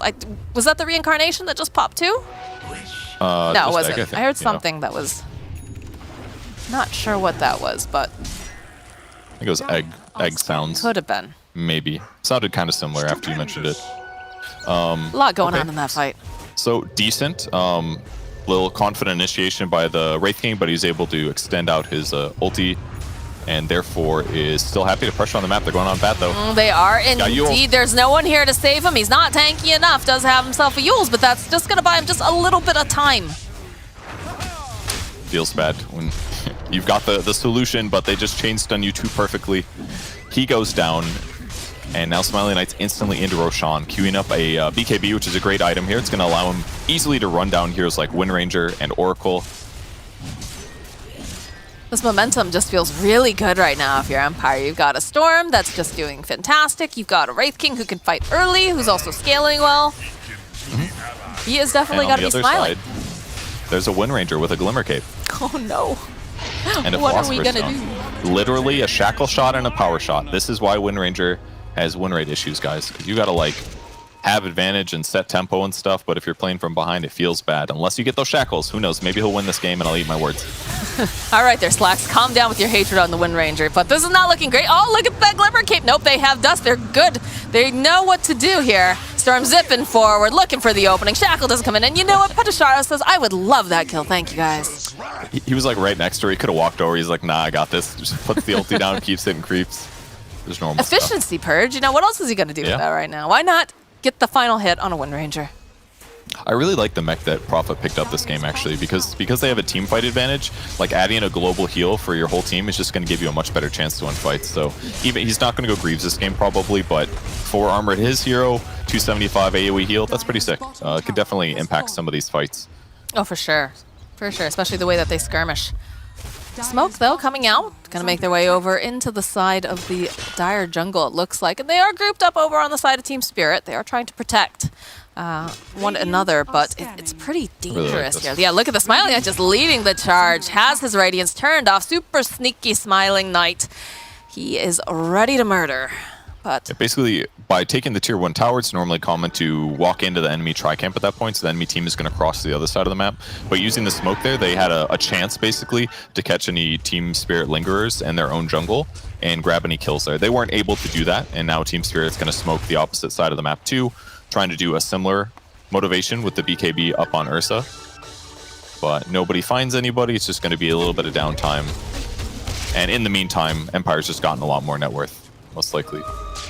Definitely feels like they have a good control of the map as he jumps forward, and they'll be following up, though, with a really nice egg. The Storm comes out, though. They'll hold him into place. They can't seem to finish off the Storm Spirit as they try to go up to the high ground. Yatoro, though, he's on the back lines. He's got his eyes on the Patusha, and he does have that BKB. That is going to be an Aegis going down, though. So as they manage to put out enough damage onto Storm, he's ready for round 2, though. Cannot seem to find this Wind Ranger. The Dust is going to come out, though, so that Glimmer Cape not going to help them too much. Collapse, big tanky boy up front. The TPs are just coming out. They want to go home. Collapse is just pop that ultimate. He's hoping that he can get away, be tanky enough so that way they can't kill him in time, and he is going to make it out.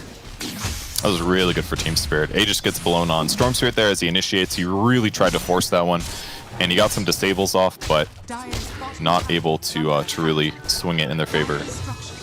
They do have the shard for Nature's Prophet, so you got to see the big Treant boys right now. So maybe they'll be able to pressure towers a little bit easier knowing that Lasso's down, but things are looking fine for Empire, but they could definitely still lose this game. Their fights aren't quite going as clean as they want. They're usually only getting like 1, maybe 2 kills, so it's just buying time for Team Spirit. I like the pickup of the Blink Dagger over on Maposhka. It's going to be very, very important for him to stay as far back as possible, but also still be able to get in there with that Oracle ulti. Yep. This will allow him to position a bit better. So much harder for Storm Spirit to find him, basically. Was going to cut through so many people then. Oh, another double damage run. I feel like I've seen a lot of double damage runs today. Here's smoke from Team Spirit, though. They might not get to this DD in time. That's going to take it. Snapped up. Garage Tokyo looking for this opening. Immediately he's going to get sent up by Smiling Knight. He's got the Yules. There's a lot of damage coming out. The Sunray, though, keeping Smiling Knight just alive a little bit longer, but he is eventually going to fall. And there's all 3 of the heroes all grouped up over here on the side. Yatoro, he's got the BKB, though, and he looks like he just has to run. There's too much physical damage here. So are they going to be able to walk away? A little bit of the Phoenix damage coming out as here has the Magnetize. It's going to be Tashara just teleporting in onto the back lines. They're still looking for this bear, and they're not going to be able to find it, but it looks like they might be able to get Toronto Tokyo because they don't have any other saves left. Over on the side, though, Yatoro trying to man fight, and he just cannot do it against Smiling Knight. He is going to fall. collapse, hoping that they don't collapse on him, but the roll comes forward right into Sayer. And again, he is a big tanky point, but look at this Nature's Prophet. He's everywhere, all over this map. So again, they'll be able to hold the place. They've got the Sun Ray. Another Yules comes out trying to get rid of that silence, but it doesn't matter. And look at those giant treants that just sprout up out of his corpse. Punched his friend right through the Underlord to kill him. What a move there by the Earth Spirit. Very good. And now they're pushing 2 tier 2s at the same time, losing almost nothing in that engagement. They just couldn't quite lock down the Storm Spirit well enough. There was like 3 heroes that got grouped there and allowed the Storm to do a lot of damage and just put Team Spirit on the retreat path. It's hard for them to stop their opponents from running at them outside of using Shackle or like majorly killing somebody like Storm right at the start of the fight. And Wraith King's going to do the same thing. He's just going to run at them constantly. Now that he's got BKB, it's only going to get easier for him. So game looking rough for Spirit. So what moves do they have to do now to really stay in this game? Because, you know, we've talked about the fact that the Wraith King did just pick up the BKB. Do they still hope that they can get some sort of a pick off? Because Smiling Knight is just becoming more and more difficult to deal with, obviously. Yeah, getting a pick off is definitely what they need to do. Obviously, going for Wraith King is never going to feel good. But Storm Spirit just finished Bloodstone, so he's definitely very vulnerable to disables still. They still have good disables between Pit of Malice, between Lasso, between Shackle. There's a Blink Dagger on Wind Ranger, so she can get more mobile here. But a lot of this comes down to, can they get in position with Wind Ranger plus like 2 heroes to kill a hero like Storm Spirit? And that's going to be really hard when all the map is constantly being pushed in from Prophet anyway. Oh, look at that guess. There wasn't a ward over there, was it? There was one in the lane, I know, but maybe they just saw her walk over there, but that was like right on the money. Very lucky to get out of there. BKB on Prophet now too.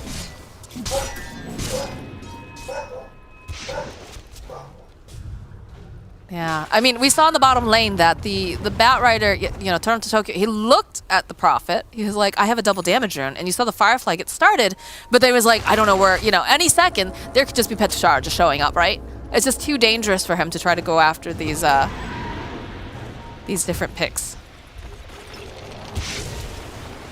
Trying to regain their jungle here, but they're so scared to do it. Well, they're trying. Wind Ranger walking in first. Yeah, they zip right in, right past the Wind Ranger. Again, that Glimmer Cape, though, the followed up with the Dust, they'll just be able to go. They take down so bad. The Sunray is doing so much work as they do manage to hold the Storm into place, so they do manage to take him down this time. Sayer chased after now. Yatoro doesn't feel like he wants to try to fight over here on the side. They will be able to take down the Wraith King one time. So he's going to go right back up again.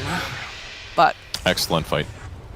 They got the target they wanted. Storm Spirit's the vulnerable one. His net worth, the survivability level is not in the best balance, and they get Lasso plus Ursa committing to him with BKB active. And that's one place that Storm is a little bit weak, is like lots of single target physical damage. He's got pretty good base armor.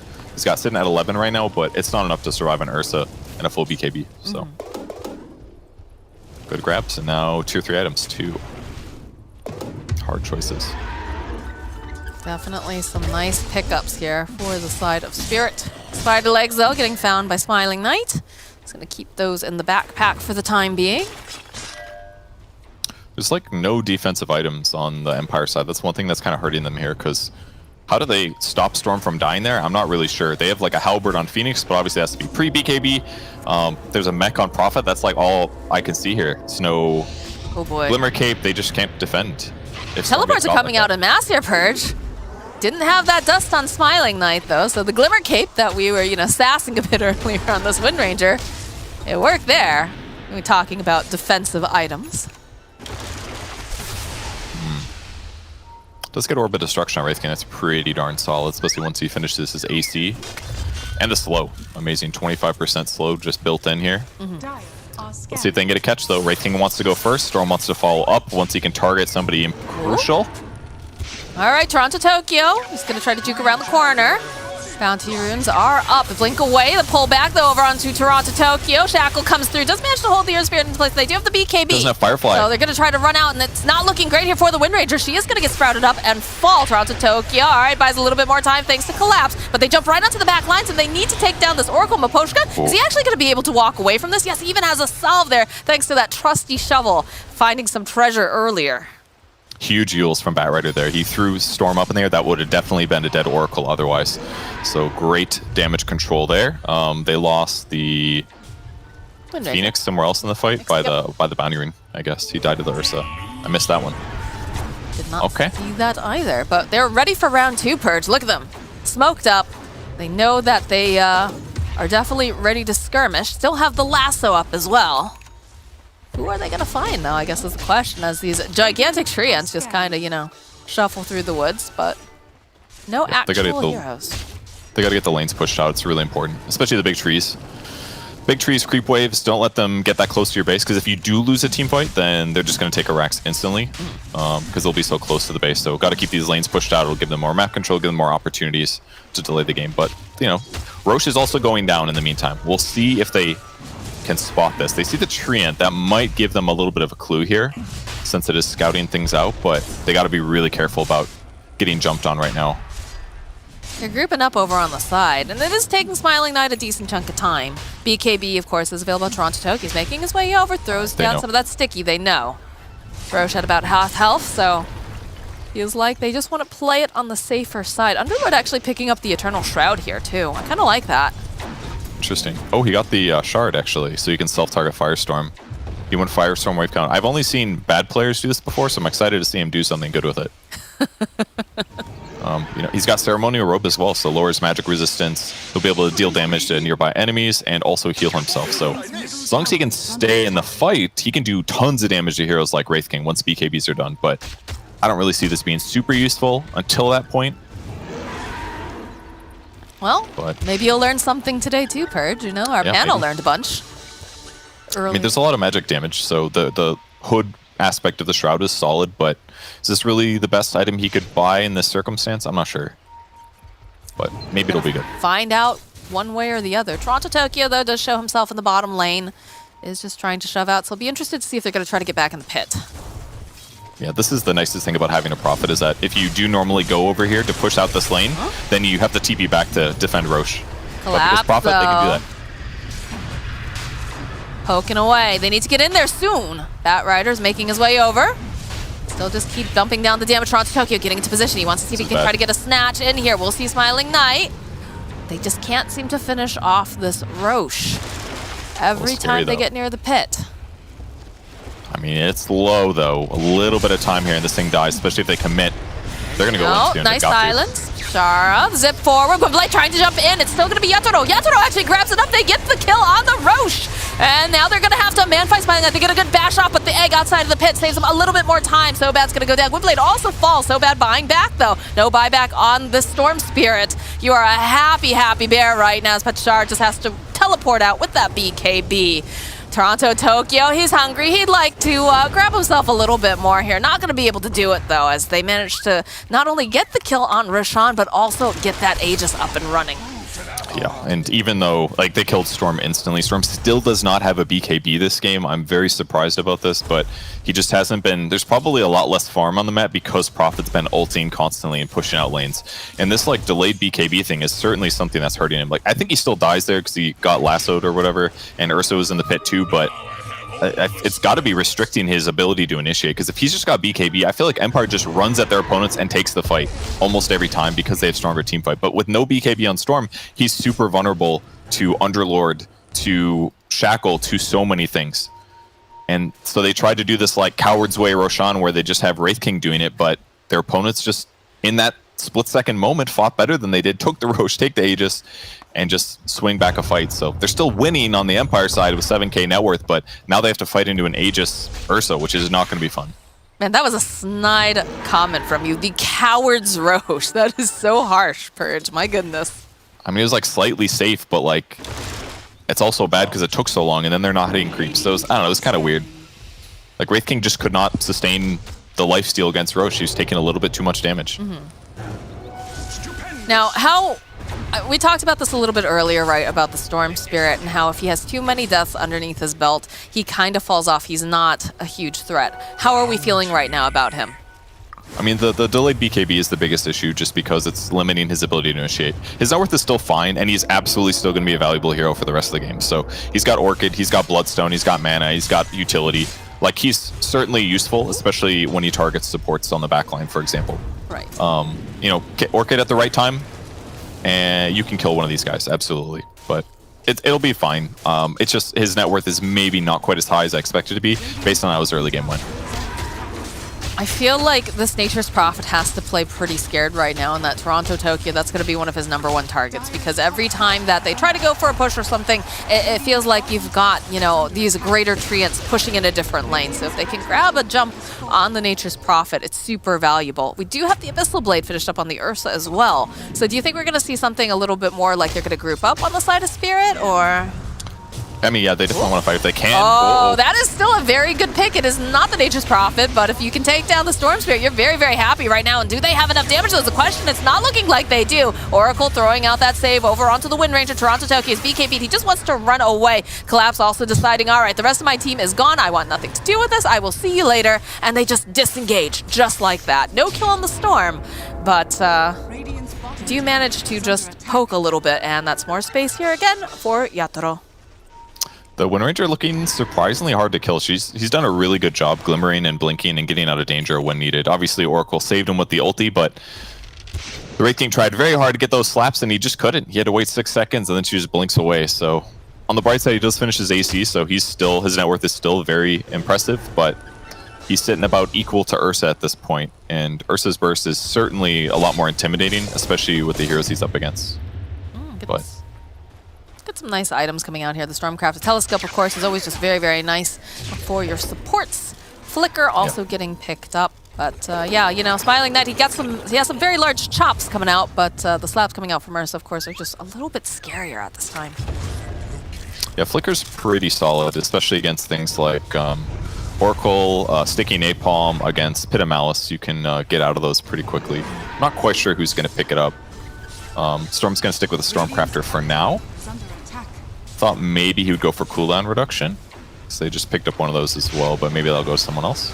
Yeah, Spell Prism's sitting there. Surely that's... I guess having a Euls for Storm is really important. Yeah, it's a free Euls. This is like the perfect case actually to get Stormcrafter.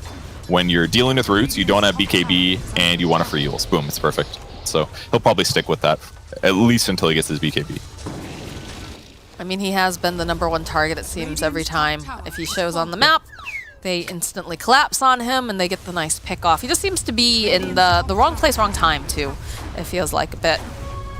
But he's also got to be the initiator for his team primarily, so you're going to have those swings sometimes. Trickster Cloaks for both teams, actually. Really good item in a lot of cases on tanky sort of heroes. They don't really have those type of heroes on Empire except for maybe Earth Spirit. Earth Spirit's actually going to be the one getting the Spell Prism. That's got to feel good. Lots of mana regen, some solid stats, and the beautiful cooldown reduction. Ooh, the Leveler, though. That is a nice item. Yes, very good Earth item. Radiant are scanning. All right, well, they're making their push onto the Tier 2 top. They're taking over. Wraith King's going to use the Trickster Cloak. Interesting. Okay, well, I guess that, gives them the chance to help kind of set up as well. Yeah. I mean, the other neutral items at Tier 4, none of them really do damage, so... Right. Well, they already have gems, though, on both sides. I think the Bat Rider has... Yeah, Toronto Tokyo has a gem, and they just picked up a gem over on the side of Empire. Yep, there it is. So the Invis is not going to be that helpful as long as one of these guys is still alive with that item. I agree, but the 20 evasion, effectively, not for free, but 20 evasion against Ursa is going to be really effective, and 20 magic resistance once his BKB runs out, which will be always by one of his 2 lives, he's not going to have BKB, so it's actually pretty useful. You could also use it to initiate, and look for a blink target, or blink in, go invis, stun somebody, something like that. There's options here. And they're looking to force the fight now. Still no BKB on Storm. He's saving his buyback on it. Man, his net worth, I feel like, has just been flat for 20 minutes. He started off so well, too. That was a lot of what the panel was saying, is that lanes were going to be very important. He was going to need to pop off, and he did pop off in the beginning, but it just seems like it just went a bit flat here, yeah. All right, they know someone's there. Yeah, he had the gem, I guess, so we saw him, but... Nice Lincolns here from Petashar, realizing that he is very susceptible to the lockdown coming out from the side of Spirit. So it's going to be important that they try to do something like a shackle or whatnot before they go in with the lasso or that Abyssal Blade. Yeah, Prophet getting this farmed is definitely going to be the big difference maker as this game continues, because he's past Lincolns, he's finished Bloodthorn now, so their ability to burst somebody down is going to be huge. between himself, Storm Spirit, and Wraith King as right clickers. So, and he's not done here. It's gonna keep going. So, while on the other enemy side, it's just the Ursa. That's their only core. So, if the game continues super late and the net worths are still about even, I feel like Empire should have a really good shot of crushing out team fights. The only big difference maker is maybe how hard it is going to be to kill Ursa. He's very farmed and he's got an Oracle to protect him. So, keep on playing, I guess. Look for the right opportunities and get your net worth up. Don't get picked off as Prophet has, and eventually maybe he can win this game for his team. Yeah, the Phoenix actually going for the Aeon disc too, making sure that they can be as effective as possible in these fights, get off the egg, and also, you know, the fact that he is kind of important for putting that percentage-based damage over onto the big chonky boy that is the Underlord. Yeah, that can help a lot. But they're just ripping down each other's vision. Do have the Satanic picked up for the Ursa now. So he's going to be harder to take down as long as he can hit something. And they don't really have anything that can restrict him from that. Walking straight up over to Sly, collapses. Very not having this, though. A lot of damage. Got the Yules. Is he going to be able to make it out time? Yes, he does. Nicely timed with that. Yule's really paying off right there, but it's certainly been good all game against Orchid and things like that. Getting this fast Yules, I think, was quite solid for him. Yeah. Especially now that he's got an armor item to put on top of it. Like, as long as he casts his ulti, he's good to go. If that Orchid comes earlier and he has to use Yules to remove the Orchid, very different, but luckily for him, it was not Storm initiating in that fight. And Storm's just going Linken's now? He bought an Ultimate Orb after his Ogre Axe, so I guess he's just changing his mind, and he'd rather just have the ability to remove Lasso. Okay. Or Shackle, or whatever. I mean, or Abyssal. It's working for the Nature's Prophet, right? Nature's Prophet just has the Lincolns. Oh, no, he has a BKB too. My bad. Yeah. My bad. Never mind. I think it's just because the Ursa is a little bit too scary, honestly. Like, or because once you get Blink Dagger on Ursa, if they ever have vision, he just Blink Abyssals you instantly. It's really hard to react in time. So if you've got Lincolns, you actually have some counterplay there. And Lincolns also protects you from Lasso, which is the other thing you're primarily worried about, especially with Stormcrafters, since you can get out of dispel those roots. So I think it's actually a decent choice. Kind of weird. Certainly a weird game for him, but it works out. Ooh, we get a Swift Blink picked up on that Wraith King. Thoughts? Yep, you like it? It's very popular. Yeah, it's the way to go for DPS carries, like having an AoE. Oh, this is a good pick off. That's finally got him. Yep. Nice ward over there. Ward. Yep. So finally does get picked off, but I feel like that's the first time we've seen him die split pushing all game. So the fact that it took this long, I think, was really, really good for Empire. What was I talking about? Oh yeah, the Swift Blink. Yeah, it's really solid on Wraith King. We got huge movement speed already, so getting the bonus with attack speed and damage is excellent. Very normal. Most hard carries by Swift Blink right now. Gerst is also queuing on up. Well, I know we see it on things that are, you know, the other agi carries and whatnot. I don't recall seeing it picked up on the Wraith King recently. Vibrid or Skeeter, sorry, did it the other day in that really long game where he got Giant's Ring. He had won that game too. It's very normal. Almost all carries by Swift Blink at the moment. Oh no, that courier! Ooh. But just knew it was going to be there. There it is. There's the Rosh is back up. You've got the Ag's Blessing. We're going to see some fighting around that pit soon. Lincoln's is completed now for the Storm Spirit, so he's got a little bit more survivability now. The Arcane Rune too. He's having a little bit of fun zipping around, clearing out camps. He's feeling a bit no buyback, though. Confident. Smiling Knight and Collapse going to wave at each other. Finally, the Dire team gets to abuse Ursa on Roshan. Here we go. Double damage too to boot. Oof. All right, look at the positioning around the team. Smoked up. Smiling Knight, first one is going to get in there. Comes forward with the Lotus Orb, though. It's a snatch, though. Yatoro manages to go and grab it. And the back lines up. Aposhko will go down. Gwynblade trying to find this opening. Egg goes off inside the pit. They're all on the outside. This is not looking great. Yatoro will go down. That is the Aegis burnt. As the rest of the team trying to find this opening, trying to get in there anyway, and they can't. Collapse will go down. This is not looking good for Yatoro. He's just going to try to, like, man-fight his way through it. He is life-stealing quite a bit. It's a good save, though, coming out from Aposhko, as he manages to go get that heal off. So it looks like the Ursa, he may not have that Aegis of Immortality anymore, but he's got Maposhka, who's going to have to be good enough and keeps him alive. Not terrible for Team Spirit. It looked pretty scary there, but Ursa's able to grab the Egg Shard and grab the Aegis. They didn't get the last hit. Oh, the lasso onto the back lines. They've got their hands over here on the burb as Yatoro chases after Aknard here. Can he get enough damage? He is disarmed though. Over on the back lines, you have a whole other fight going down. So bad will fall. Yatoro just being kited though a bit here with Smiling Knight. They're trying to just get close enough. They're trying to get Yatoro into the box. They can't do it fast enough. His collapse. He leaves behind the corpse of Yatoro. Okay, they do win in the end. Did they need to go back in? In hindsight, no. They were very close to killing the Phoenix, then the Earth Spirit, but crucially that Halberd came out on time from Phoenix to buy him time. That's the downside to the re-engage. You don't have BKB to protect yourself from the Halberd, and if you don't use it, and if you use the Halberd pre-enrage, then boom, you just bought yourself many, many seconds there to work down the Ursa. When the heck did he pick that up? What, the Halberd? Yeah. That was the first item he bought. He just hasn't had a chance to use it like all game because every fight has been like cores jumping in, popping BKB. Right, right. Or he's forced to like egg up like pretty fast too. Yep, exactly.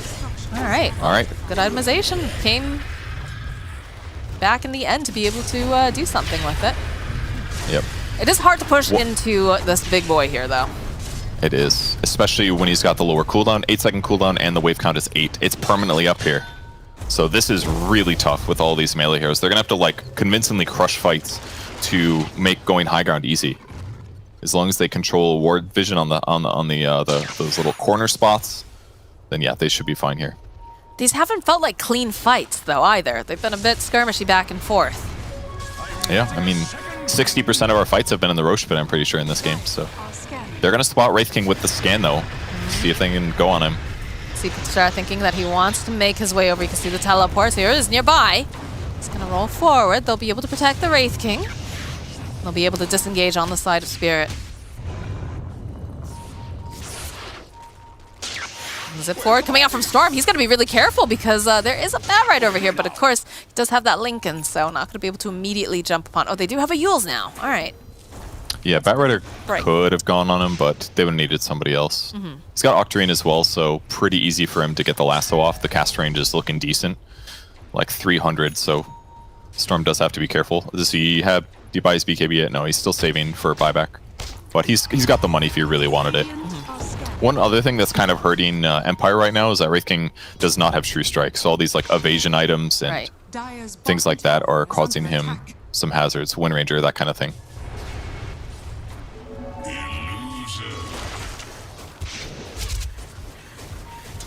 Look at the movement coming up top. They're hoping maybe they can grab Pitstara, but he's already hightailing it out of here. Realizing that every time he shows up on the map, they're going to be trying to hunt for him. They missed the one Observer Ward that they rolled just past now, but this gem was really needed. I feel like the Team Spirit has just outvisioned them a little bit almost all game. Lasso, drag back over here. That is a very dead Earth Spirit, so a little bit of a pick off for the side of Spirit. That's more than a little bit. That's a huge kill. The fact, like, it feels like Empire has been outmaneuvered by Vision almost the entire game. There's been a couple crucial moments where them having Vision was a big deal, but you cannot go for that cliff spot without having your team there behind you. It's just way too dangerous, and he ends up losing the gem. I'm not sure how out of stock it's going to be, but it was a big loss. It's a lot of damage coming out from these greater trees. They actually just take the whole... guys? That was so much. That was so much damage, actually. I didn't think it was going to be that much. Those aren't illusions. Those are real living creatures. That's full damage. Okay. All right. Swift blink up for Ursa now. He's got it on the way. Pitstara is earning his keep here this game for sure, with the amount of split pushing and whatnot. But yeah, Swift blink picked up for Yatoro. I just don't know. These engagements are difficult to find, like the perfect one, it feels. I don't know. Just for both teams, right? Yep, it absolutely is. You're scared about choking, you know, especially when you're ahead a little bit, as Empire is. You don't want to make any major mistakes when you initiate. Vision control obviously means a lot. Right now, Empire has nothing on the map for Vision. It's been pretty consistently dewarded by gems. Whereas Spirit has solutions. They've got their jungle protected. They have the entrance to their jungle protected. They got a cliff spot too. So they can definitely get more chances to grab kills than their opponents can.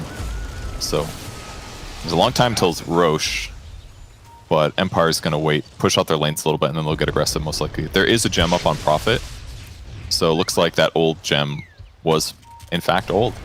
I had to check the Team Spirit base. I was like, do you steal this with a smoke just in case? You can do that, I believe, right? Yes. Pop smoke, TP in their fountain. Yep. take their goodies. Oh, we got Not the their 2 goodies. times. That's why it was so much damage. He had 2 times Treant HP and damage. So that's why those Treants did so much more than before. You know, we talk about that Necro Book being a huge source of damage, but the greater Treants too are nothing to sneeze at. Mm-hmm. So no boots on Prophet right now, but it's ready to react if needed. All right, smoke up on the side of Empire, hoping to catch any stragglers here. Not going to find anyone home, but there is someone sitting in the mid lane that they might be able to get the jump on. Bat Rider, too, showing up over here on the side. They have the vision, the zip forward. Toronto immediately goes around, uses that BKB, and the hold Storm into place. He does have his own fresh BKB. A Smiling Knight was looking for this opening, but the Lotus Orb immediately helps them to disengage. Moxie, all I can say is, that's it. I Thanks, thought Purge. That's a... The ball lightning was really not good there, and then his opponent was like, "See ya," and he just walked away. So no fight. Deuces.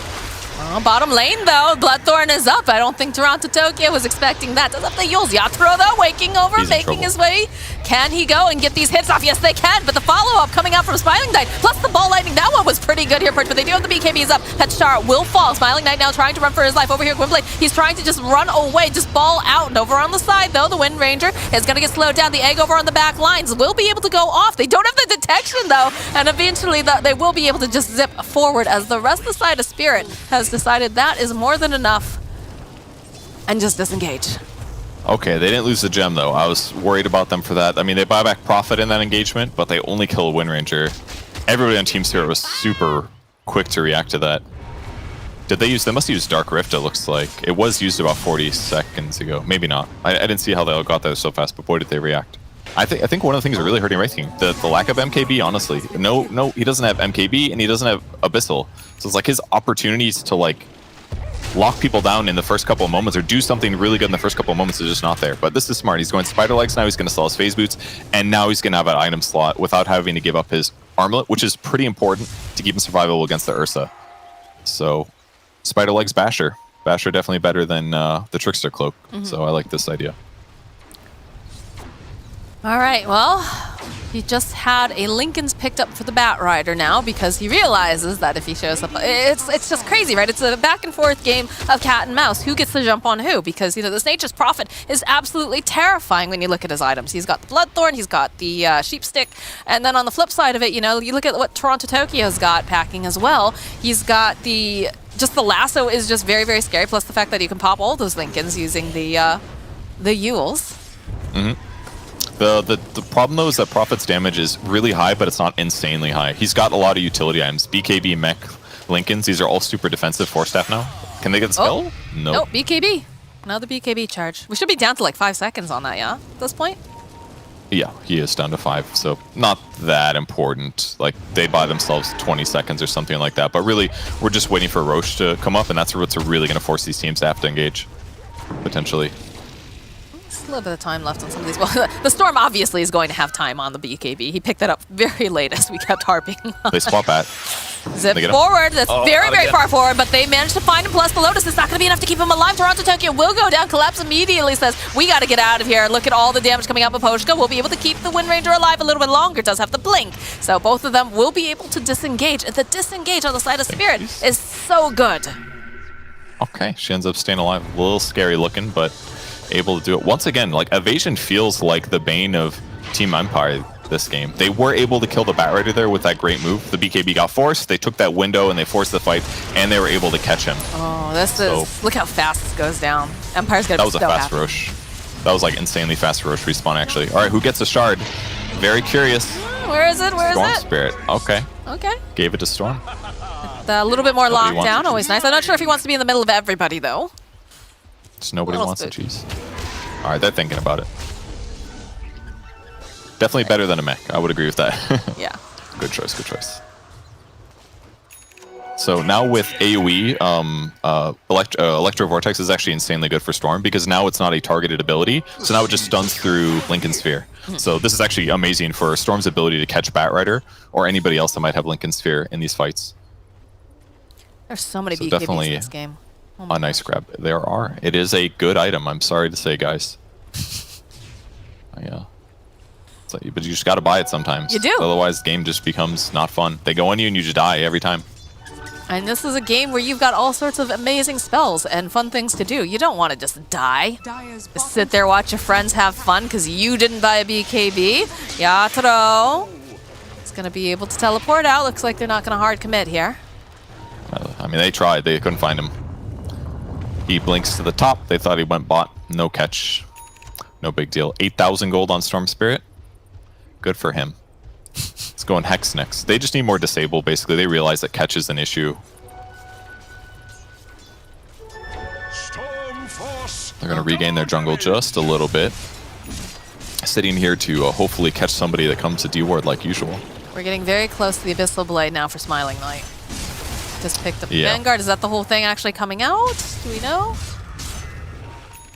Ta-da! Yep. There it and is. he's got Moonshard, so he's pretty darn farmed. And we got tier 5 items shortly also. Gotcha. I can't believe we're at 56 minutes already, but we are. Want to see some good items coming out here for these teams. What do you want to see? I would watch another Giants Ring Wraith game. Giants I don't know. Oh dear. Bottom lane jumping forward though, they pop the Lincolns. They'll be able to go and hold Petchar into place. They've had enough of this now. So even go and they use the lasso because they just are so sick of these treants just showing up and hitting their lanes. No buyback there. But No buyback. because Roche is already dead, not the biggest deal for Empire. They're just going to dodge lanes for a bit. Are they going to be able Push to out dodge creep it because they're waves. just chasing? Like, they really want to take advantage of this momentum. Look at this, Yatro. Needs to Doesn't go have and be blink. able to pop it. Yeah, there it is. He's able to pop the Lincolns and just needs a little bit more damage. But look at the Storm. He's able to zip away, and they just don't have enough catch. So, Gwynblade going to be able to survive this initial jump. Very scary. He had to use his Bloodthorn that Ursa just has. He also sold his boots using Spider Legs here. But not quite enough damage to get the kill. Very close, though. I don't think there's anything he could do to maximize that, except for not use Swift Blink earlier, but he probably needed to use it like that, so if he has Swift Blink when he goes in, he probably gets that kill, but... Map control looking fine. They still have 70 seconds. Still good opportunities for them to get a fight. But if anybody on Empire lets them get picked, that's what's going to change things. Smiling Knight happy to hit creeps, because obviously he's much harder to kill. He's going to go in. Oh, gosh. All right, Maposhka absolutely obliterated there. What was that vision from? Don't know, but there's going to be a buyback as the skirmish is going on over on the side. Toronto, Tokyo trying to find this opening, and it is going to be the BKB coming out here from the Ursa's in Spirit over trouble. on the side, though. Yeah, this is not looking great here. He's going to try to fight. Yes, he's going to be able to go. Takes down the first Aegis as there's a swoop coming out from the Phoenix with the Sunray. Can they burn down Yatoro? Yes, they'll be able to take down the Bear because there's a whole other fight going on over here on the side. They're just not together at all. Lotus Orb being thrown out. They'll get the drag back on the side. They'll be able to take down an Earth Spirit, but then in comes Gwynblade. Okay, good save here coming out from Maposhka. We'll be able to keep the Wind Ranger alive. Just a little bit longer, but the rest of the team, they're delta splitting. They don't want to take this fight. They don't have Yatoro, and he is the main source of physical damage coming out from the team. So bad, has the Glimmer Cape, should be able to run away. Swift Blink is back up on the Wraith King. He really wants this, but no, at the last second, he's gonna be, oh, the Spider Legs, he jumps right back in again. No, he has the Lotus, able to go buy a little bit more time. The stuns are just getting reflected right back in again. This is still a very dead Wind Ranger. Very nice indeed. I'm so glad he's queuing up Rapier because this man needs True Strike so badly. Like, oh man, the Wind Run is just buying him so much time. Great uses of ulti by Maposhka as well, but the fight turned really crucially there when they got the disable on the Ursa. It was basically Hex with lots of right-click damage. They got him down to 15, 10% HP, and at that point he just has to run. I mean, he was able to kill the Storm Aegis, but they were able to finish him off as he runs for the hills, and that was just made the fight really straightforward as long as the rest of the fight didn't go too bad, and it didn't. It was just so split the entire time, though. You know, we had like the two different cameras going on. And you're like, okay, what is happening? Nart needs to be careful. Toronto Tokyo has his eyes on a little burb here. We'll just go up. Gwynblade, though, jumping in. He uses the Hex. That Lincoln's isn't going to work. They both have Hexes here, as both of them are two little piggies, and they're not making it home.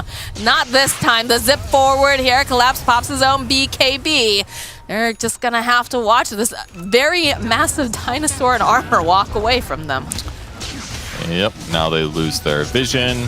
This is the part, ooh, there it is, tier 5 items. Minus 10 armor, that's pretty good and with a Rapier. Oh, you know, baby. I don't know what just happened. Wraith King feels like he got a lot stronger in the last 5 seconds. Anyone else noticing this? His damage is a little high. How many hits is it gonna take to kill the Oracle? 1. Definitely 1 at this phase. He's just gonna Without pop. how much armor does Oracle have? He's got 8 armor, so let's just do the math really quick. After minus 12, yeah, he's gonna have -4 armor. That's like a 20% damage increase. Plus he crits for 260. Yeah, that's a one-shot right now. Oracle's got to be so careful. Ex Machina picked up as well. What do we have? Do we have all of the tier 5s now? Have they found them all? Oh no, we I think still they're got a just couple left. beginning. Book They of the got Dead 2. is also a very Okay. nice item. The ultimate rad item. Zip it around. The Hex comes out over onto Ursa. He needs help, and he needs it fast. They'll go, and they'll use the Oracle ulti, but Smiling Knight sees an opening, wants to try to take down this Underlord. He's taking a lot of damage here, but it's not quite enough to take him down, as he is popping his own BKB. Smiling Knight and, of course, Earth Spirit popping their own. So that engagement is over as soon as it started, feels like. A little surprised Wraithing went in, but it worked out, I guess. Get their opponents to react a little. What's really important actually is they keep their opponents out of the jungle right now. That's the 4th neutral item now. The 4th tier 5. The Dire team doesn't have any. Who do they put Fallen Sky on? It's just a raw item now, right? I can't remember. 20 strength, 20 int, 15 HP regen, 10 mana regen, and of course the Meteor Strike down. Yeah. Good way to initiate. Nice stun. A second blink for Earth Spirit, a little unnecessary, but certainly better on him than other heroes. I'm trying to think who else they could possibly put it on, and that seems to be the best choice at this juncture. Yeah. I do like that Prophet's also holding the Ex Machina, though, because that's going to increase his survivability against Ursa massively. Because he's definitely a big target for Ursa. So being able to jump into fight, get 25 armor, which is insane, and then double his like active items, which is all amazing stuff. So bad. Like it'll be really good. So bad is starting to get the items for doing some damage here. Does have to be so careful, though. Is smoked up. It's like she's this Wind Range is a little bit too fast for them to get their hands on. Does need to be careful, though. They're lingering in the area. They use the scan. Try to make some space. Yatoro needs to be careful. The jump forward immediately. Look at this damage perch. He just gets evaporated. What was that? Like 3 hits taken. Knee Peasant. Oh, my word. Yeah, he died really quick there. The mobility of Earthspirit's actually insane. He's got 2 Blink Daggers and Rolling Boulder. That plus Storm plus Nature's Prophet, anybody gets out of position, it's over. Look at this army. You gotta be so careful. Look at this army in the top lane. You've got Greater Treants, you've got Book of the Dead, level 2. They have the one counter, though. Firestorm, 8 waves. That's true. Good luck pushing. Oh no, it's up again. It's about to get so much gold. All right, Unless he's he gonna missed buy all blast everybody a hits. Moon Shard now at this point because it's gonna be just. Oh, he's getting a Wind Waker. I think I haven't actually seen anybody buy a Wind Waker in a pro game yet. This is the first I'm gonna see. It's a pretty good game for it. Who gets the shard? Wraith King? Sweeps them I up. guess. It is right. Because I guess you could like TP back home with Divine Rapier, that kind of stuff. That fun thing. Yep. They got any tier 5 items yet? Oh, They have, Wind the Ranger Mirror got a Shield. Ballista. Mirror Shield, Ballista. That's it so far. That's why he's jungling enemy side of the map. They gotta get something. They're at a huge disadvantage without having the other tier 5s. Just at a huge disadvantage right now anyways, right? Yep. Ballista's actually really sick on Wind Ranger, I gotta say. It's a good thing that she got it then, but still feels like very much an uphill battle for Team Spirit here. 29k ahead on the side of Empire. Just look at this. Where's our Underlord? Hello? You need to clean up here. Just 3 waves is hard. Come on, dude. Can only do so much. Excuses, excuses. They're being so gentle on the top lane. They really don't want to throw this game. They've got good control, but they're not committing to these buildings because they know that if Ursa finds the right grabs in the back line, it could go real More bad. tier 5. Look at so bad. He's trying so hard. Like, okay. Oh, look at that. The Nature's Prophet just went bottom too. Careful. So bad's just jungling. Careful. He doesn't care. Tashara seems like he's like, these camps are empty. I wonder who could be here. Underlord, can he get the courier? Nope. Oh, it lives. Is he going to commit to it? It's hard to find now. He gets a Wind Waker now. Good for him. A Tushar. Okay, all right. He decides that it's not worth the time anymore chasing after Wind Ranger. He didn't know. I don't think he ever saw him. He saw the Fallen Sky. Okay, there we go. Another item. Wind Raker's now picked up. No, he definitely saw that the camps are empty. Like, he kept walking forward and being Yeah, like... but you don't courier, know courier? how long ago they got cleared. Ooh, that is the Axe components. But oh my god, did you see how fast Flip showed up? So bad, just dips. Oh, I love it. They've been looking for him for a while, yeah. All right, so yeah, no Axe for Phoenix, but he didn't buy out or anything for that. He's just gonna have to get it delayed. Can save his allies they get gone on, so that gives them some really nice counterplay that they've been needing, certainly. It's like Wraith King is switching up an item. It's gonna go for a Silver Edge to give him better catch, I guess. Maybe they'll swap Radiance out for it or something, because at this point Radiance is not that useful. It's a little damage, but doesn't do as much. Level 30 does get picked up for Ursa, that's okay. He's got that monster Earthshock now. He's gonna clear the creeps. A huge AoE. Oh my word. They need whatever they can get to get rid of all these creeps, right? Yeah, they really do. I like the Fallen Sky on Ursa. It's kind of cool. Makes his initiation better, actually, because it basically guarantees a follow-up to his Abyssal. The bounce back, the drag in over here. This is not looking super great now for this Wraith King, although it does have the BKB, jumps right back up. Lotus Orb is going to get used. Oracle gets taken down during all of this. There's going to be the immediate buybacks, though, coming out as well, as they're just holding him into place. Beautiful egg, though, coming out from XctN. We'll be able to keep him alive a bit longer. And the rest of the team, they're just not sure how they get in there. They got such a nice setup where they're able to drag back on this Wraith King, but they just didn't have the damage. They weren't able to follow up. Lincolns gets pop at Shara, getting held into place here by Collapse. He'll use the refresh. That was the Ex Machina, actually. The Ex Machina. Oh, yes. Did you hear the little Christmassy jingle in it when he used it? No. That was the difference. Oh. It was there. I heard it. Can you sing it for me, Purge? No, I can't. It was like little jingles. Like I don't believe you because you like won't sing it for me. Someone will there's two in this game. You'll hear it again. Hoping maybe they could try to grab. I like that. That was sick. Like, he's just trying to get them to pop BKBs or other. Toronto Tokyo? He's in. He's rooted into place. He's hexed up. He's got the Lotus on him. The jump in, though, coming out from the Earth. They're just trying to shred through Gwynblade. Are they going to be able to take down the Storm fast enough? No, they're not going to be able to do it. The root comes into place as well, and there's just so much damage being put over onto their buildings. Yatoro now forced to run away. Collapse doesn't know where to turn. They do manage to take down Toronto Tokyo, and it's a good shackle over onto the side. They need to do a little bit more damage. This Ballista is just knocking them back constantly, but the stun is coming out over here again from Gwynblade. They go, they purge him off, they turn right back around again. Can they take down the Storm? But again, he has the Aegis Purge. You need to kill him twice, and your buildings are just getting ripped apart while all of this is going on. That Windbreaker coming out, the drag back again over here on the side. Can they finish him? There's so much damage. All right, that's going to be one kill going down. There's going to be a buyback now from Toronto Tokyo. He's already here. He's trying to find another opening. He doesn't have the... Prophet's backdooring. So again, a Prophet. Again, yeah, we talked about this. He's got the whole kit and caboodle here. That's going to be... Oh, yeah, look at this. Collapse comes out. He's like, my buildings, stay off of them. Ship the range barracks. Yeah, 2 sets of barracks died in that crazy fight, which is basically just 10 heroes mashing their heads together. Everybody props BKB, and Wraith King is like, I don't care, I just hit people. And that's what he did. He slapped people. There was buybacks. They've got a 28k gold advantage now. These lanes are naturally pushing, making this game even harder to play against a Nature's Prophet. We are certainly into the late game right now. Yes, we are. And, you know, I will say, though, this Wind Ranger's starting to dish out some decent amount of damage.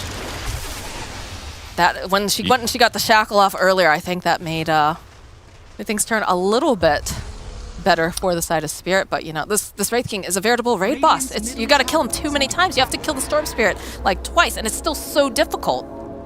It is, yeah. You know what I'd like to see? I'd like to see a Storm Spirit purchase this shard. It's like one of those heroes where like you never buy the shard, but he's got 9,000 gold. He's 4,000 over buyback. You might as well. Just buy it. Yeah. 40 attack speed increase. Hell yeah. Oh, in the bottom lane, the Hex is up over on the Underlord, but the follow-up, Toronto Tokyo, they drag back again over here onto the Storm Spirit. He no longer has that Aegis. BKB, though, is going to be able to go teleport out. Looks like they're not going to be able to quite grab him in time. So he's happy to just go right back home again. He already bought it, actually. It just got delivered. Yo, how do they even get killed? Everybody is so tanky, actually. That just got 3,600 HP, Lincoln's Octarine Core, Mirror Shield, like... This is so difficult. Underlord's got almost 4,000 HP. All these heroes are so difficult, actually. They like just need to engage while Wraith King slaps some supports, and then they eventually take Megas. Is Megas going to end this game? No. But it will help it a little bit end. And until buybacks come back, we're going to see Empire cool their jets for sure. Well, buckle up, Buttercup, because we've got quite a ways to go with the way that this game's going. Well, actually, there's 3 dieback potentials on the Dire team versus just the Prophet. So maybe if they can take a good fight, hit those supports, they could close this game out. But for now, they're playing pretty safe. Look at that. They can't afford to leave their bit. You gotta leave Underlord there like the entire time because look at these great treants. Yep. Yatoro, yeah, look at this, the Fallen Sky. They cannot leave. That's the problem. They have to get a pick off on the Prophet at the very least. Wow, these strong range creeps in the mid lane is going to change everything, guys. Gonna do like 60 damage instead of 41. Watch out. Ooh-wee. At least their melee barracks will regen. Oh, look at that. They're hunting. It's already out of there. He's pretty fast. I don't think they're going to be able to get their hands on them. Not today. All right, who just picked up an axe? Probably Phoenix or something. Doesn't everybody have one at this point? Well, First Spirit's going to get one too. As long as you don't play like No Tail and kill Thompson. I love that tweet. I don't know why everybody's talking about top. Okay, False Guy, but the BKB immediately coming out from Toronto Tokyo. He tries to run back. Needs to be careful though, Smiley. Look at that damage coming out from him again. But they're just so hard to kill. Yatoro Tokyo, he loses his courier. Aeon Disc getting picked up. This game's never gonna end, Purge. It's basically all about where Wraith King is the core thing for Empire, because he's the only guy that does a lot of damage. They have all these like hard to fight into team fight items, but like in terms of raw survivability, Batrider is not very high up. He's only got 16 armor here, almost 17 armor.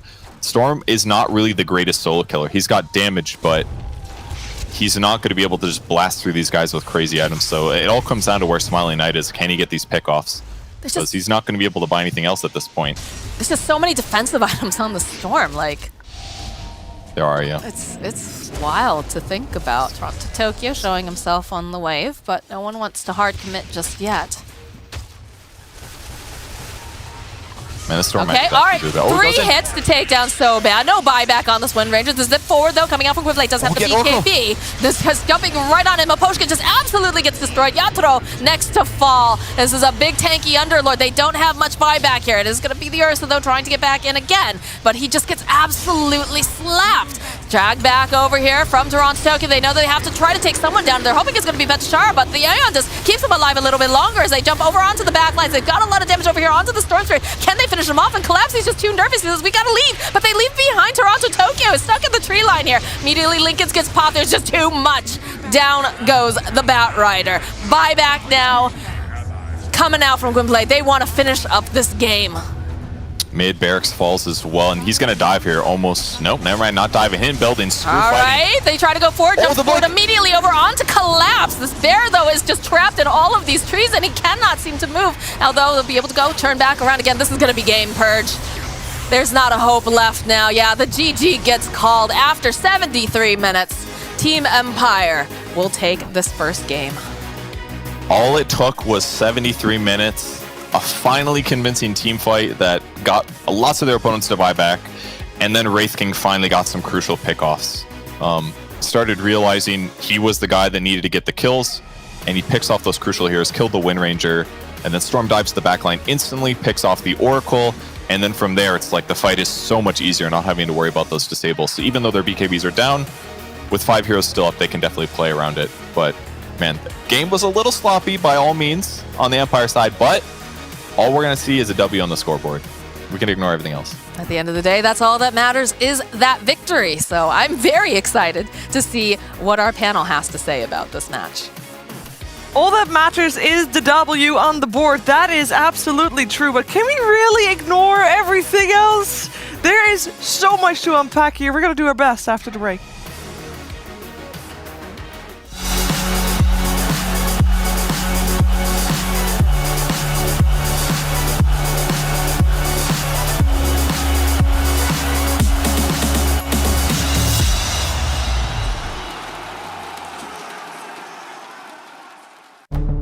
With the right CPU, you can turn any game from familiar to phenomenal. Unleash the potential in all your gaming with Intel 10th Gen processors. With its optimal balance of threads, cores, and frequency to deliver elite real-world performance, only Intel can bring Marvel's Avengers to life with in-game PC optimizations. Supercharge your Marvel's Avengers experience with Intel Core i5, i7, and i9 processors. My name is Jordan Gilbert, aka Nothing. Hi, my name is Sue Lee. My handle is Smix. I think it's important for these initiatives to happen. Empathy really, really goes a long way, and it always means so much to us, and I think that's where initiatives like this really help.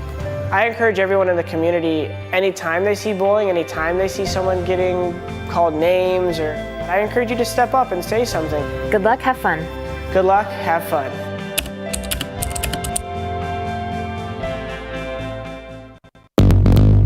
What's your style?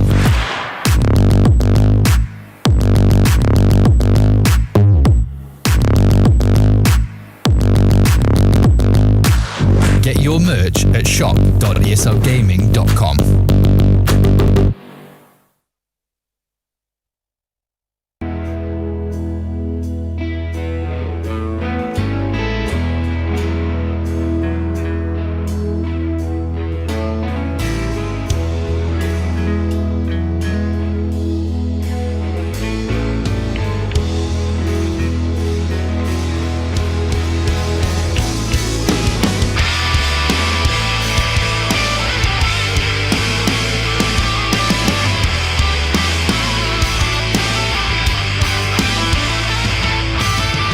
Somebody take me out. I've been a bad man, so full of fear and doubt. I'm burning up again. Don't make me crawl on top my broken hand. So who am I to call? I leave a message then. I already know what it's like to let you go. At night I see your ghost. So what if I was capable of faking our love? You can't just turn me off and hope the best for everything. I've seen a lot of danger, and it's all in your name. So don't just cough it up and throw it out and wash away. I wish they wouldn't take you, so please take me. I already know what it's like to let you go. At night I see your ghost. So what if I was capable of faking our love? What do we do? And what do we know? None of you. It was all for show. What do we choose? And what have we chose? None of you. It was all for show. High above the world. If you're alive, please let me know. I already know what it's like to let you go. At night I see your ghost. So what if I was capable of faking our love?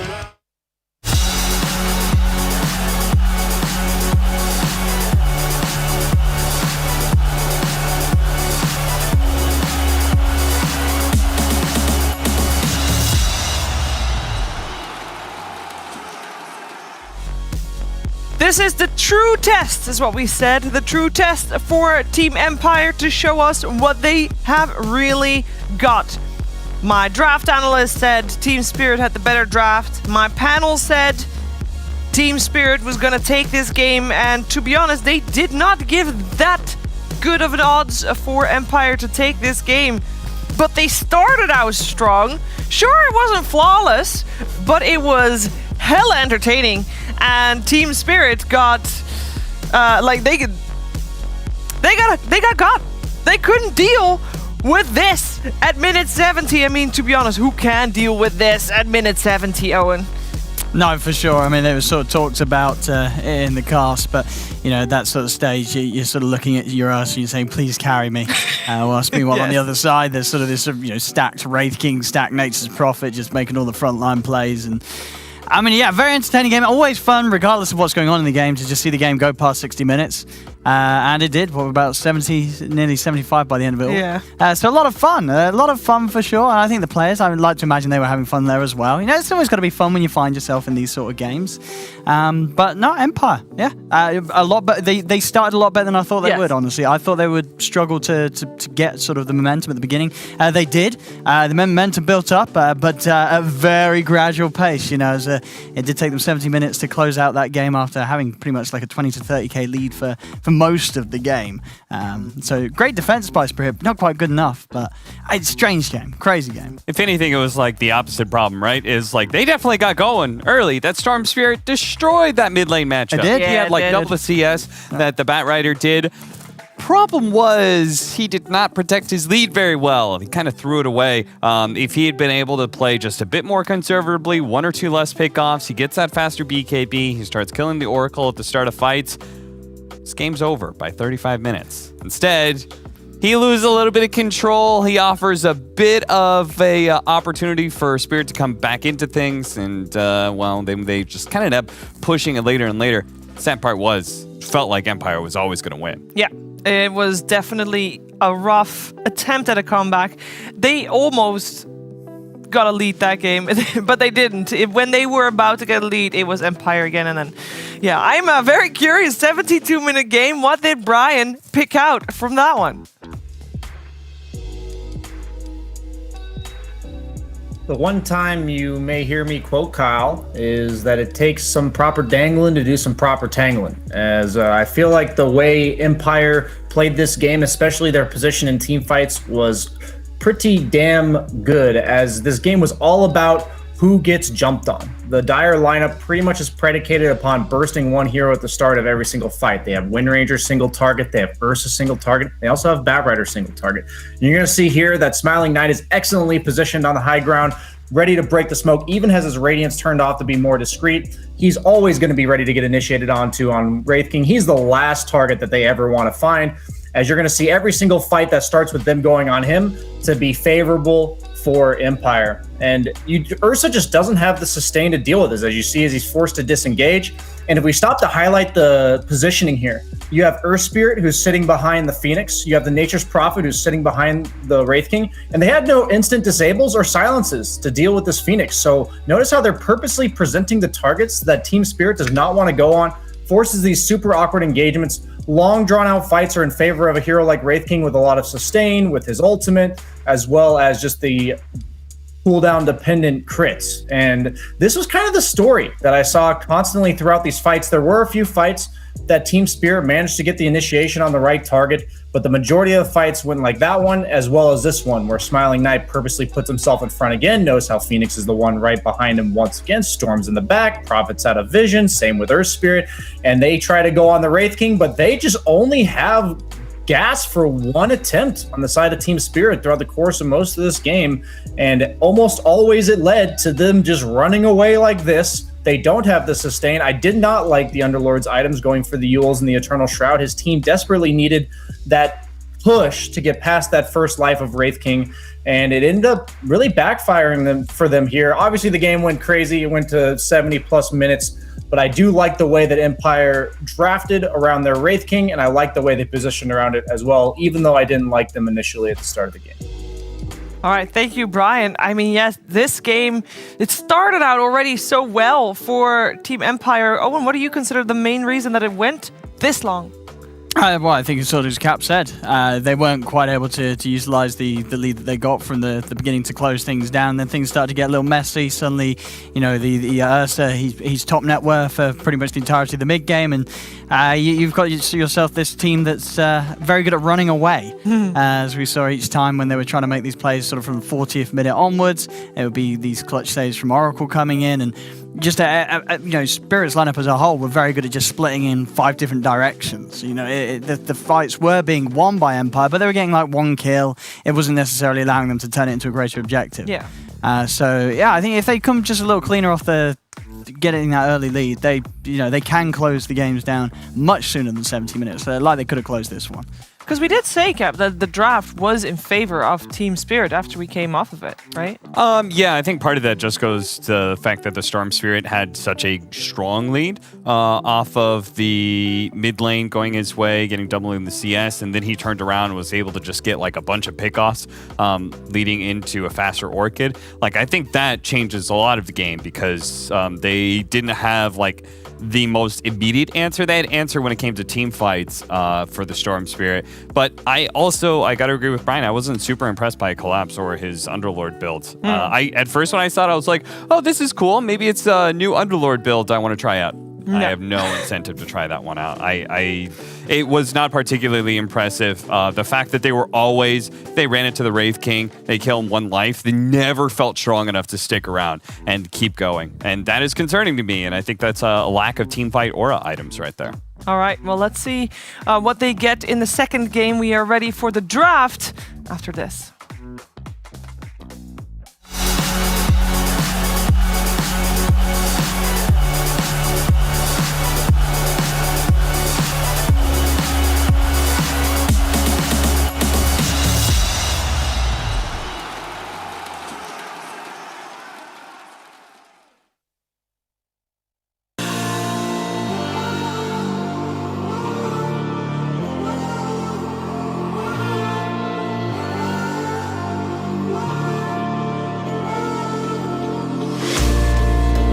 Follow me under when I'm crumbling.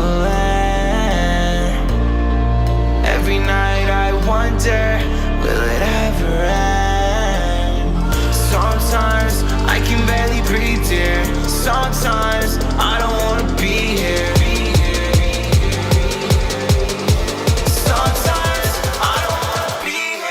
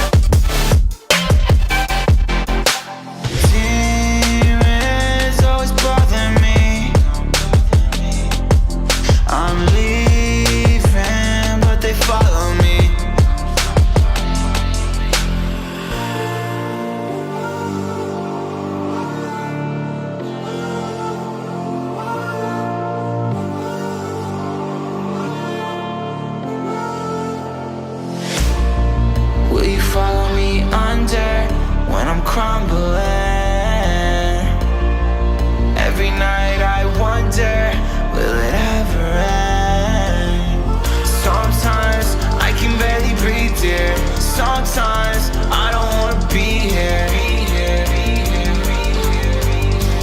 Sometimes I don't wanna be here. Will you follow me under? Sometimes I don't wanna be here. Sometimes I don't wanna be here.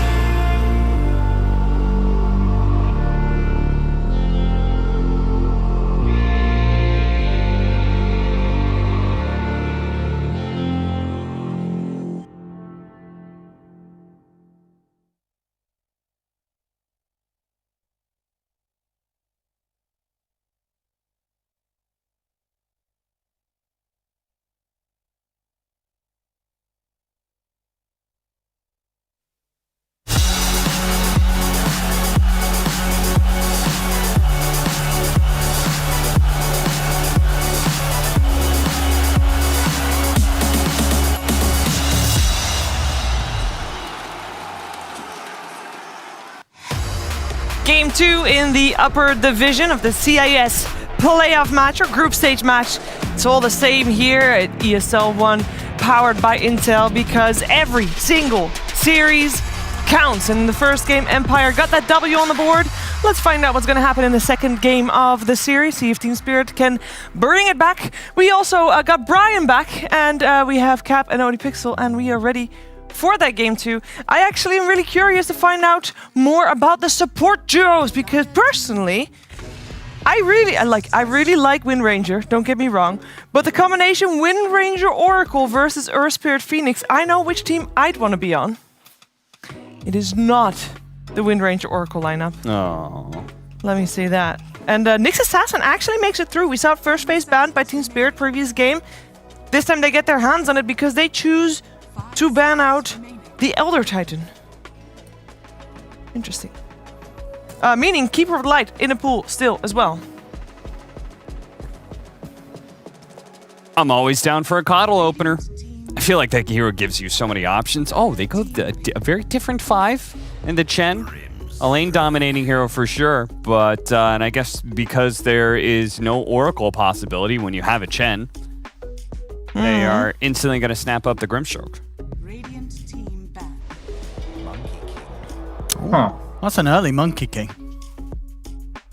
Yeah, they see no course. Doesn't guarantee to have a good lane matchup. I'll assume they will ban like the Bat Riders, the Venos, all these super annoying like damage over time range heroes that kind of kite the Monkey King throughout the course of team fights. I don't like the two supports here for Team Spirit in terms of revealing them both in the first round. Sometimes I don't mind it, but here they're kind of like telling you both their supports are all about killing you. So you can draft survivability, maybe a save, and then you can also draft a hero that is all about initiating. There's a lot of initiating heroes that you're nervous to pick because you're worried they'll just counter it with a save. They have or pick the Nyx, which counters a lot of those, like the Bat Rider. But yeah, I'm just not a huge fan of just kind of showing your hand this early. So BSJ is not a fan of either opener. I'm kind of okay with Monkey King just because it's paired up with Chet, right? They're going to go into this phase. They're going to ban a bunch of heroes, and they have one of the best like lane securing 5s in the game with the Chen. I will agree, I like that opener more.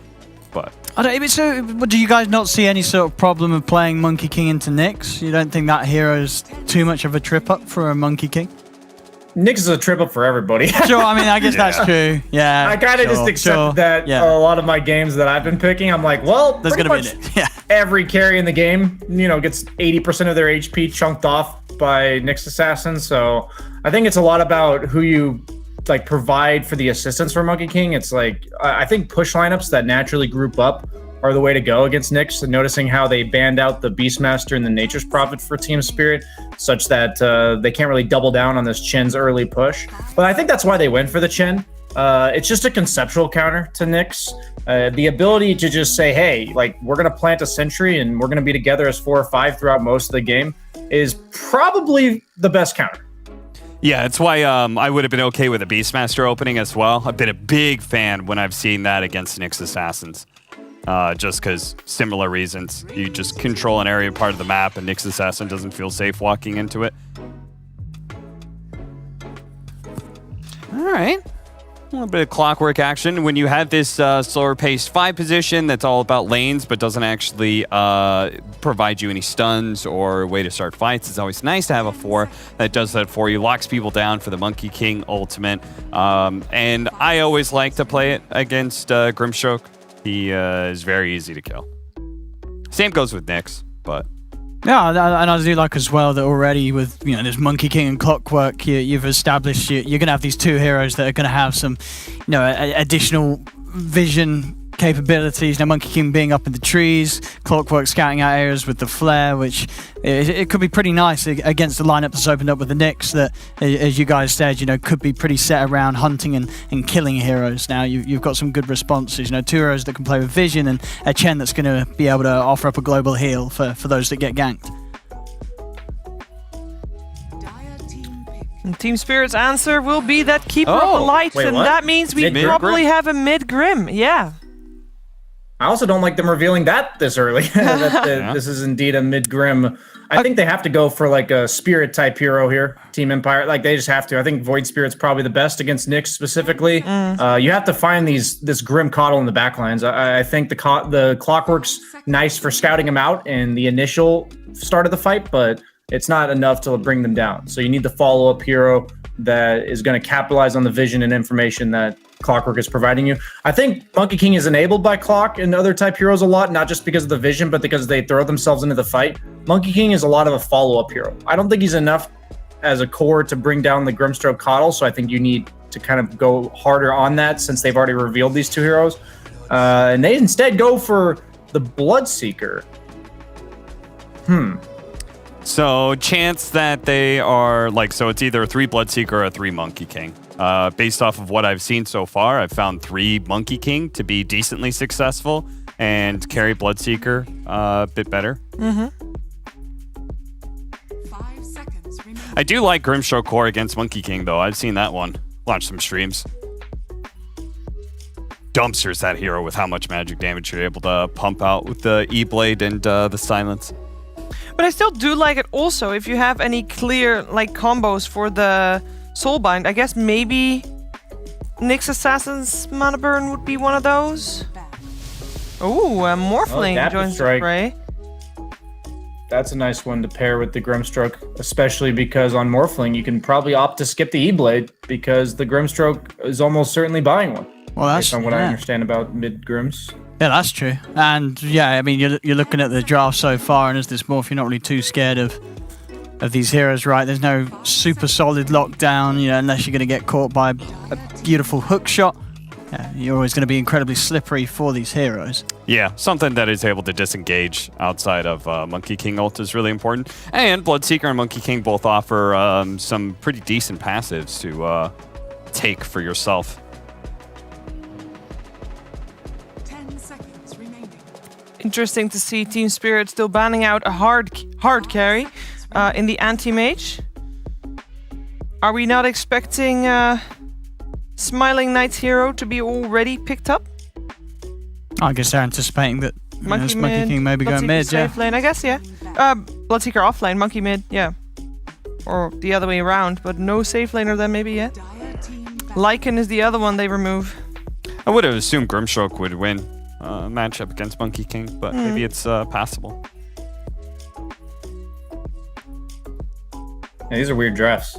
Like, they make sense, the Morphling pick. Morphling seems relatively underwhelming to me from what I've seen so far this patch.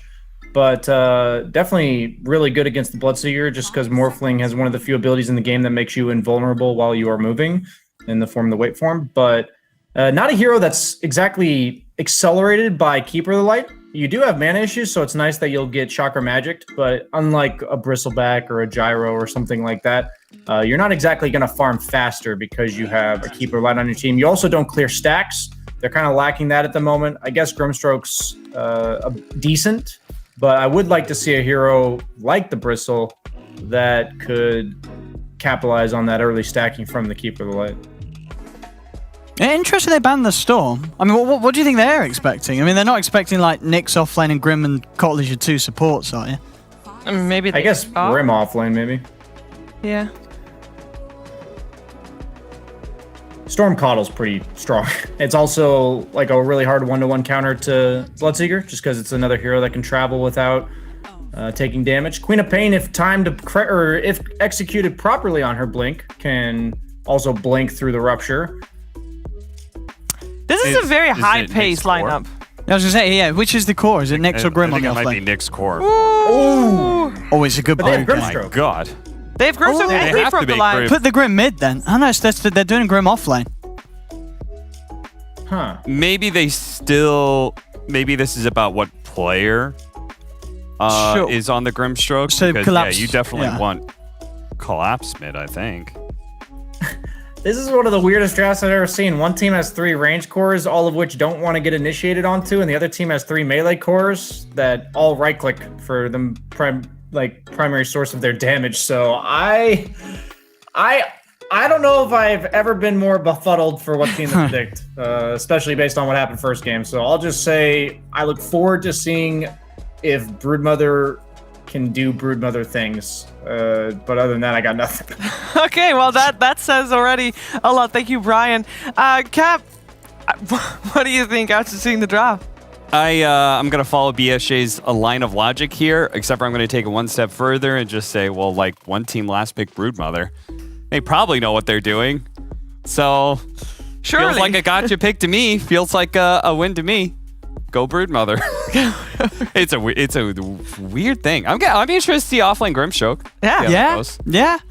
I'm going to go against the Brood because I think after that game 1, Empire, sure they won it, but it took them 70 minutes and a game where they were very far ahead for most of it and they only just managed to close it after such a long time. I think if this game goes on for any amount of duration, Spirit with the Morphling lineup should just win the game and this Brood's going to become irrelevant. So I think Spirit's going to take this to a 1-1. Okay. The Empire hate runs deep on Owen. What did they do to you? Well, I am very curious to see how this one's going to get played out. Let's head over to Moxie and Purge. All right, thank you so much, Sheever. Well, Purge, it seems like BSJ is befuddled. Capitalist is also befuddled. Owen just hates Empire. So what is your expert analysis here for this game? Is this Broodmother, a threat, or is it just kind of a... I don't know. I don't know what you'd call it. Just a hero with 8 legs. Yeah. I think the Brood's certainly a threat just because they don't have any melee heroes, for example. So that do well against spiders other than like Grimstroke. So that part's kind of weird. So dealing with the Brood is going to be a little bit of an issue. It looks like they are going to link Quap against it, just because she is pretty difficult to die. Like, she's not going to die to Brood, most likely. She could get out harassed, for example, but that should be fine.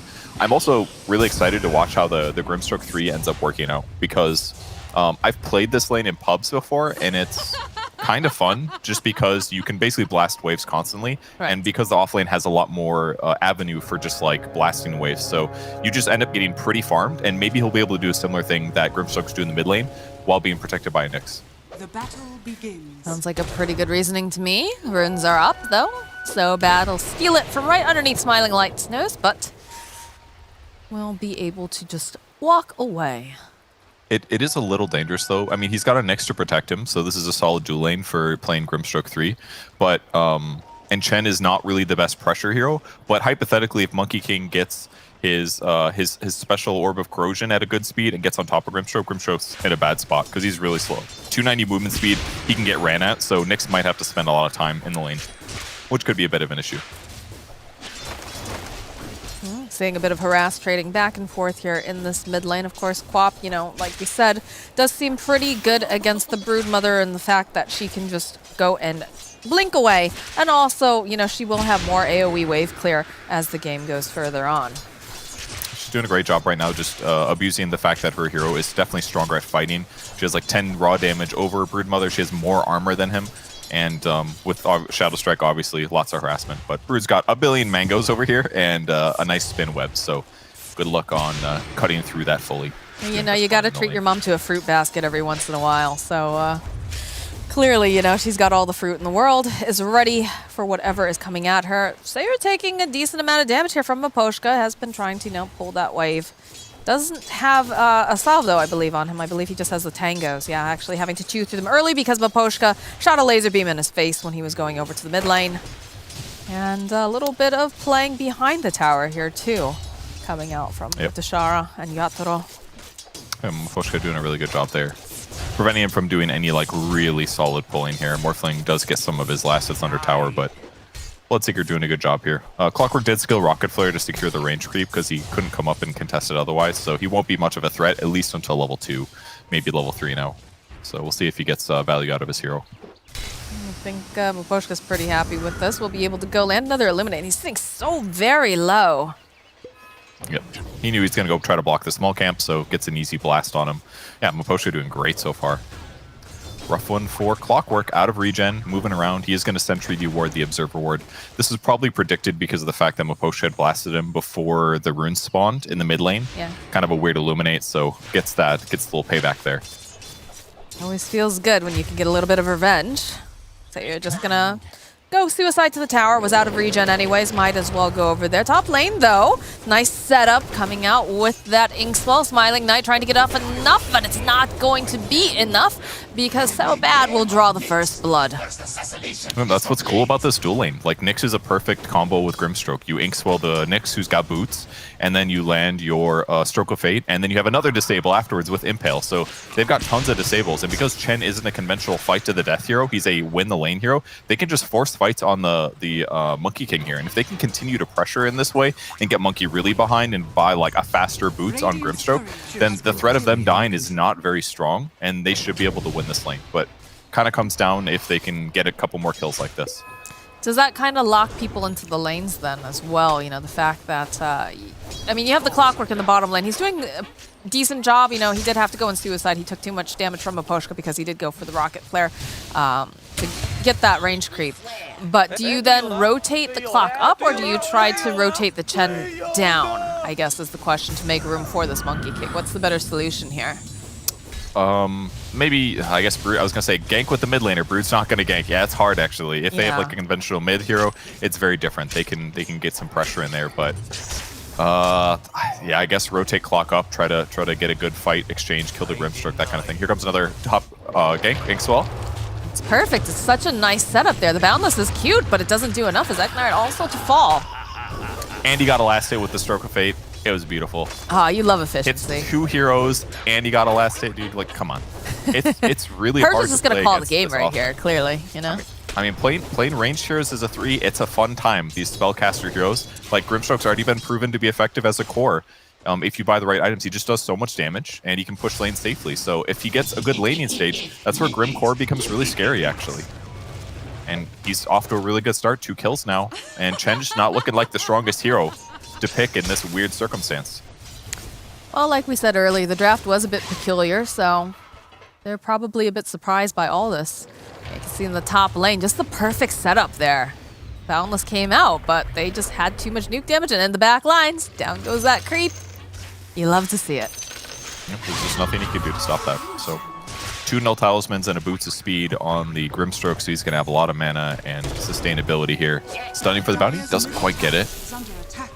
They do have Orb of Corrosion. Does have to be careful here, though. So Bad getting chased after. Does have that Spike Carapace. Buys himself a little bit of time. Not quite low enough, though, to have Roshan give him the assist. So looks like he's happy, though. He's wasted their time. He's placed a ward. And he's going to just scooty booty back on over. Yeah, not bad. Pretty easy Spike Carapace there, but used effectively. And then what's happening in the meantime? Grimstroke is becoming the scary ghost man that he's always wanted to be. He's queuing up the E-Blade. They are ready to do this. I don't think so. In some ways, like picking the Grim early and being like, "Hey, this is our core." It looked really straightforward, right? Because then Empire's like, "Oh, well, we're just gonna brood you mid and you're gonna lose." But then they're like, "JK, it's a 3," and it actually like has just given them a beautiful lane setup because they already knew what the enemy safe lane was. So like because the enemy safe lane was so revealed in the first 2 picks, they got to spice up this cool idea. And now they're gonna have an E-Blade at like, I don't know, 15 minutes or something. It's pretty wild to think about. I mean, Monkey's 10 last hits behind Grimstroke right now. This is not good. Monkey's supposed to win lanes. They're going on him again. Set up, yeah. Inkswell. He dodges it. Dodged it, but guess who else is here? It's Toronto Tokyo. He says everyone else had a chance to go and kill Smiling Knight. I want that opportunity too. Perfect rotation. It would have been a little iffy if the Inkswell didn't do damage. He might have been able to get Jingu's back with the co-op rotation. Ultra easy kill. Coddle is also already to defend mid, so they don't even lose that much despite this catapult being here. Great rotation. 4-0 game right now. Good luck to Monkey King. See if he can get some kills to catch up, but right now he is playing from a bad place. They do have the clock in position, but Toronto Tokyo, he's stuck around. They do have the vision. They know he's here, so they should be able to hide. Yeah. You gotta just run away here, guys. What are you doing?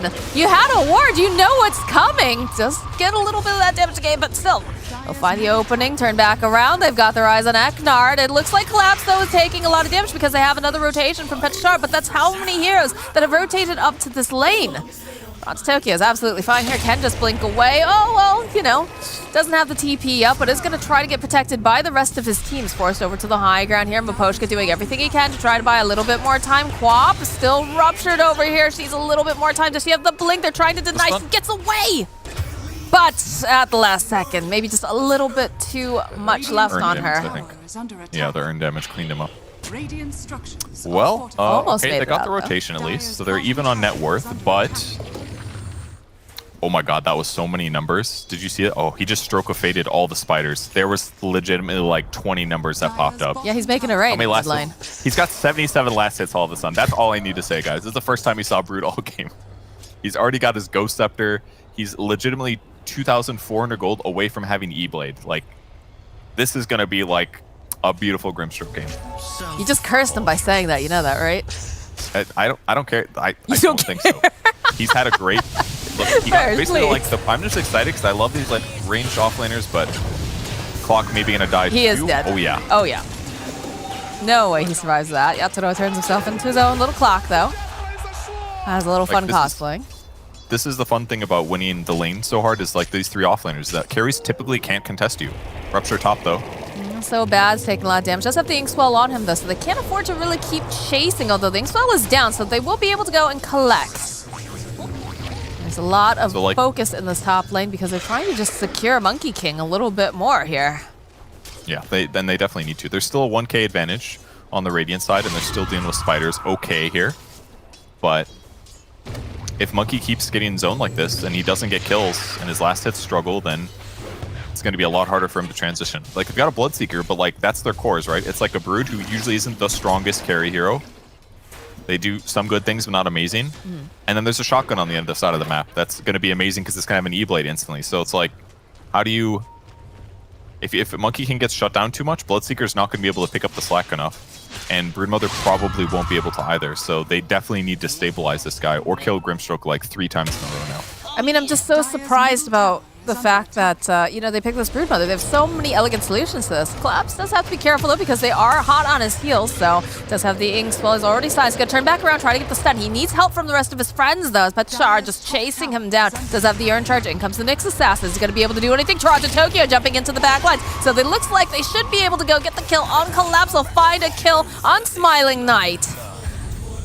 And can they do anything else? They are just focusing so many rotations here, though. Toronto Tokyo says, yeah, I don't care that I'm in these cogs. I can just blink away. I can fill up my bottle. Everything is turning up real nice for him right now. And look at this Morphling. It's taken over the enemy triangle. Gotten bounty runes too, so... Denial on the tower. Nice Broodmother deny. can't even get that. Another fill up on the bottle. It's an Invis rune. And he's got another bounty rune to heal back up to full, so perfect early circumstances here. Quap actually buying 2 Sage's masks, but then queuing up a Yule. So it looked like he wanted to get Orchid, but he may have changed his mind here. Maybe this is just like an early plan thing, but Do you maybe like he won't that? commit to it either. Because I know a lot of the times if you're ahead, you want to be going for things that are more aggressive. Usually yes, but I think he's recognizing correctly that if he just buys a Yule's, when his opponents go on him and they use like Rupture, then he just Yule's off the Blood Right that would hit him, and then he just like doesn't die.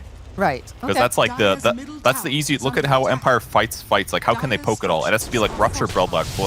What's the follow-up? It's like Clockwork Hookshot only. Smiling Knight just man fighting 2 monkeys over in the woods, and anything you can do, I can do better.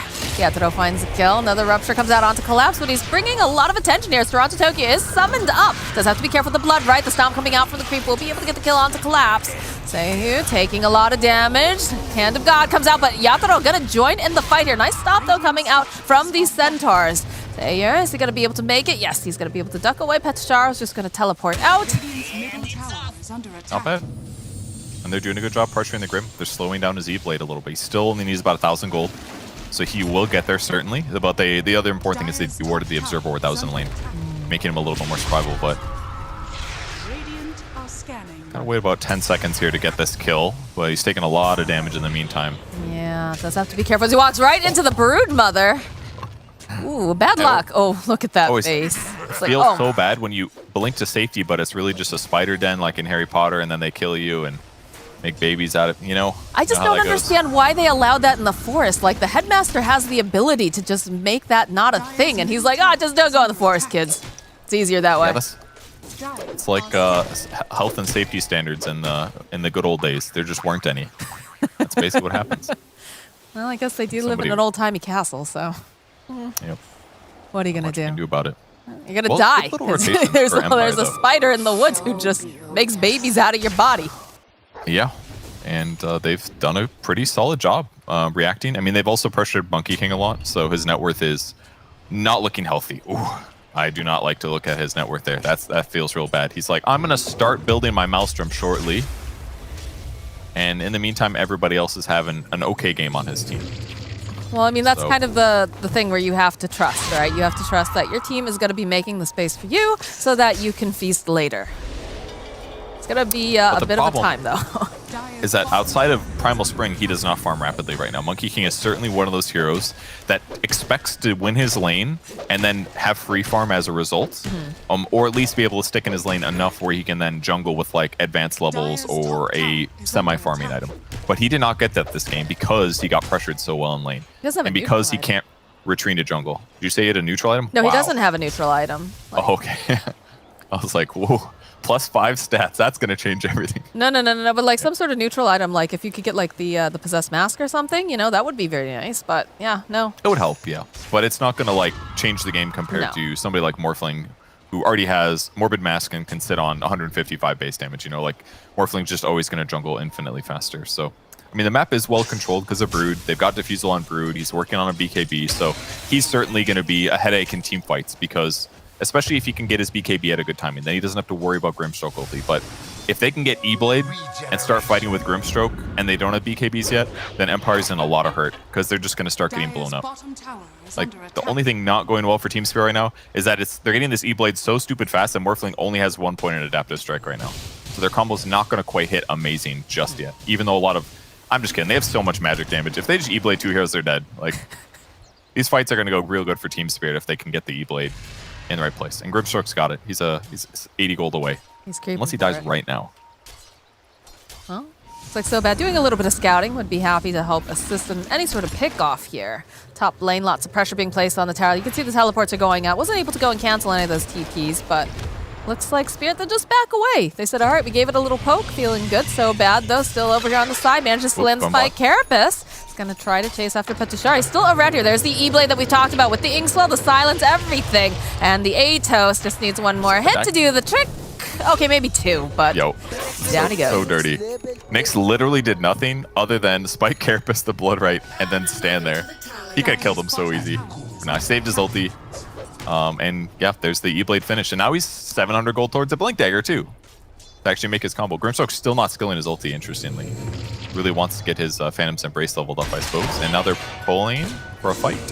Yeah, so bad's going to get held into place by this clockwork, and the Bird Mother's on her way. So that's Spike. Carapace is going to try to run out. Not going to be able to. That was a beautiful impale. This is going down. Smiling Guy in the top lane. He can't even get the Boundless off. They just murder him.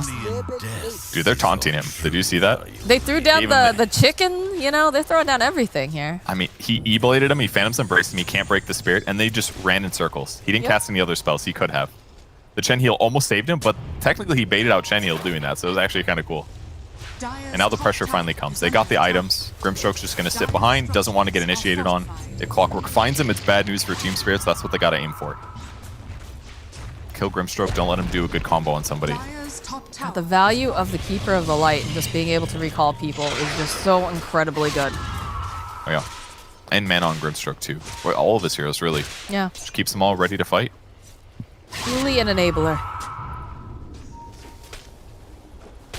All right, well, gonna have a skirmish breaking out very soon. Or not, they just turned around and said, yeah, I don't want this. Okay, cool, guys. I think that's the right call, honestly. Yeah, look at this. The silence, stroke fate, slow motion. Cool, guys, don't look at explosions. Yeah. It was really close. Almost gets him. Then the Chen heal, and then he's like, all right, it's over. Playing with your food, right? Yeah, and that's what they're doing now for sure. They're just waiting for good circumstances. They don't want to get these creeps on top of them, basically. Creeps are certainly very good against a hero like Grimstroke, like these low movement speed, kind of squishy int casters. He gets the creeps on him, that's a lot of disables, somebody's going to follow up and you're going to die. So they're just looking for good circumstances because they know as this game continues, with as much as they shut down the Monkey King, it should be fine, as long as all 3 of their cores are still hitting creeps. So, really good position for Team Spirit in this game. It's going to be, they have to execute really poorly to lose this game, I think. And again, you can see the power of having this this Keeper of the Light. He plays top with the rest of his team, and at any time he can bring Toronto, Tokyo, or Yatoro in. Getting closer and closer to the Orchid as well on the side of this Queen of Pain. Smiling Knight just trying to get whatever he can out of his own jungle, but he definitely does not feel good. The Bloodseeker ahead of him in terms of CS. And this Broodmother, haven't seen her very often. That's Brood. You basically just sit mid, you kill creeps, and then you do jungles nearby. I like how many sentries. There's his movement pattern. Spent a little bit more time in his jungle than normal, but that's because they're losing the game a little bit, so a little harder to get around there. He doesn't want to get ganked on the enemy side of the map. But I do really like the sentries that Caudle's been committing to the top lane. By making sure there's no wards here, it's really easy for him to stay here by himself to pressure out these lanes. And by doing so, they're just committing a 5-position hero to defend the offlane tower. And then everybody else on his team gets to now threaten the rest of the map, which basically just completely restricts what Empire can farm. They can't invade the enemy jungle. They haven't killed the safe lane tower. They killed mid, but like it's not very safe to go deep mid. So they've actually created this like really good circumstance where Empire's restricted to like 40% of the map, and Team Spirit just gets more. I also just feel like if you haven't taken the mid tower and you have a Broodmother, everything is going horribly, horribly wrong. She does have it. I mean, so thank goodness. They got the mid tower. They did get the mid tower. Did you mean the safe lane tower or the off? No. I was saying, like you were saying, you know, the only tower that they did get, and I was saying, you know, if they didn't get that tower, then something's definitely wrong because you need to at least have that at this point.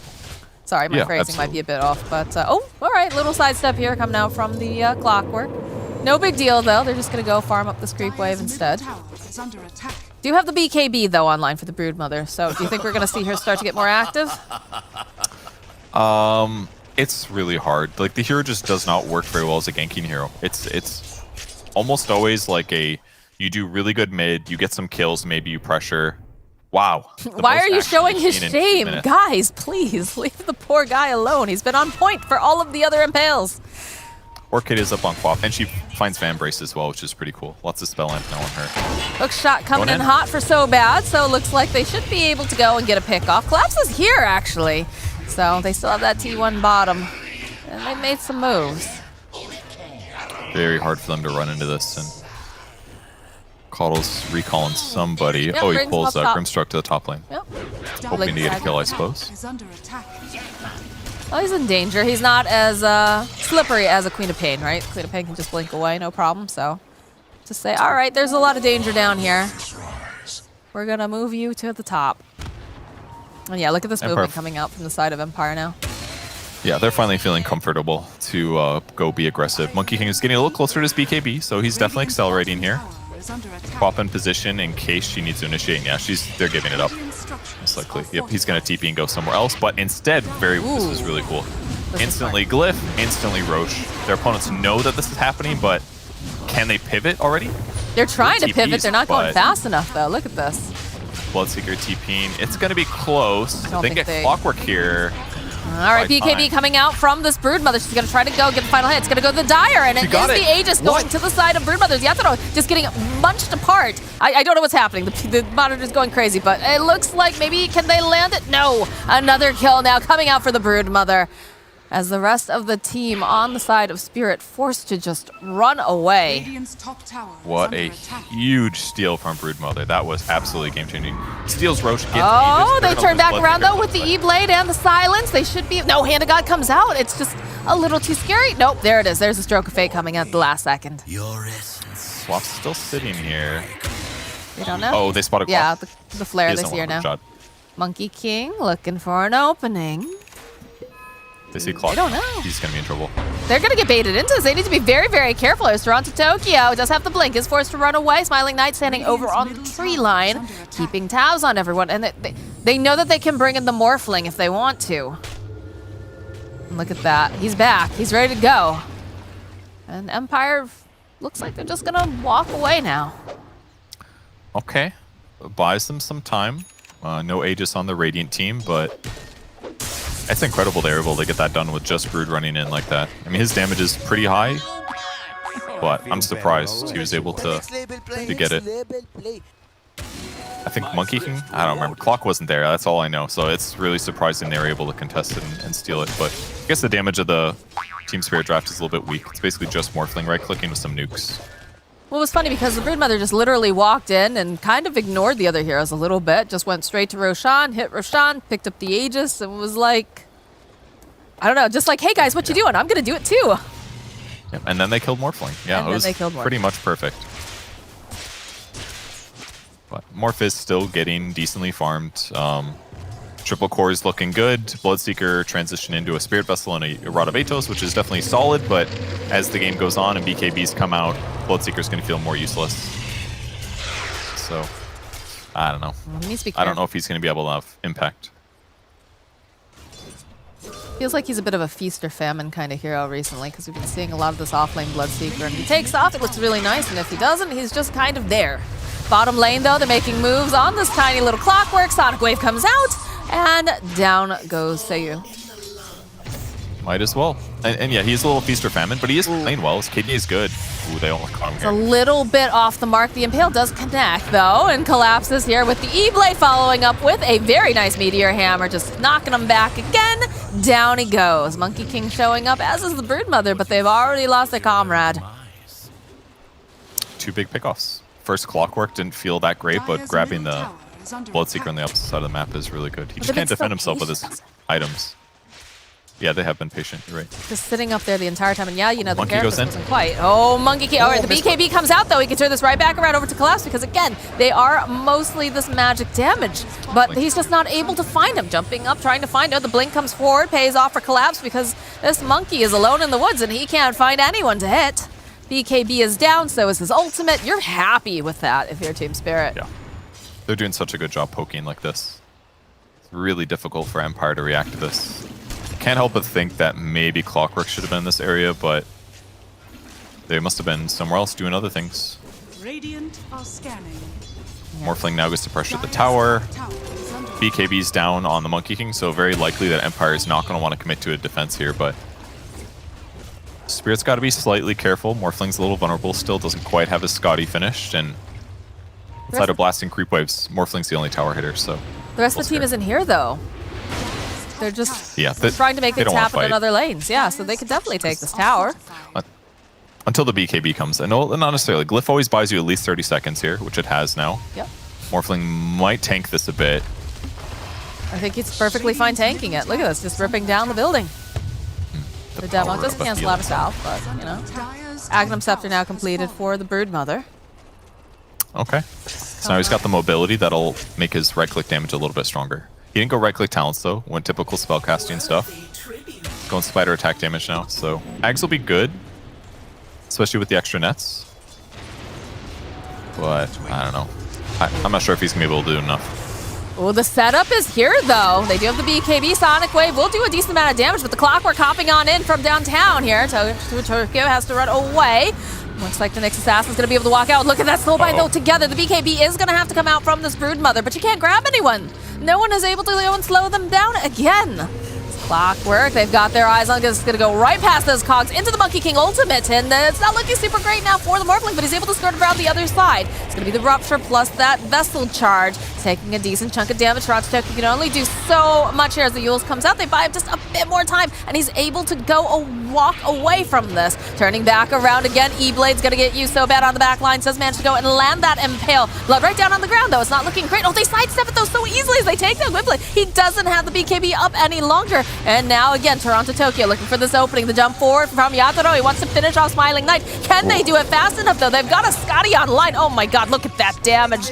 Petashada running away as Toronto waves at him and says, you know, come on back anytime. Love to kill you. Oh, he's just turning into Bloodseeker, giving himself like 150 attack speed and 30% spell amp and just killing people at this point. They put him in a bad spot with the Rupture, but the wave TP was excellent, and they instantly recalled him too, so it didn't even like take damage out of their team fight. They're just poking and prodding so effectively against their opponents. Like, Brood pops BKB and he's fast and stuff, but like, who's he kill? They've got Force Staff on Keeper of the Light. Poshka's been using his items amazing. They just cover each other really well and force their opponents to overcommit, and then they get to punish them on the retreat. It's a much cleaner game of Dota this time around, coming out for the side of Team Spirit. Yeah, it really is. Bashar just going to face Paladin Sword. Well, Paladin Sword for the Morphling as well, just to keep his survivability up. You do have the Spirit Vessel, though. It has done a decent chunk of damage to him. He ends up committing a Titan Sliver anyways. way more damage. It's like a 50 damage item on Morphling, and stats resistance against Rupture is great. Magic resistance against Spirit Vessel and other things is good too. So pretty happy on the Team Spirit side. Ooh, Eknard? Yeah, look at that. He's got to be so careful. Bloodright does get placed down. Still a lot of damage. Oh, the Illuminate from Miposhka. Toronto Tokyo now here does get ruptured, the soul bind off, but he's just going to BKB and step outside of it, and there's nothing that this Monkey King can hope to do. Complete now has his eyes over here onto Miposhka. Yatoro, though, he'll throw out one of these hits, turns himself into his own Broodmother as he turns right back around again. They're just kiting him left and right. This Broodmother is just not super effective, and the same thing with the Monkey King. He's just having no luck. Brood just needs to be able to control the game more and be like a threat that can like add damage. How though, almost Purge? any gank. Well, you need allies that can like set things up where Brood is kind of close by. Ooh. Silence. That creep's gonna pop. He has to go and BKB himself. He didn't actually have to that's at all. They just baited him. That's why they're tipping. They knew they weren't committing to that, but they got him to pop BKB. Man, they are just in their opponent's heads with They're this plan. styling on him right now. Toronto Tokyo being a creeper in the trees, waiting for anyone to show up. They're just always ready to go. Always ready. Nice impale here. Hook shot, though, coming in hot from this Clockwork, followed up with the Boundless, so they do manage to find themselves a kill. Yatoro turning himself into his own Clockwork and throw down the cogs. Just buy them a little bit of space, but it feels like they don't actually want to walk away here. In fact, they jump forward again. They have the Monkey King. Smiling Knight. It doesn't matter that BKB. They have too much damage. Toronto Tokyo just absolutely blows them up. Has enough mana here to go and blink away. Did he drop an item? What do they during do? that, or- What can they do? This is so hard. I feel like I just watched Yatoro drop an item during that fight. Not sure. Man, He they can do almost anything they want. When you're carry BKBs and they still die that fast for like physical damage, there's a net worth disparity that's really hurting you. Run, Miposhka, run.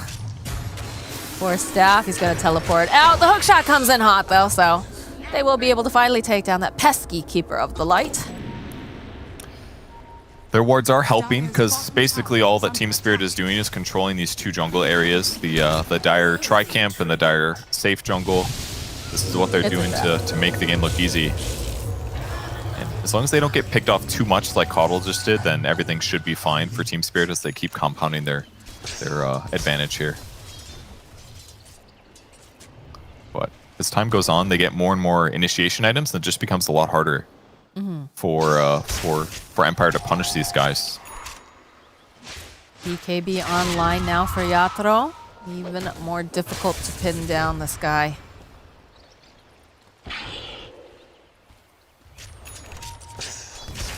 Butterfly queued up for Morphling. He's just starting it now, but once he gets that, I don't know how he dies anymore. It's a lot of right click on the enemy team that'll set that up.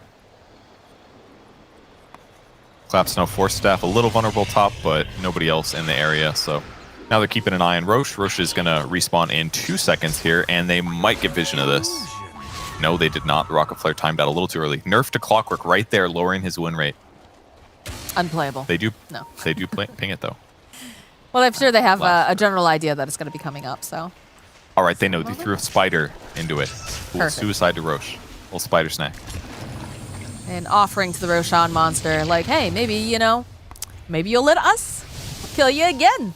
What do you think? But smoke coming out from the side of Empire. They're ready to fight. They're looking for any sort of pickoff so they can secure themselves this roast advantage. You have to be careful. The Miposhka, again, though, is very, very forward, so it looks like he is probably going down here. They have the E-Blade fall. The hookshot doesn't quite land, but Complete will be able to find the kill. As now they'll invade over to the triangle. Yatoro already realizing he just cannot be here anymore. Is that enough, though, to secure them the Roche? I mean, it's going to be a lot because Coddle gives you really good vision over Roche, so they're just going to all in on this. Damn. And they are going to be able to take it, it looks like. He doesn't have buyback on Miposhka. He just bought out his Blink Dagger. So, very big that they were able to interrupt his escape. Oh, and a double damage room. BKB coming out. Look at this fighter. She can't stand toe-to-toe to him. She's forced to run away, Purge. Over on the side, Clockwork all stunned up with the Meteor Hammer coming down. He's got to fall. Smiling Knight, he's got his BKB. Look at this damage, though. It is disgusting. He can't even get his ultimate off. As down he goes. The chase is on. The Spiders are just trying to flee for their lives now, leaving their mother all alone. This poor Bloodseeker, he is going to be the next one to fall as they just wait a little longer. Down he goes. And now this Chen, he is silenced up. He's impaled. They're clicking away on him. And down goes the Chen. That's some beautiful art right there. That Grimstroke so ready to taunt. And they got Aegis, right? Yeah. That double damage rune just showing up at that time. It was go time. There was no like hesitation from Yatoro there. Yeah, that's a big wild. moment when the enemy carry just gets 280 damage for free right before a really crucial fight. Definitely not fun. Definitely. Broodmother's BKB gets wasted, and then he just can't go in and fight because he's going to get controlled. Dire's middle tower has fallen. Too much damage coming out of this Morphling. The power of being ahead. It's very strong. It is indeed. Dire's middle tower is under attack. Dire's structures are fortified. A beautiful 60 damage from his neutral item right now. Titan Sliver Morphling. It's so good. He's almost got his own E-Blade now. Good for him. They just completely control the map, pushing out all lanes. Almost none of their heroes are vulnerable at this phase. Nyx is maybe the most because he doesn't have a Force Staff yet, but... He does have a Force Staff. It's coming. Oh, okay. Well, never mind. It's getting better and better. Amazon Prime, man. It's on the way. If he had DHL, it would have been there a lot faster, but you know. That's true. A little bit of play, though, around this triangle area. Yeah, throwing his weight around a little bit. Gonna just say hello to Gwynblade, who immediately walks away. Well, that Stroke of Fate is just so good. The E-Blade comes out. We'll spook the Spider a little bit. And over on the side, oh, the Meteor Hammer coming in. Toronto Tokyo's here. Yatoro just blows him up. And now there's the man fight. You can't man fight this man. You cannot man fight this Morphling. What are you doing? Turn back around. They've got Clockwork right here. That's a double kill. Smiling Knight. You got to get out of there, buddy. The GG gets called. They know. They just can't anymore. They got a lot of barracks left, but that felt like a GG moment for sure. I mean, Morphling just doesn't have a chance there. He lifesteals based on the damage he's dealing, and he's hitting a hero that has 49 armor.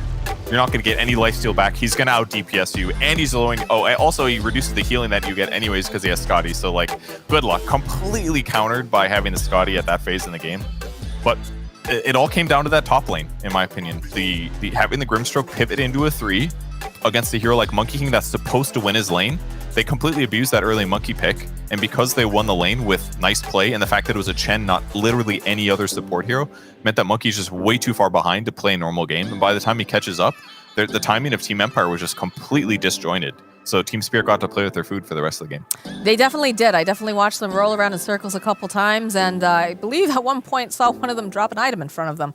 But, you know, it is a game number 2, so they've got it all tied up. We've got one more game to come, and I really want to know what the panel thinks is going to happen next. Me too. We've seen 2 games that were very different from each other. We're going to break down that second one after this.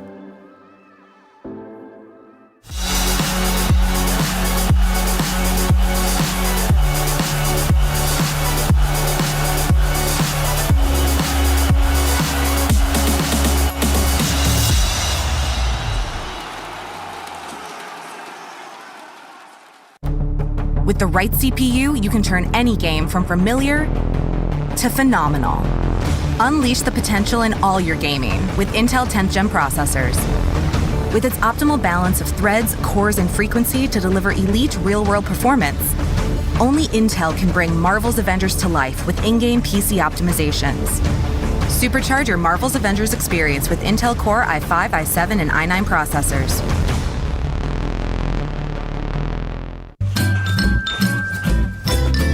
You ready? Huh? Hey, he's a good boy, huh? You ready? Huh?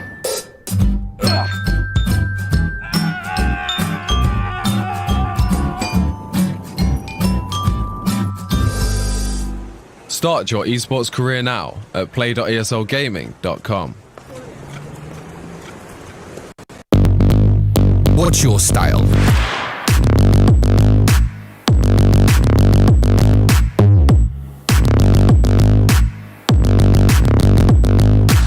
Get your merch at shop.eslgaming.com.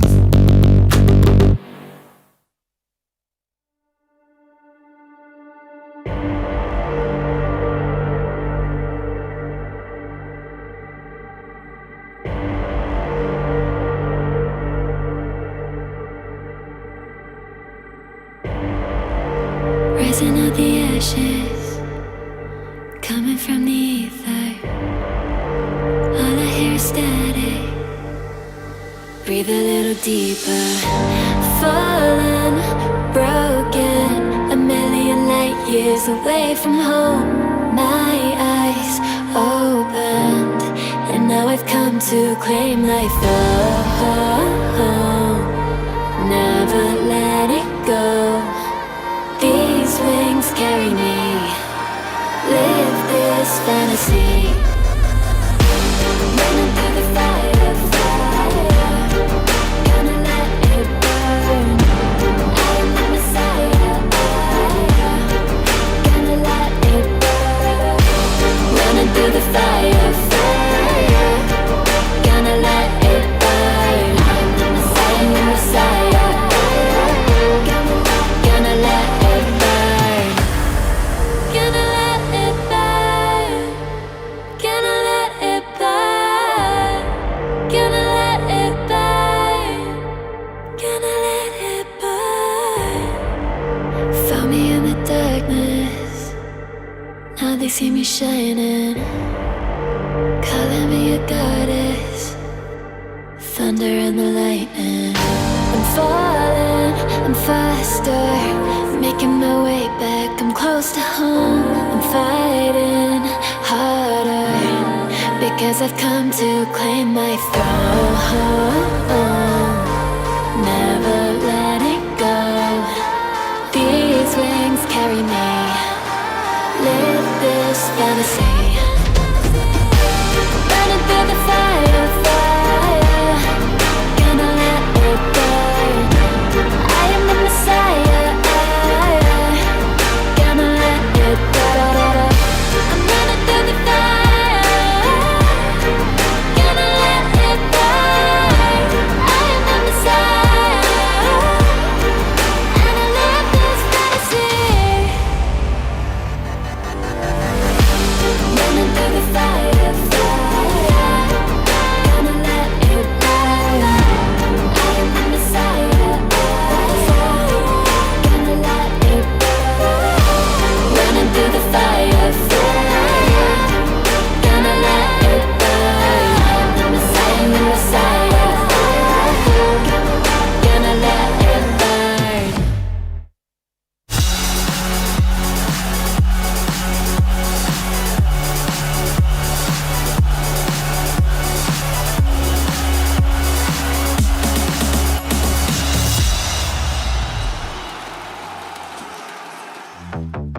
We are heading to a third deciding game of this series in the upper division of the CIS DPC. You're watching ESL 1 powered by Intel, and this second game that you're watching the highlights of right now, it was in the bag for Team Spirit from fairly early on, I'd say. This Broodmother last pick did not really work out. I'm going to start with that one. I'm joined by Capitalist and ODPixel. And Cap, you ended the panel after the draft saying that you believe that a team that last picks, like overall last picks, Brood, surely must know what they were doing. Yeah, you made the mistake. Thinking that they knew what they were doing. What the hell were they doing? No, I seriously, the Broodmother, okay, so you didn't really win that matchup against the Quap right away, but that's okay. You can still take over that mid tower, take over the map. That's all fine, well, and good. But damn, did that Grimstroke go off. And Monkey King did not have much of a game. As a result, they were up by like 2K by 10 minutes. And that Morphling had more than enough time to be able to come online. While the Monkey King, I mean, he's your scaling core. If you get Battle Fury, Aghanim Scepter, like that hero can turn into a real late game threat that rivals some of the best late game carries like Morphling. But not in this case, not in this lane. That was, I'm going to try this. Grimstroke, Nyx Assassin offlane. Looks pretty cool. Yeah, this Monkey King was not thinking it was very cool though, Owen. No, he wasn't having a great time at all, bless him, Morning Night. A very difficult game for him. And you know, the team as a whole, the Brood was kind of the only one with lots of farm, right? You know, for the most part of the game, at least coming out at the beginning, the Brood was the only one with any sort of semblance of power. whilst the other two cores really struggled to get anything done. And by the time they caught up a little bit, it didn't matter because it got to the stage of the game where this morph was just super stacked, and well, all three cores really of Spirit were equally as farmed as one another. Empire sort of got beaten around for the whole second half of that, and with not really much they could do to stop it because they had a farmed brood, and that was kind of it. I'm also still not convinced by Bloodseeker offlane. Every single time I see it, it looks really lackluster.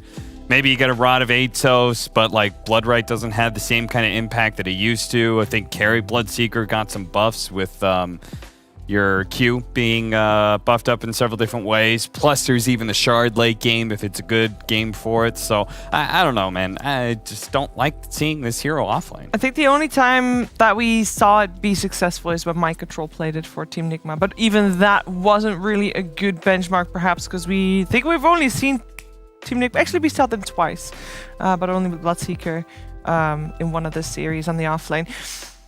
I must say, though, I was this is the type of Team Spirit that I was expecting to see in the first game. So I am not entirely surprised by the outcome, right? Yeah, I mean, and again, I think, even that first game that they lost, as I said, when a team loses a game that they're 30k behind at 70 minutes in, they're doing something right. They're making it very hard for the team to beat them. So yeah, sure, there's definitely mistakes that were made in the game one of the series from Spirit, but I think overall they're definitely showing they are the stronger team of the two in this series. Yeah, I agree. I think Owen does have a grudge, but he's got a good reason for that grudge, and I do think that Team Spirit look like the better team. There's a big difference between this lineup and the last one, which is that in game one, Empire had a really easy to execute lineup. All Wraith King lineups are when your carry literally can frontline for you and be a smoke breaker. That's a huge advantage, especially given the fact they were so far ahead so early and just kind of like held on to that lead for the rest of the game. Well, then surely that's an easy solution for the third game. Wraith King. Sure. Pick it again. It worked. I mean, they were very good on the Wraith King. I can't remember was it banned. Well, I guess it wasn't because they saw the Monkey King. So yeah, it was ignored. I think because they assumed the Monkey King was the carry anyway. Yeah, I think that's the difference there is they chose to go for the Monkey King over the Wraith King. And the enemy team didn't want to have Wraith King because you actually don't like that matchup against Monkey King. No, I think this second pick Monkey King felt a little off, and we saw Spirit do an excellent job of just making sure that this Monkey King didn't have any sort of game. If you're going to pick the Monkey King second pick, and then you do make the decision to still run it as the carry, I think you're really sort of you're just sort of saying that the other team has no idea what they're doing. If you're showing the carry as a Monkey King and then saying, okay, well, here you go, draft against it, whatever you want. And then by the end of the draft, you're like, no, we're still good. We'll still play it as a carry. Like, that's... You think Monkey King is that much worse? Like, are you not okay with any carries being No, not at all. I think... No. So you just don't think Monkey King is the same tier as, like, Wraith King, absolutely. those kind of heroes? Yeah, no, absolutely not. I must also say, I mean, surely Team Spirit got kind of thrown off guard by having that Grimstroke on the offlane, right? Yeah, exactly. Really that was pretty smart, and it opened up the floor for them to get sort of, arguably the two best supports in the game. Keeper of the Light and Nyx Assassin, and maybe you could say that was because Cottle wasn't banned out because they did assume that Grim was going to be support. So definitely a good curveball thrown by Spirit in the draft, and but sure, maybe that was sort of the opening to really breaking down Empire's chance to outdraft them. Yeah, I will say that's the biggest reason I think Monkey King looks so bad was the fact that they had Monkey King was supposed to be a counter pick when they saw it, when they saw like this Grimstroke, like okay, Nyx 4, Grimstroke 5, like Nyx doesn't really do a whole lot to you in lane as a Monkey King. So whatever 3 position they pick up, it's very likely if it's a Venomancer, you're going to run at it with a Chen creep. And so that hero is just not really going to feel that good. So Monkey King is probably going to get a lot of space. But instead, it turns out it's Grimstroke 3 and they get demolished in lane. So I think it's a little unfair to judge. I'm still okay with second pick Monkey King if you immediately go into the banning phase and you're able to ban some of the better heroes. Yeah, I think I was more cool with Empire's 4th pick Luna than the second pick that they did against VP. I think that was better than second picking a Monkey King. I think it's very clear that I don't think anybody is going to be caught off guard anymore the same way with that Grimstroke on the offlane. We've now seen it. The cat's out of the bag. Who knows what this third game is going to bring, though, as we are heading to the draft of this third game after the break.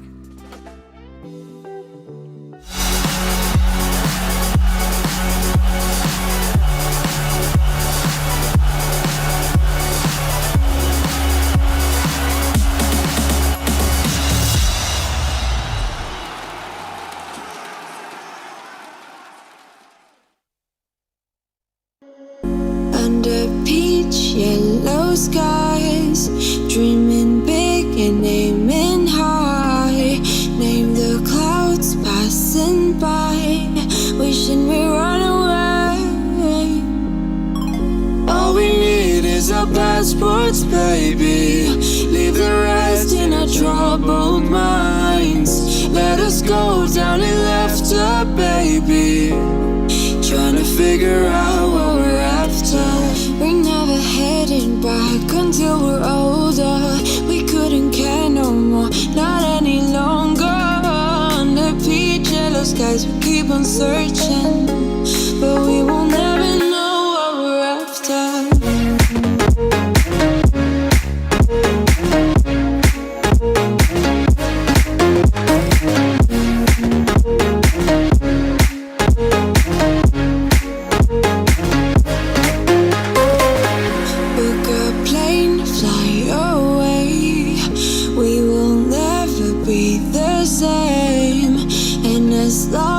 You are mine.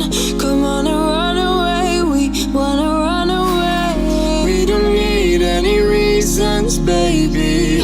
Leave it all for the faded hearts. I don't mind if they call us crazy, 'cause they don't understand what we're after. We're never heading back until we're older. We couldn't care no more, not any longer. Peach yellow skies, we keep on searching, but we will never know what we're after.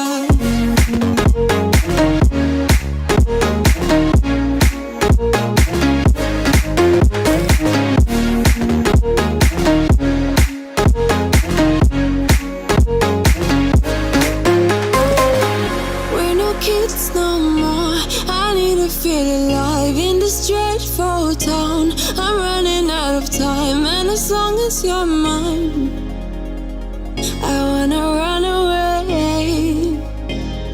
We're never heading back until we're older. We couldn't care no more, not any longer. Under peach yellow skies, we keep on searching, but we will never know what we're after.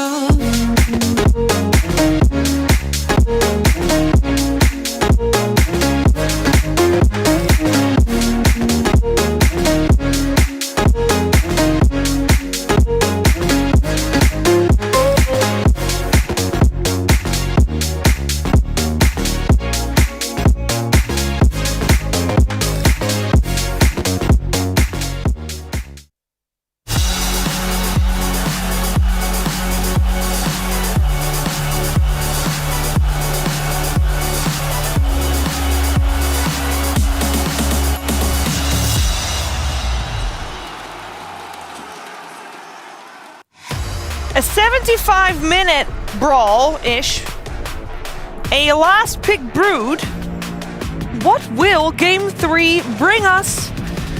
We're gonna find out. Team Spirit is playing against Team Empire in the upper division of the CIS DPC League. Joined by Brian for the draft at this one, of course. Captain ODPixel still with me as well. And this third game will be the decider of who takes the win here in the group stages at ESL 1. Powered by Intel. We got ourselves a Skywrath Mage opening coming out from Team Spirit.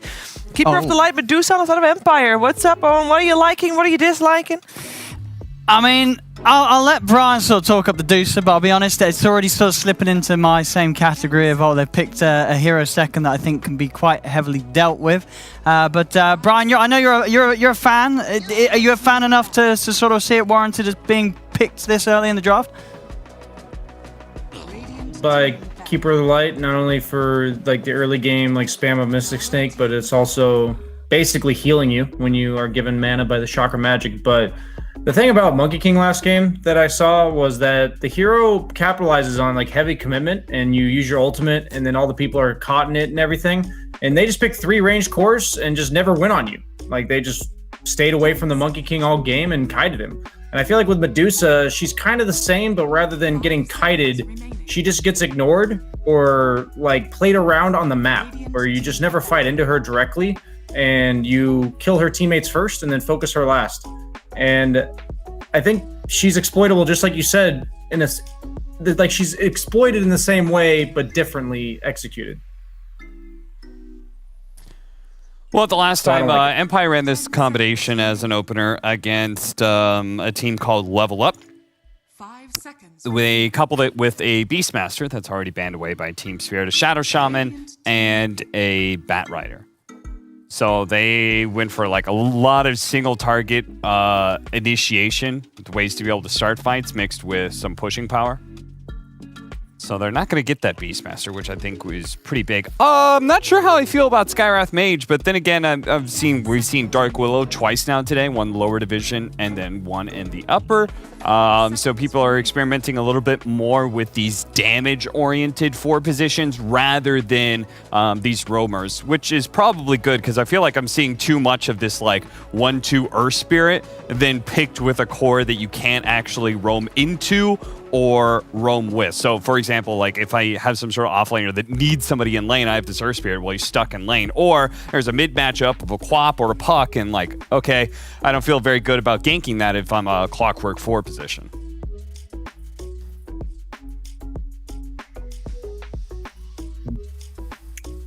Yeah, I don't feel like they're going to struggle for damage for a long time with this Dusa already. I like the idea of heroes like Bat. Just bring heroes to the Dusa so she can't get ignored. But yeah, I've been liking her a lot when I see her like 4th picked. Whoa. This might just be too early as there's a lot of carry matchups that I think are really nice. There's like the anti-mages and Slarks that like kite her around and then eventually feast on her mana. And then you have Terrorblade who can reflect the Dusa and her illusion will just hit everybody. There is also like the very nicely like timed pushes of Terrorblade, which take up a lot of map control. So I always like being able to take like if you could take that mid tower pretty early against Medusa, it lessens their hold over the triangle, which Medusa absolutely needs to be able to hit those ancients all game long. 5 seconds remaining. Where's the Bat Rider? Isn't this an amazing Bat Rider game for both teams? I feel like all 6 of these heroes are hard countered by Bat, and we usually see that hero first rounded or first banned. Maybe Empire's waiting to see the 5 position because Oracle's still out there. It's true. There's the 5 position Crystal Maiden Skywrath combo. Now they're going to get it. And they get the Darkseer. That's really nice against Terrorblade. One of the illusion heroes never like playing against Darkseer because all the illusion heroes, obviously their illusions are the strongest. Yep. Out of all the heroes in the game. Yeah, you've got a little bit of comboing, but not like a ton off of the vacuum just yet. But it's another hero that builds like general team fight like buff up items that you kind of want because you don't have one of like my favorite combos is Ogre Medusa. To really amp up, like I want some damage amplification off of this Medusa if I can. So we're just getting like a whole bunch of sustain so far between the Darkseer and Caudle. I'd like to see something that helps her out in that regard. Something that just does a lot of independent damage from the carry position.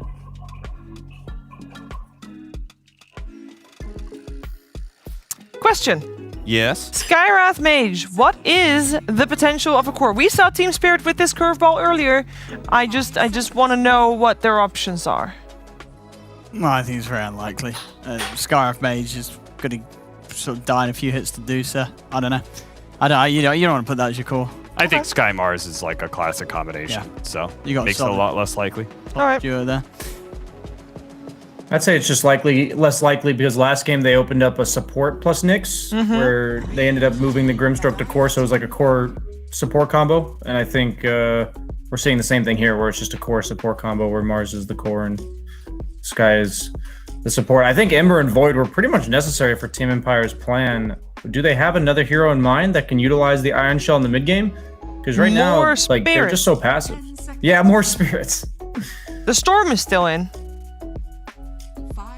The I don't like final. Storm against CM Sky, I think. It's like you're too vulnerable to just getting randomly silenced or randomly frostbitten and just dying full to 0. We do nowadays want Medusa in the safe lane, right? Rather than mid. Is that the right assumption there? Yeah, usually she starts in the safe lane and then maybe around like 7 or 8 minutes into the game, her like map farming patterns resemble that of a mid laner. She ends up taking over the mid tower or like mid lane, defending it while rotating between jungle and lane. It's usually what I've seen. Well, they got a lot of time left to think about what they want as their last pick. They got a full minute and then some left here.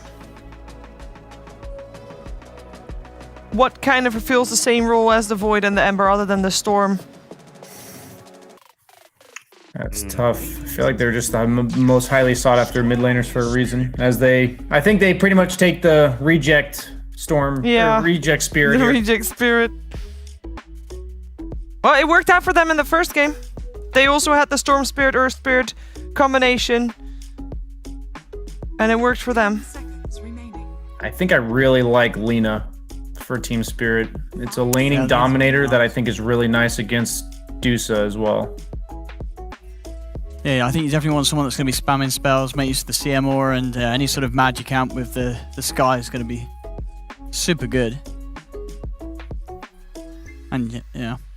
Why do you like Lina over Quap? Because that's like I think they want some like early tower pressure that isn't the Terrorblade, because I think Terrorblade's gonna have a hard time pushing it. You want to have like multiple sources of pressure when you're against Medusa, because she usually is like a wall in front of one tower. So Lina represents a lot more tower pressure than Queen of Pain. That's why I would choose it. I also think Lina usually struggles with survivability as the game goes on, but with a BKB, I think she's nigh unkillable here. And they go for the tower pressure route, but rather than the Lina, they go for the DP. It's fair. It also like offers where Lina is somewhat limited on damage. Like obviously you can put out more right click over time. Death Prophet in a way represents like almost unlimited damage with that exorcism. So it solves a problem with the Medusa as well. Of just some lineups just run out of damage and you just lose. Not with this. All right, Brian, final thoughts on this draft? I don't know why Team Empire is insistent upon picking their first round carry. I wasn't sure about last game, but now after seeing the last one, I'm pretty confident it's not a good thing. So I'm going to favor the last pick DP. I like it a lot. I think it ties up all the loose ends, and I think the Terrorblade's going to carry. All right. Thank you very much. Cap, Team Spirit, have they finally found their form? Is this theirs? Yeah, I'm going to go with Spirit here. And there's, listen, I believe in Wraith King as a first one too. I think Monkey King is a broken hero, so I believe in that. But I don't believe in. I think Deuce is nice, but I don't think it's like S tier carry that I'm willing to 1-2. So I agree with that. Plus the fact that I feel like Spirit is played a bit better, especially in that game too. That was so clean by them. So yeah, all around Spirit. I think, and you've been on the Spirit train the whole time around? The Storm pick, I mean, what we did see in game one, solid Storm game. Maybe he's able to do that again. And if he's able to do even half of what he did and push the game 70 minutes, maybe this Dusa can just hold and turn things around. But I think it's just very hard for him to do that. He's playing against, 2 silences, a root as well. A lot of things that are going to cause issues for him, and I think that Spirit's just genuinely got one of the strongest 3 hero openers in the game. Mars, Phoenix, Terrorblade. That sounds... Mars, Skyraft, Terrorblade. Sounds pretty good to me. All right, well, let's find out who's going to take the series in the third game. Let's head over to Moxie and Purge. All right, well, it seems like they don't really have a lot of faith in this Medusa unless we get another 70-minute game, Purge. Are you ready for another 70-minute game? Are we going to see it? I am extra. I like 70-minute games. I think they're kind of fun. I agree with the panel generally about the strengths about Team Spirit's lineup. Like Mars is obviously great team fighter, initiator. Skywrath Mage pairs with him well. The TB is going to match up really well against the enemy core as well. Reflection against Medusa is excellent. But the things that Empire does have going for them is certainly their offlane laning stage. Earth Spirit plus Darkseer can be really effective. It's should be very able to punish Crystal Maiden. If CM makes too many mistakes, he can be punished, certainly. And the other thing that is going decent for them is that the cores on the supports on the Spirit side are also still squishy. The CM and the Sky are definitely very killable, so if Storm hypothetically can jump in and catch those heroes, he'll be really effective. But there are so many things that lock Storm down. Like the DP solved their tower pressure problem, but it also gave them another silence against Storm. So there's just like more and more things that make it hard for Empire to win the game with that Storm pick. Felt like they kind of put a lot of eggs in the basket when you consider the fact they just want someone, they still had, Earth Spirit, right? You can still put an Ion Shell on an Earth Spirit, have him roll in, but it did feel also like it was very important for them to have someone else who was very mobile. And this is going to be a tough game here for Gwynblit. Am I pronouncing that right? I have no idea. I'm not the person to ask. That's true. You are not very good with pronunciation. My bad, dude. I'm sure chat will let us know anyways. But this is going to be a rough time for him. Starting 3 bottom here. Darkseer in trouble. No Frostbite though, and he's going to TP back to the tower. Very smart there. It's kind of a cool attempt at getting a kill, but not surprising that he went for Crystal Nova and not Frostbite, so he ends up getting out. I feel like you always expect that, though, coming out from a Terrorblade, right? Like, you want to try to make the moves early on when you've got the Metamorphosis up. So Absolutely. it definitely feels like that was a bit telegraphed. But you don't expect the 3rd hero to be there. It doesn't really cost Skywrath that much to do this either. I mean, he spends a little bit of mana, he TP's top. And, I mean, at most, what's he going to do? Spam Concussive Shot on Support Coddle, who's hiding from you anyways, so this is completely fine. How do you feel about this Skywrath mage? Because we have not seen a lot of it in this tournament. Yeah, it's kind of boom or bust for sure. Very vulnerable, obviously, at mid and late stages of the game, but in terms of the laning stage, it definitely provides a lot more. It's like very good at punishing squishy 5-position heroes for sure, just because you have better mobility and your nuke is pretty strong. But it's going to get scarier as they hit like level 3 in this lane, because Sky's going to amplify all this magic damage, and then between like Spear, it's going to be really easy for them to kill the Keeper of the Light, or maybe even other heroes. So it can be bad, but if you get ahead, it can be really, really effective, more so than a typical support. On the bottom lane, just seeing a lot of moving around, trying to just push away Tetushara, and of course, you know, the Earth Spirit doing some lane shenanigans as well. Top lane, just the supports kind of whacking away at each other, nothing too exciting just yet. And the mid lane, of course, it feels like, you know, despite the fact he's taken a lot of harass, the Storm Spirit is doing pretty well here against the Death Prophet. Darkseer might. Oh, I needed one more. Oh, is it enough? So close. Oh, Maposhka, he wants this so bad. But instead, we'll take a couple shots here from the tower for being a little too greedy. It's really close. I mean, zoning Darkseer back here is pretty solid still. It's not uncommon for Darkseer to get a little zoned out of lane, but they'll have a level advantage that'll help out nicely, and they're doing a good job making sure that this dual lane isn't too scary. Just gotta pressure the Darkseer basically constantly. He just doesn't survive or trade hits nearly as well as he used to. Now, I know that they were saying that, you know, the Darkseer is super good against the Terrorblade. Oh, hold that thought. He's taking a lot of damage here. Crypt Swarm comes out, not quite enough, does use that Fairy Fire, and now he has the bottle delivered, so. You're saying Darkseer versus TB? Yeah, they were saying, you know, it's a good, obviously, because, you know, you've got that Ion Shell, but it feels like he just hasn't been able to really disrupt him too much. This Crystal Maiden's doing an awful lot. And look at this Metamorphosis, too. Just chunking him down over there. It's not so much about the Iron Shell, it's about once he hits 6 on Darkseer, that's where things get scary. Because the Wall of Replica illusions do a lot of damage, 70 to 100% of TB's damage, so TB ends up hitting for like 200 plus base damage once he uses meta, so that's where things get a little bit scary, that in crazy team fights, if you get vacuumed out of position and an illusion is hitting you and a bunch of other crazy stuff's going on, it's hard to stay alive sometimes as TB. But the laning stage have done a great job here pressuring him. Nova giving vision in trees is so perfect here. Darkseer doesn't have his surge, so easy kill. And this is a really cool pairing with the CM. The fact that you get vision with Nova means that compared to other 5-position supports who harass decently, like TB still gets this nice advantage when Darkseer moves the trees. I do like this move over here onto Toronto Tokyo, but it just doesn't feel like it's going to do enough because you've got the Illusion Rune. Do manage to go and take those down. There's the Vortex coming in. And actually, never mind. I'm going to be eating those words because Toronto Tokyo is absolutely dead.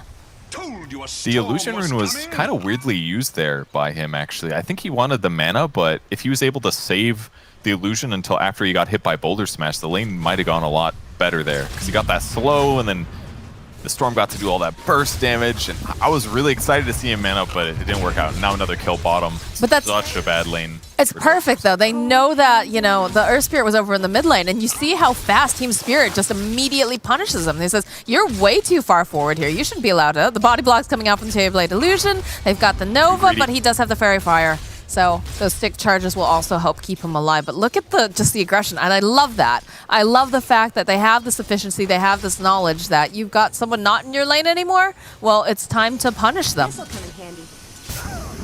They've done a great job with it too. Darkseer limping back to lane is a not yet level 3 hero.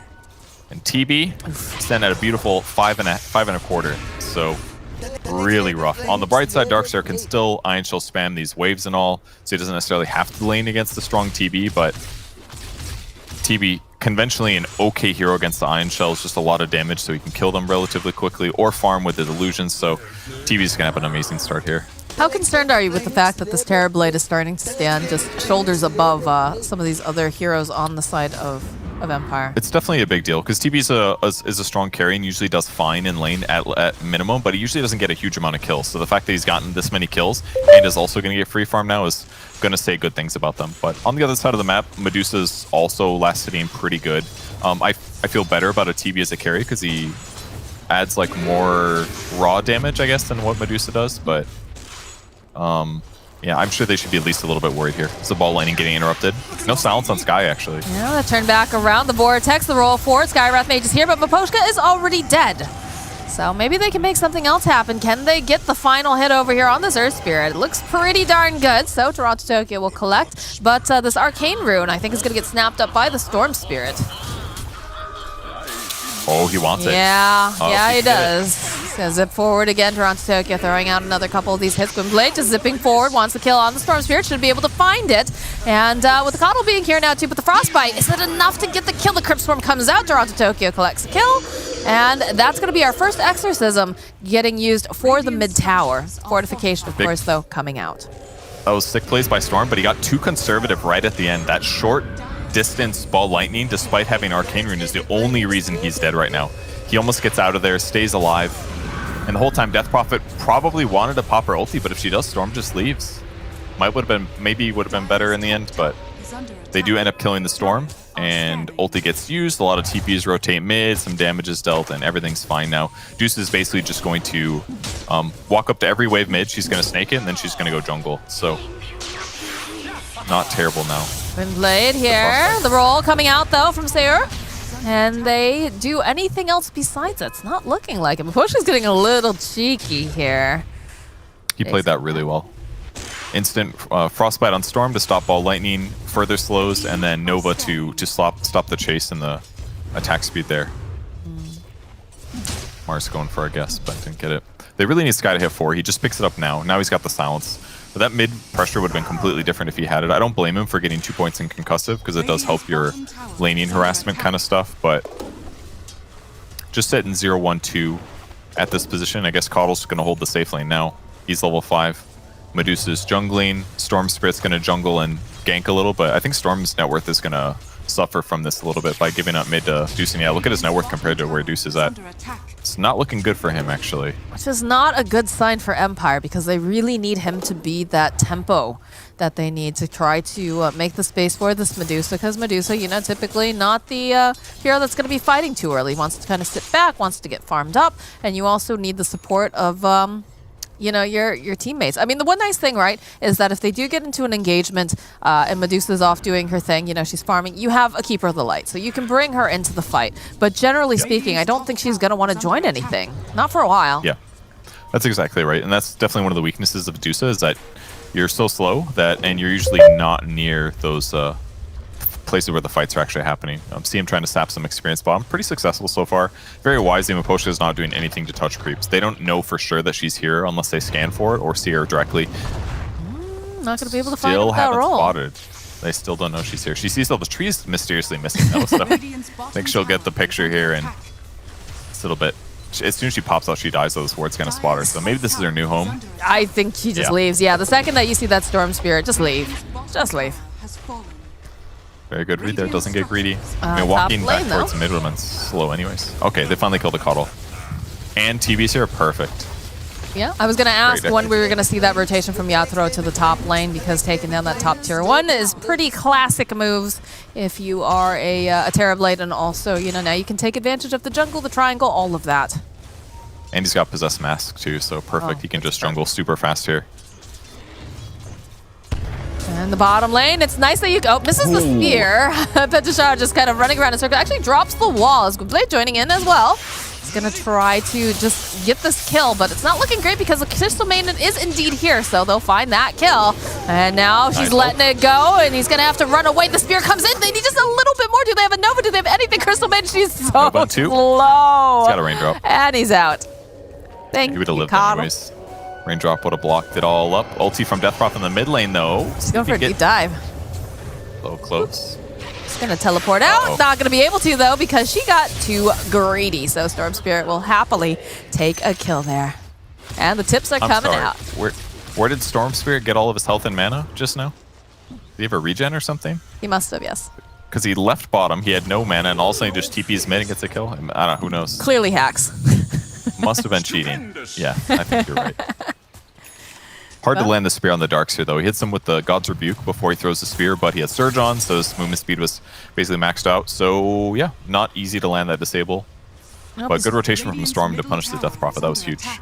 Literally running around in circles around you. Feels not great if you're a Mars, but might be able to find this kill over here at the Storm Spirit. They've got the Silence, throwing out the Mystic Flare. Frostbite will hold them into place, and So Bad gets the kill. And they're sassing each other now. Look at this. I mean, you do not want your solo mid to get solo killed by a 5 and a 4 together. That is not easy to do typically, but this is the power Skywrath Mage. You get the Silence, you get the ulti damage, and paired with Frostbite, who needs a Atos? They got it already.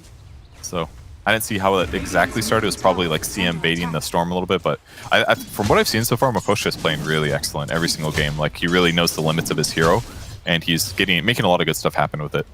His positioning has been really on point, too. I really enjoyed that, especially when he was playing the Keeper of the Light. I think he got picked off like once just because he was maybe a little bit too far forward in that previous game, but generally speaking, he seems pretty on point, like you said, Purge. Yep.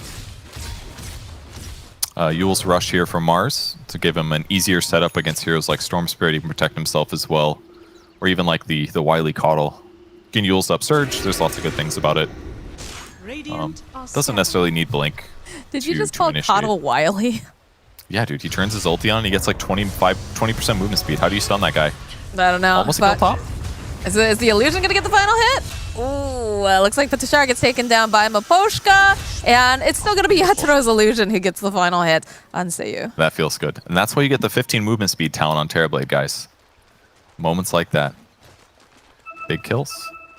Mars committed an ulti bottom. That was the Darkseer kill, I guess, that happened in the meantime. Nicely done. They committed the Freezing Field to it too. So I think it's safe to say Darkseer's having a bad time. 3,500 net worth. That's Struggle City. Storm Spirit's behind too. Game's not looking good for Empire. And what do they get to rest this on Adusa, which is okay. But I don't trust Dusa enough as a carry to like carry this game. Unless they can get in a circumstance where Dusa's in the front, Team Spirit uses too many spells on her, buys time for Storm to kill some supports maybe. Then they can win team fights. That's so many little pieces that have to fit together, though. It's very disheartening, if you're an Empire fan here. And again, it also comes down to, can you survive? Can your team survive around you? Because they can just ignore the Medusa. It's going to be a dead Maposhka breaking that smoke. Zip forward, plus the stone, silence everything, and they're just going to let Gwynblade get it. But it comes down to they just ignore Dusa and they go after everyone else. And then all of a sudden, Dusa's all by herself, in the ideal circumstance, right? You're still alive and kicking if you're the side of Spirit. And then you can just deal with her after. Like, I'm really worried about this. It is scary for sure, but I really did like that movement that they just made. Like, Darkseer was likely to be pressured, so they smoke in with their heroes, and now this unlocks the jungle, basically, where Storm can farm it. Storm doesn't really want to gank a big hero right now. What he wants to do is find space on the map to get last hits, and maybe that's on the Death Prophet. She did use Yule's. Now they're gonna forego that. Team Spirit on the hunt now, thinking they're probably going to be trying to make some moves on their Death Prophet. And that looks like Earth Spirit might be the one who breaks the smoke. Nope, they'll go up around the side. They can see that Storm Spirit's over here on the side. Can they pin him to the tree fast enough, though? Yule's set up. Looking pretty nice, plus the blinding light, but it doesn't matter because they have magic damage, baby. Down they go. Now Earth Spirit is going to be left to die as Mars just pokes away at the spear and gets himself a double kill. Kind of a weird roll in there, but good attempt to try to save the Storm Spirit. Almost got away. Very hairy. He didn't have his phase boots ready by the time that he ran at the Storm, but still gets him with the Yules. Easy kill. No ulti committed either, so now they just get to take towers for free. Be careful. Look at they're just chasing down Smiling Knight. Down to Tokyo. All right, that's going to be the Stone Gaze getting used. The illusions will get thrown out. Guts of shot, and they should be able to take this tower very easily. Man, they could like almost Roche with this. Yeah, they really could. Now they're going to play it safe, though. It looks like back to farming. Treat yourself. Medusa ulti is used, and we get to see the power of Medusa. That's it. She runs fast, and everybody has to leave, but they were going to leave anyways, so It's going to be a while till she feels strong. I guess Scotty is at least good. It's a natural item that Benusa always builds, and it's very good against Death Prophet. That part's cool. But, I mean, even playing like Deuce against Mars is tough. He drops the ulti down, and all of a sudden you just don't do damage. So, I don't know. I don't have a lot of faith in the Medusa able to carry this game. She will push mid now, at least, since there's no Exorcism or meta. So this is a good timing here for Empire. But they clear out these waves pretty decently. Look at these rotations too. Oh, Earth Spirit, do you know how dangerous? Yeah, immediately the silence comes out. There's a Yule's gonna get committed, followed up with the Arena though to just keep everybody away. So down goes the Earth Spirit. Storm Spirit though on the back end finds himself on Miposhka. He needs a little bit of help from his friends here. Doesn't look like he's gonna be able to get this kill just yet as he turns back around. There's a lot of damage though getting due to test. So there goes Miposhka. The wall gets committed on the side as now it feels like the Team Spirit just want to try to run away. And I don't think you can really protect Toronto Tokyo here because he just zips out of the way of the spear. Easy peasy. Nice chase there. Storm bought a lot of time on the side of the team fight there. CM was a little out of position though, being all the way over to the right. So that kind of made things hard, but... And also the Mars ulti commitment just to kill an Earth Spirit feels a little bit weird to me, but especially with the Yules first, I don't know if that was needed. Because it kind of just bought Empire like 2.5 seconds to react, but ultimately not that bad. They lose their tier 1, they lose their mid hero, but TB hitting creeps at full speed the whole time. We saw the same picture like 2 days ago. If TB does not get contested and he keeps hitting creeps, he's eventually going to be a little bit too hard to handle, especially once he finishes like 3rd item. So this is not bad at all for Team Spirit.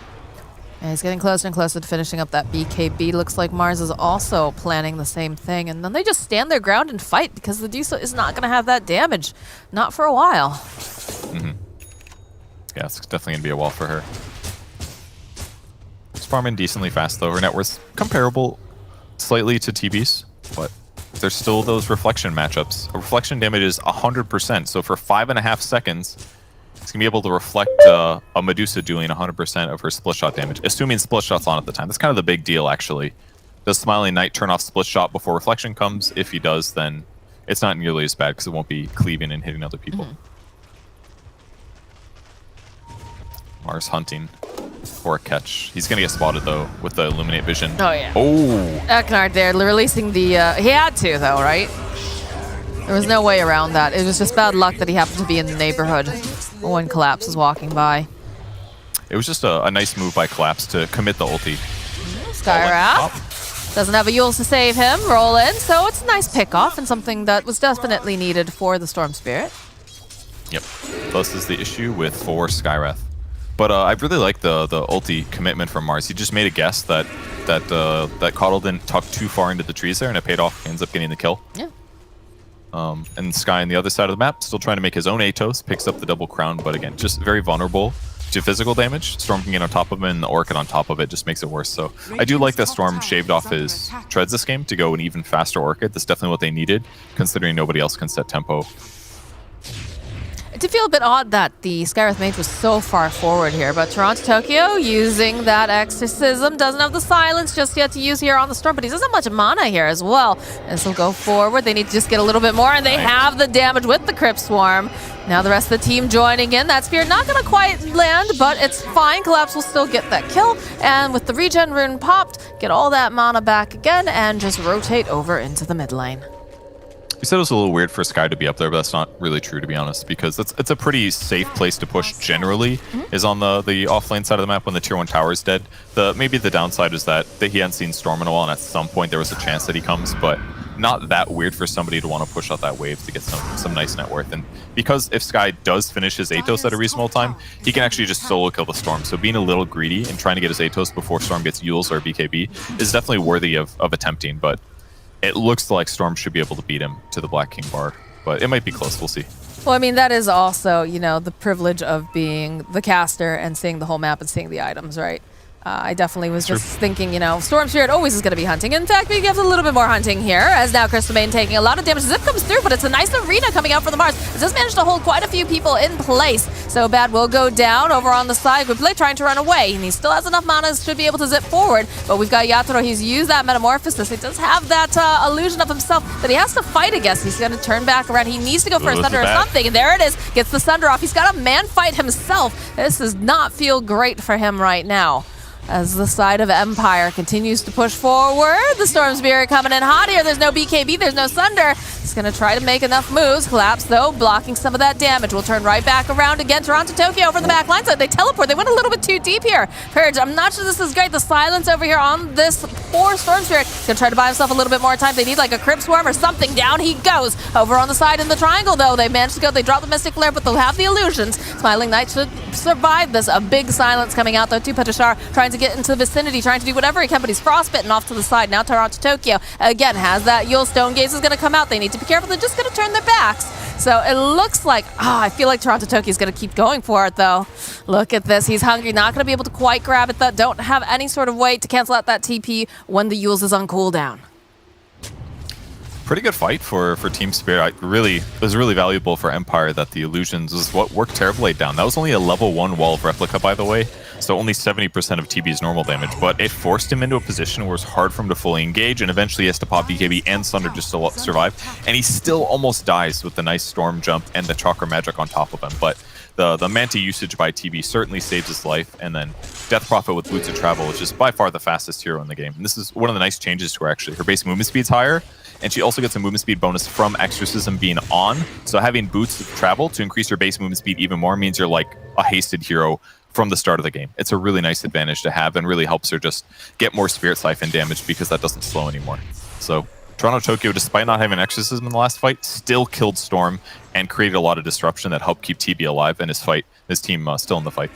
Man, I'm a Dota boomer. I remember back in the day when, before there was Spirit Siphon, there was, of course, the Witchcraft passive that gave you that little extra movement speed. How far we've come, Purge. Yeah, it's been a while. All those like passives that didn't do very much have been removed for stuff that is more fun. It is fun to push buttons. All right, smoke play coming out from the side of Empire. Looks like they're going to make their way over towards the Roche pit. Possibly invade the castle here. And it looks like Mposhka will be the one who breaks the smoke. Yeah, the pings come out, the silence. He's going to try to step aside. Still have that tier 1 and tier 2 over here. So, very well played by Mposhka. We talked about his positioning, and he tanks the gank. Yeah, didn't die either. No Glimmer Cape on him. So if that Rolling Boulder hits him, he's out for sure. That ward gets spotted, so that's going to get dewarded most likely. But Empire does control the Tri-Camp, which prevents Team Spirit from taking Roche, but it all comes down to the fight. And the problem is that Empire can't Roche themselves. They do not have good Roche heroes. They don't have enough raw DPS. It's a Storm Spirit and a Medusa. Medusa's a little bit more AoE focused, so Team Spirit kind of just has a lot of advantages here. Unless they lose the team fight really bad, it's like Empire can control the area, but they can't take Roche themselves. So it's like, as long as they just don't feed, they just have more opportunities. Look at this movement. Look at this Purge. It's a beautiful setup. They're wrapping around. They saw the courier. They know that they're over here on the high ground. Toronto Tokyo leading the charge. Do they go for the middle, though? He wanted to, but it's really scary. You're going up a double cliff, basically, and there's a decent chance that your opponent's just chain stun you. So, a little too scary. They don't have a huge amount of stuns, but like, imagine if he gets like pulled by Storm into like Deuce ulti. He just dies. But and those farm the other side of the map. And this is actually better for them because they can threaten the towers, and Empire can't do the same thing because they haven't pushed out the lanes because they've been here so long. So very smart for them to cut waves like this. TB used his illusion to cut the mid wave. That way they can't pressure the tier 2, and then basically Spirit's just getting literally everything they want right now. they're not getting that double damage rune because that was picked up by Gwynblade, but I'm hoping to use that in the next fight. They're just playing the map so well right now. And, you know, Empire doing the best that they can, obviously. You know, you've got to do so. She's got to farm. You have to keep her safe. You have to protect her. But they're just losing so much at the same time. And they're still staying here. They do not. They're just hoping that their opponents will run up this cliff and get destroyed. But so far, they just don't care. They're just farming literally everywhere else on the map. They see Storm still here. They just spot a Darkseer in the mid lane. Now they killed the Courier. No wards and sentries for you guys. They're getting so much more in these last 2 minutes. Maybe they make a play. Maybe Empire goes bottom and tries to deal with the Skywrath Mage. But, like, look at the way that they're moving on the side of Team Spirit. They just keep rotating, sticking together. And I think that's so incredibly value.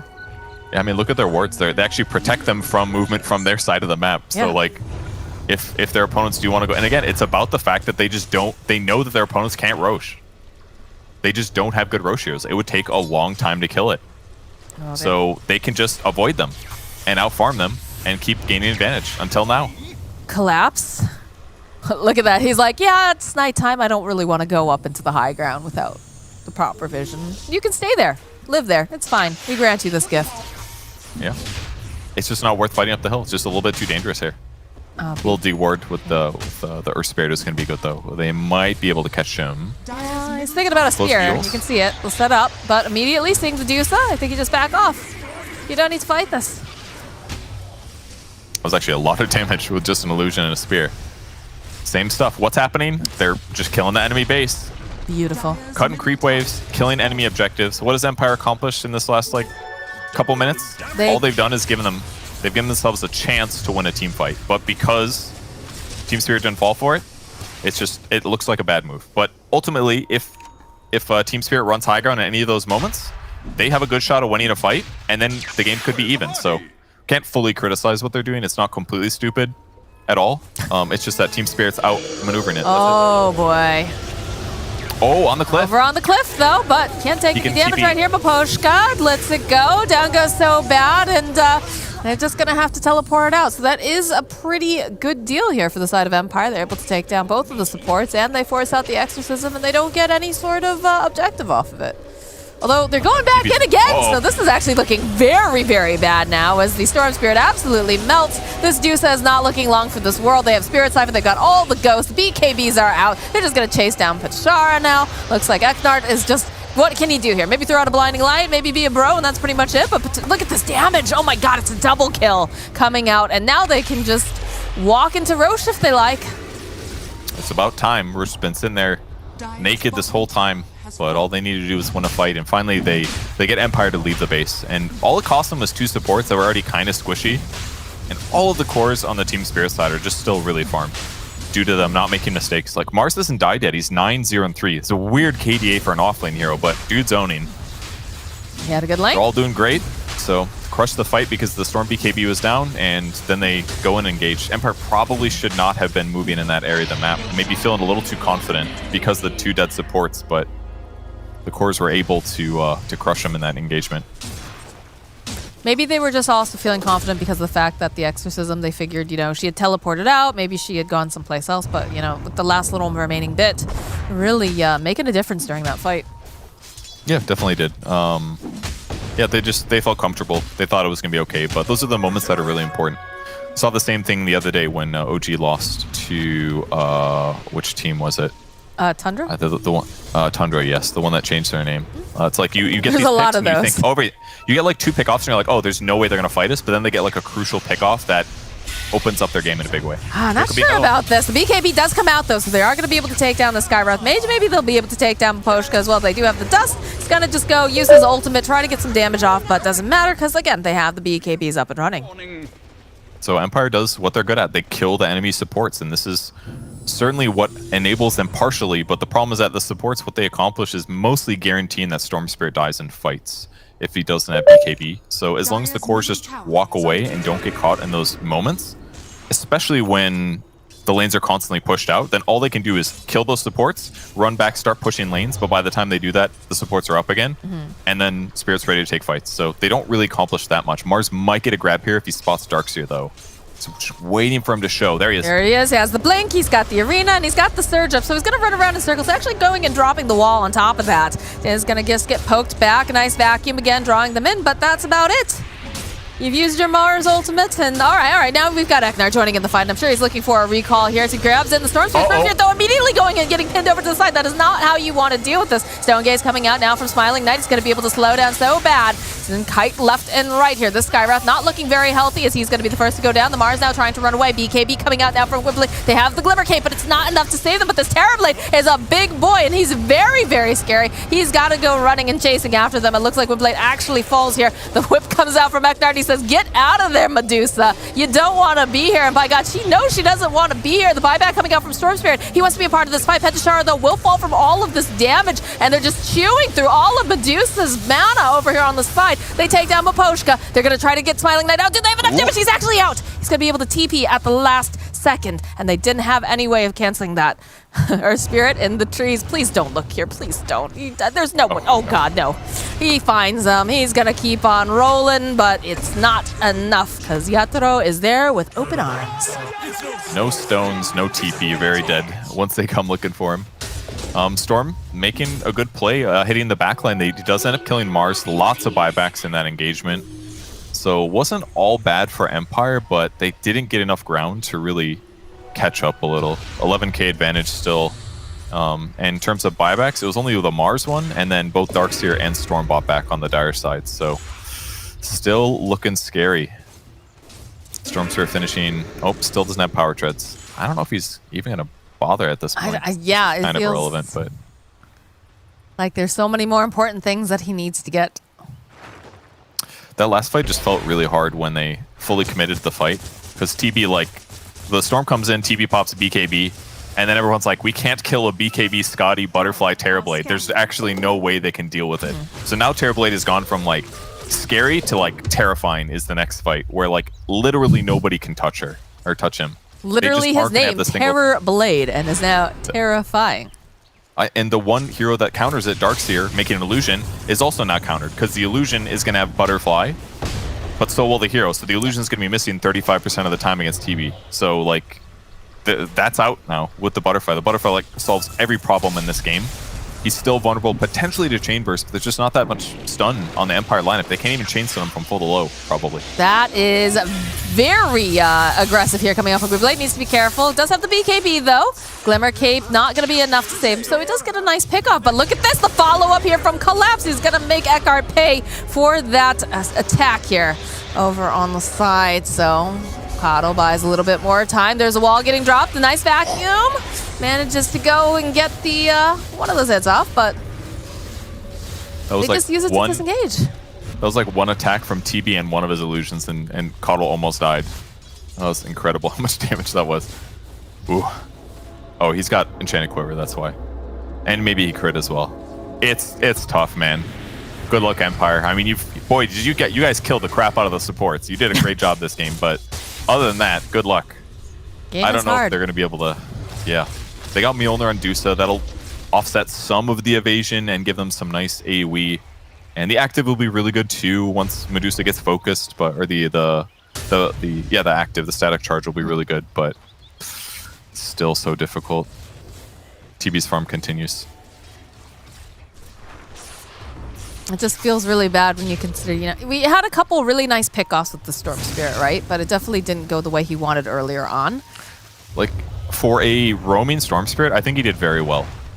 Compared to most Storms play really passively. I think he changed his playstyle on Storm to go get stuff done. But if he's a Void Spirit or an Ember Spirit, like got banned out in the last phase, I feel like his ability to pressure the map is completely different. Storm is just a little bit too much of a farmer, I think, to fit into this playstyle that they needed to set enough tempo, especially as much as Darkseer got crushed in the offlane. So not quite the right tools for the game they got put in based on the laning stage.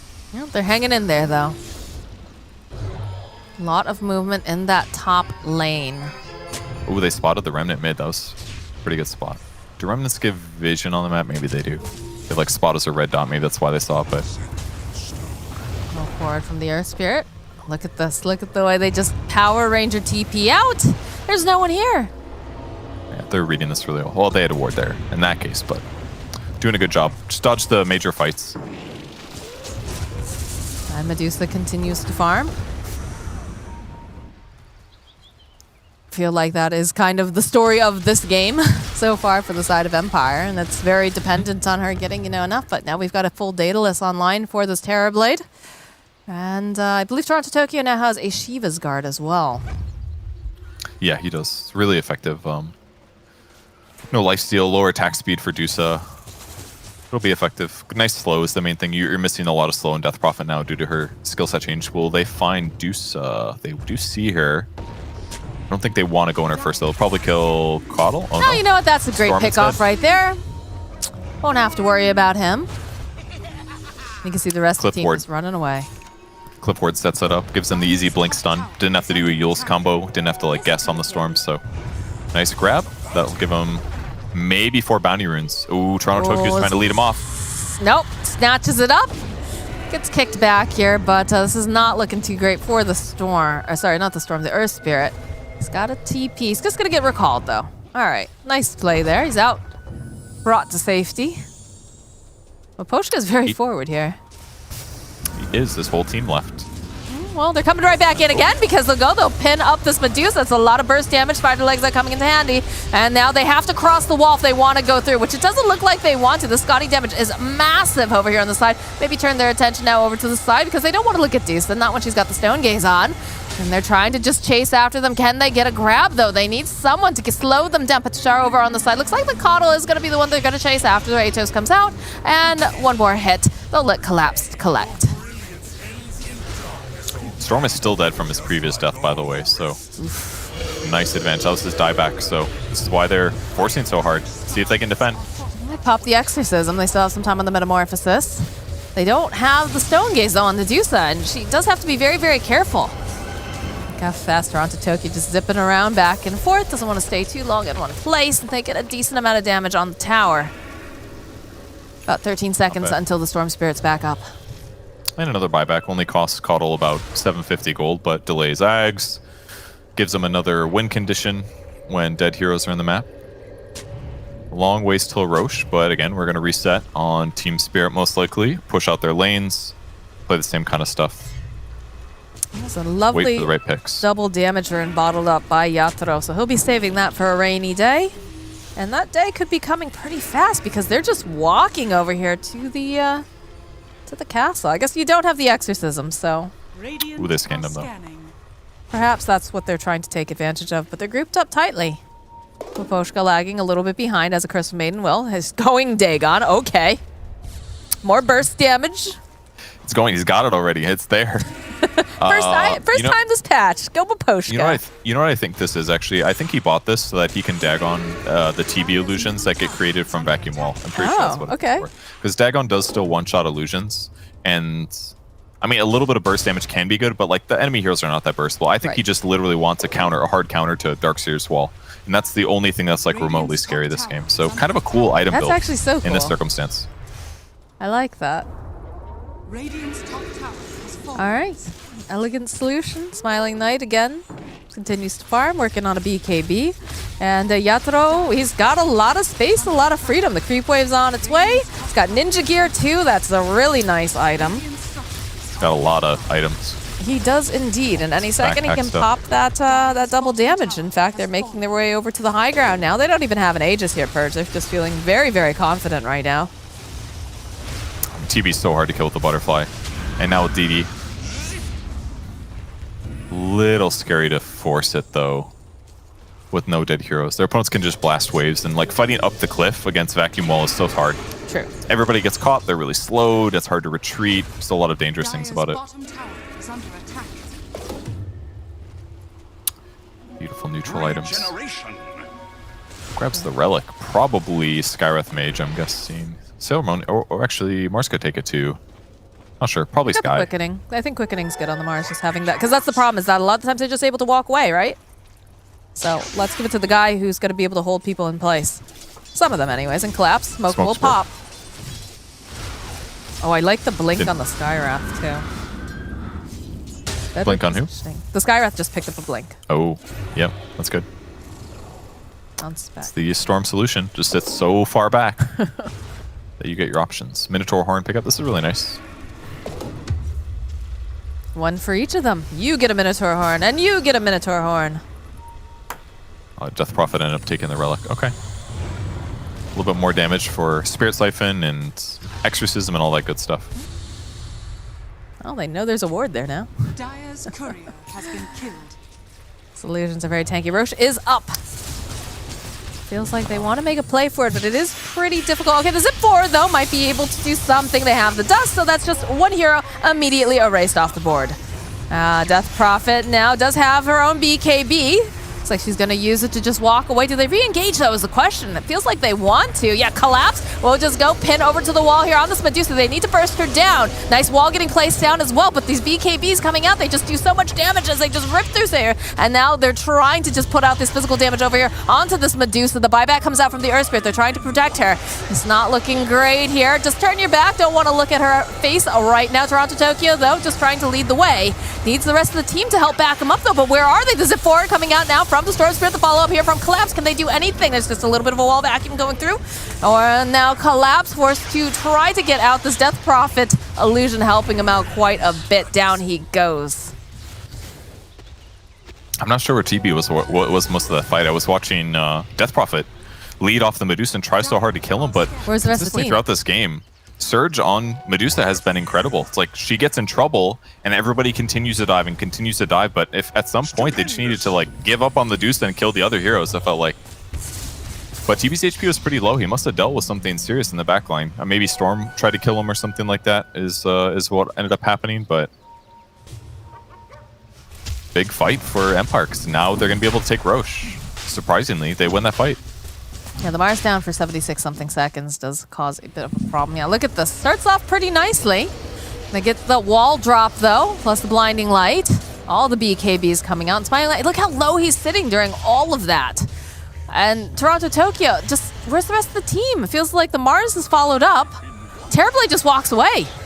Yeah, it was the illusions once again. The Darkseer wall is what he dealt with. And as a result, he ran away. And at this point, they started coming after trying to catch the Death Prophet, but everybody on Empire side did such a great job protecting the Medusa. There was Glimmer Capes, then the BKB got popped, then he used Minotaur Horn, and they get the Aegis. So look at the Medusa's smile. now sitting good. Very, very happy over there. And now Leveler on Medusa, and now things get really scary. It's almost He's queuing up time. Rapier. And when he gets Rapier with Aegis, now Dusa finally becomes a damage hero. And then the fights are going to completely change. Is it enough, though? It could be. It could be. Okay. But last fight basically had no TB in the engagement. That's important to remember. So, see if that's the same. Terribly Dubai is Shard, by the way, went for the Zeal. Demon Zeal. I've heard the animation on it is really bad, so it's kind of hard to use in a fight, but it does give you movement speed and attack damage, or attack speed, which will be pretty nice considering he does not have boots right now. What is it? I don't think I've seen what it looks like. It gives him like, I don't know, makes a noise, gets a little aura, just attacks faster. He looks so happy in the he does. The little icon, yeah. He's fast. 700 movement speed with the Swift Blink. That's kind of insane. Gotta go fast. So we're going to most likely see Spirit play really slow now because they do not want to engage into the Aegis. They feel confident in this game if they don't have a weird team fight like the last time. So we'll probably just see them split push for a while. And then I'm sure we'll see TB. Oh, he's going to go Satanic first. I was thinking he might buy Ags, but that's actually one of the issues, actually, I suppose, is that the illusion is lowering his HP so much that he's low, and it's hard to approach and get a Sunder off. Whereas if he has Satanic, he just clear the illusion himself or heal up from it after dying. But he's going to try to backdoor bottom a little bit. He knows his opponents are likely to push, so he's just going to keep summoning illusions here, it seems. Proud of Atos, just try to make a little panic here on this Goose that does not seem to care, though. When he got 25 on Dusa, so he's getting split shot using modifiers. It's Scotty and Mjolnir, actually, so should be throwing out a lot of AoE damage in the next couple fights. Halberd just picked up on Death Prophet. She was thinking about going Sanj Kaya for a long time, but after that last fight, realizing that they needed some disarm against the Medusa. She is the raid boss to shut down after all. Rapier! Oh my god! Oh! It's on the ground! She got it though. She Okay. did pick it up. All right. Now the fight, though, is forced as they go and immediately follow up. They've got the over onto the side. We've got all this exorcism coming out. And Yatro, he's just trying to man fight himself, and he can't do it. He's actually just dead. The wall! His team called the back. His team called the back, and so he TP'd. But it was just way too much damage. He's got buyback, but he does not have meta. This is big. God, that courier dying. If only he had a Witchblade, his projectile would have been faster, and then he might have been able to steal the rapier. Wow, that was Shoulda, coulda, woulda, dude. Wow. This game is getting intense. I love it. There are 30 more minutes. It's coming. I mean, it's very possible. Could see that rapier change hands too. They got full All right, press immediately Halberd coming out, trying to put some damage on Deuce to try to get rid of some of that mana so she can't use her shield. Again, she does have this Aegis, and she's dishing out a lot of damage too. They do not want to have to force the buyback here. They do not indeed, and that, you know, the blade mail's cute. I don't think it does enough though. As Goodbye sends it to the back lines here. That's going to be an arena. BKB coming out from Collapse, and they're just going to lose the Skywrath Mage almost immediately. He's just not a part of this whole thing. TPing going out though. Looks like we're going to just have her get recalled right back in again if needed. Very cool. Okay. Yeah, lost a lot of HP, lost a lot of mana, but ready to go back again. Yeah, the power of the Keeper of the Light. They just keep amping him up in a strong way. Medallion on him too, Solar Crest rather. This Rax definitely just dies. The Blade Mill's kind of cool what he's doing there. He's turning on Bulwark so that a bunch of the attacks are forced to hit him, and then he just ends up reflecting a huge amount of it while blocking 70%. So really cool damage, against though. the Medusa. It doesn't matter because he's blocking so much, and he also reflects a huge amount. It's really smart actually, because she's split-shotting. It's a lot of attacks to block. Again, same thing. See? Yep, that's nice. It actually looks, look at all, there's like no mana left on her already. Out of the slow coming out again. Terrorblade Illusion chasing after her. This is such a cool build. I saw the Blade Mill earlier, but I was a little confused, and now I get it. Same. I'm glad that you pointed that out. How often do you play games to like theorycraft this? I've never seen this before. Maybe it's common sometimes, but it's like, it's not like you play Mars versus Medusa often. Medusa's like pretty rarely picked, but this legitimately makes Medusa look like she doesn't have mana shield. I expect a video on this later purge, by the way. Oh, okay. She could also just turn off split shot, and then she wouldn't deal 400% total damage. Right. She would only be like taking 100% of her right click, but you know, we'll see if she figures it out. They will indeed. They are smoked up and hoping for a pick. Now they are grouped very tightly together on the side of Empire. And they use a scan, they know. Oh, look at it, it's beautiful. Empire already anticipating these moves. As they make their way over. They're hoping maybe they'll drop a ward. Collapse, smoke will pop.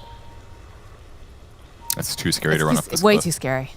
Their opponents are always going to ward this cliff. They cannot gamble it. They did get a ward on the map, though. They might get some D-ward elsewhere. Do they have a gem or anything like that? No, they don't. No. No, they picked up a gem on Crystal Maiden now, so. Okay. Yeah, they need this right now to get some vision control here. That way they can regain the control of their triangle, which they will. They'll get a ward here. But now Empire's coming.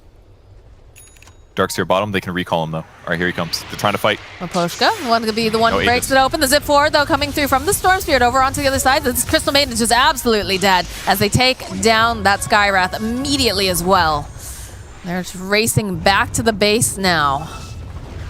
Blade Mail and Death Prophet as well. They are so ready. They have to. What else can you do here? There is nothing on the the Hello Kitty, apparently, is what they named their courier. All right, cool. I saw someone had a Choco Cat background. I dig it. I like cats. Everyone knows that. Oh, I think everybody in the world at this point knows that you love cats. Pretty sure. Man, it's kind of incredible to think where this game got to, considering their advantage. But a couple small mistakes. The Death Prophet chasing the Medusa across the river like she did just made the game weird.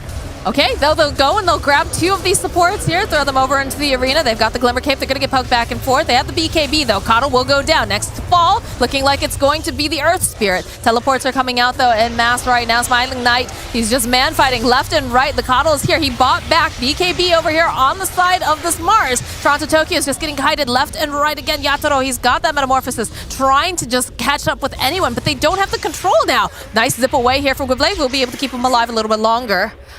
Gem dropped over on the ground. Yeah, they get that back. That was really important. CM lost that in the previous fight, so a little control.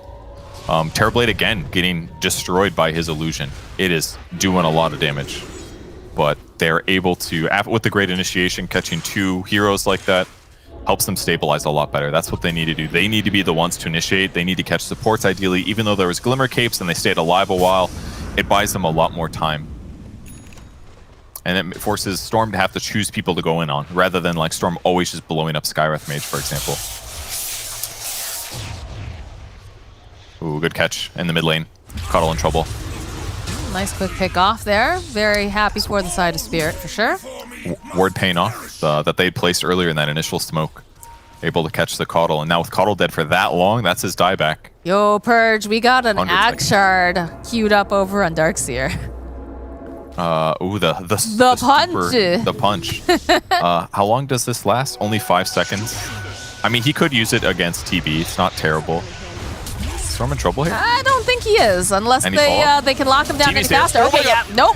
Uses the BKB, zips out at the last second, and again, Tempererd just having so much trouble dealing with his own illusion here. Sit back in. Thermaltake is in deep. He is pretty far away from everyone else, and he just doesn't have anything to hold him in place, though. Over on the side, they go, and they get the kill onto Gwynblade. Now, all right, they're gone a little bit far. Thermaltake, you might have just bitten off more than you can chew, because now you have a Medusa. But again, there's the Blade Mail pop over on Tokyo. They see this opening. Can they force the Storm to buy back? It's pretty scary. It's so hard to fight into Smiling Knight. Yatoro, though, all right, he gets a Sunder off. That's a good way to start off everything, but...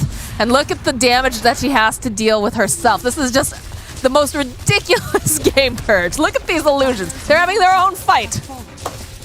There's no actual heroes doing anything right now.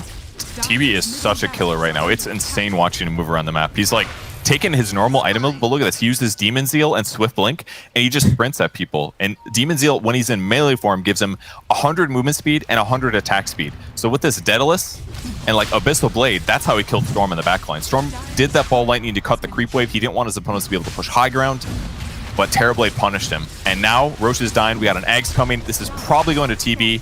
He's going to want to have the 10-second meta with Fear, but can they get there in time? It's going to be close. I don't think they're going to get there in time. They don't have the Storm either. Storm is still down for 30-something seconds. Yeah, they just bail. Yeah. They dip. They even go and they use the Exorcism to make sure. But they don't go for it. Yeah, there's Ags on Terrorblade now. God, he looks like a suburban mom running. Like power walking through there.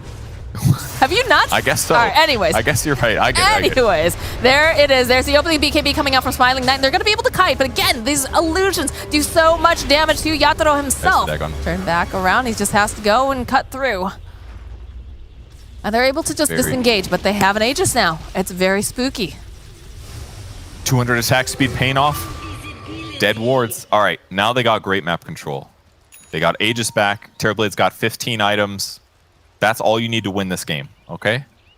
Push the lanes out, map control, do some dewarding. They've got almost everything destroyed at this point. They just need to push out the top lane, obviously. It's looking better for Team Spirit. TB's a monster on this map. And Storm Spirit's net worth is still not high. It's 20k. I mean, Terrorblade's definitely messing up the net worth graph right now. It's kind of hard to see everything else but him. But, he has a butterfly in his backpack for so long, actually. But it doesn't make sense to sell. I mean, you could sell it to get a moon shard, I guess, but it feels kind of bad, too. What if you need it later? He wants to pop BKB and then swap in butterfly. That's his game plan. All right, he's hunting. Oh, look how fast he's running. He finds himself a Storm Spirit. But, of course, doesn't have... Oh, he does have the lockdown, actually. He does have the Abyssal Blade, so he could have possibly gotten the hop, but you don't know where everyone else is, so... You know you're in a bad place when the TB ganking Storm is really terrifying. Just see him power sprinting his way over to you. Look at him actually, go. With the Ninja Gear as well, it's actually so sick. Because he's doing this smoked as well. They literally can't see him coming. And it's on a, 15-second cooldown? Yeah. It's actually so synergistic. It's really cool. Using Demon Zeal in this way is really, really awesome, I gotta say. Oh, BKB is gonna get popped over here. Draw back and followed up with the Abyssal Blade. That's just a dead Storm. Beautifully done. Does this Death Prophet have a heart? Yes, she does. Yes, she does. 4,300 HP. Oh my god. Okay, good. Skywrath Mage finally buying the item he needed. Able to afford it, the Aeon Disc. He's got Flicker, very useful there to remove silence if Storm goes on him, but with Aeon Disc, he stops dying to Storm, and it's going to leave less opportunities for Empire on the map. Yeah, I mean, we just watched... Oh, no, Petashara. Arena's going to get committed. This is not looking good here. It does have the Aeon Disc. There's the Yules, buys him a bit more time, but it doesn't matter. Abyssal Blade comes out, and now you don't have to worry about the Starkseer unless he buys back. I love this build. I've already said like 8 times, but this TB build is so cool. Literally, all you do is buy Swift Blink and get the shard, and all of a sudden it turns this hero into a monster. And the Abyssal, of course. I mean, Abyssal on TB is not typical, but it actually works because he can stay in melee form and get bashes in normal proc. It's actually so cool. That's exactly what he needs, and sometimes, you gotta do something a little bit different to get that win. I don't know if they win this game if he doesn't do this playstyle. Buyback. He figured it out in a pub, and it's amazing here. I mean, we've seen a lot of really cool things this game. You know, Collapse, the fact that he's got the Bulwark, he's got the Blade Mail, the way that he faces off with the Deuce, that was really what kept them in the game when they were knocking on the doors in the base. It was, yeah. Very nicely done. I mean, they even had to send her home and then recall her. Like, they had to get a fresh start, and they just were too afraid. Yeah, it was definitely huge that they were able to hold in that moment. Game would look very different if they were two extra mega creeped. So, Sky's still playing on the map top for whatever reason, pushing out that lane. It does need some help, but I mean, we wanted another 70-minute game, but we got it here. We're getting it's coming. it, yeah. Because I don't, they're not going to go high ground until they win like a really convincing fight, I feel like. It's running into like Rapier Medusa is scary. So for now, I don't know, TV aims for level 30, I guess. Oh, you can't show your face on the map, because the second that you do, oh, okay, all right, I see you, that Ghost Scepter. It's going to save his life. That was very spooky as another fight gets broken out over here on the side. The Storm Spirit just immediately disappears. Gone. Okay. Yeah, he died. Indeed That's he the did. Observer Ward. This ward spotted him once again. The wards are literally what's setting up these storm kills every single time. Ward into Spear from Mars. Mars in the right place, Ward in the right place. Dusa running a Moonshard to herself. Gotta spend the net worth. Oh, that was her buyback, actually. Ooh. Interesting. There's a double damage rune outside of that Roche pit too, by the way. Okay. I mean, more night vision is kind of nice. 60 attack speed, not crazy. But a little surprised that he spent his buyback money just to have a Moonshard. Yatoro is juggling so many items right now. Look at this. Yeah. Good lord. All right, the Aegis does get reclaimed. He's got himself a double damage rune. He's got a butterfly in his backpack. He's got a BKB in his backpack. We got the bees in the backpack here. Anybody dies if you Abyssals them right now, except for Dusa. I guess if Dusa does die, she loses Rapier, and therefore buyback doesn't do anything, but why not buy a backup Rapier, you know? Yeah. I guess then you need buyback as well. That's a lot more than Moonshard. She's got some cash on her, but she doesn't have that much. All right. Look at those last hit denies over there. They did deward that mid observer ward, or it timed out. But I like the wards that they're putting, just lane ones, basically. Like, heroes are going to run down lanes to go get things done. And at this point, that's just a lot easier to spot heroes than jungle wards. Side lanes are usually the lanes you push out to go get stuff done too. Like, you push out a side lane and it opens up the map, because now you can be anywhere on the map. But running mid is a lot easier to control. So you just keep this vision on the side lanes, heroes sit mid, and then you get to control the map until next Roche or whatever opportunity you get. I mean, if they hold on for another couple of minutes, there's going to be those big tier items dropping, Purge, and it's going to feel real good if you've got those in your hands and your enemies don't. What could we see? A Ballista on Terrorblade? Oof. More attack range? Another Giants, right? Perhaps. Like, this is definitely the best Ninja Gears ever looked, I think, in my whole life. The smoke gank combo is very cool, but God, look at the surely damage. something would be better. Look how much damage is on this item. Terrorblade. It is terrifying. They're trying to make moves. They know that they've made their way over. They have the ward down. Again, double damage on this TB makes it very terrifying. I don't even think they know he has it right now. Oh, it's observer wards up. They see it. They know.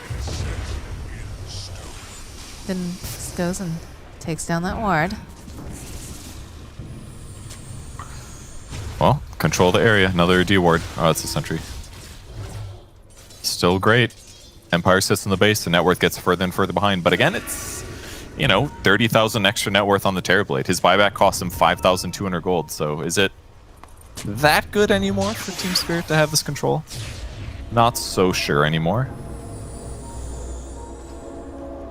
Yatoro thinks about it. Rest of the team's not there, though. Perhaps waiting for the next Roche. Perhaps waiting for the 60-minute items. They've got some time. It's very big that they were able to reclaim their jungle like this and get some wards.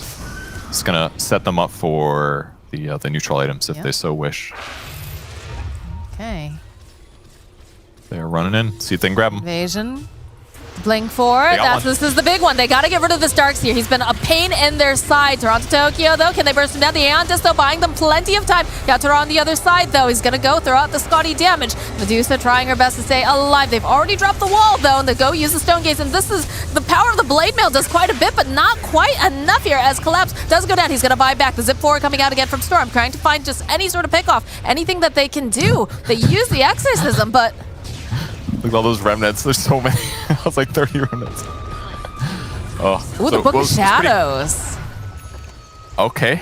That's Crucially in that team fight, TB runs in, kills Storm. Storm buys back. TB turns as the Dusa ulti is finishing, and as he turns, he gets disabled.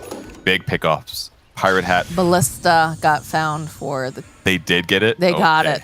They actually flipping got it. His attack range is going to be insane, actually. Because he got the Metamorphosis attack range talent. It's going to be like actually a sniper. Anyways, got stunned by Stoneform, and by the time he got unstunned, the fight was already looking kind of hairy, so that's why they didn't fully commit there. Yeah, but they have an Acceptor completed now on the Dusa. Okay. And a Pirate's Hat. What is that? That's the stuns. Yeah, the stun thing. When she's targeted a spell, throws a snake back. That's not terrible for sure. It's more control. One-shot. Do you still one-shot illusions with this when you just stone them? I can't remember. Okay, yeah. So. All right, here's that fight once again. TB going in, killing Storm in the back line, using his Abyssal Blade. Then he turns away from the Medusa, and right when it's ending, he's like, let's fight. Oh. And then he loses a couple seconds of team fight. At that point, everybody was ready to run. Orpheus in your DJ moment for sure. So Medusa is going to use Pirate Hat, at least for now. Fallen Sky for the Radiant team as well. And yeah, Ex Machina for Death Prophet. Huge armor, which is going to be excellent against the Storm. And the Medusa, not to mention the ability to refresh his BKB, his Halberd, his Scythe, and his Scythe. All very good things. But they're looking to go back in. Seer Stone's ready too. This disable range is going to be huge. Another smoke. Have to be careful. Send out the Terrorblade Illusion so they have an idea that they've got to be in the general vicinity. Use a scan. Regen rune. Ooh, the call of it is too good for that Storm. They're still missing 2 tier 5s. It's another Ballista. We get a Ballista on the side. Oh my god. It's time. A Ballista on a Medusa. The Ice Frog has smiled upon the smiling knight. And a Book of Shadows found as well. Well, I mean, this is pretty much as good as it's gonna get for this dude. It's gonna be a 90-minute game, I think. 9 minutes. With all this. Let's go. I'm here for it, Purge. I'm here for this action. I want some bloodbaths. Let's go, guys. I want so many Storm Remnants all over my screen, and that the whole thing just bugs out. Let's go. All right, smoke, action, coming in hot. Let's go, Empire. Show me what you got.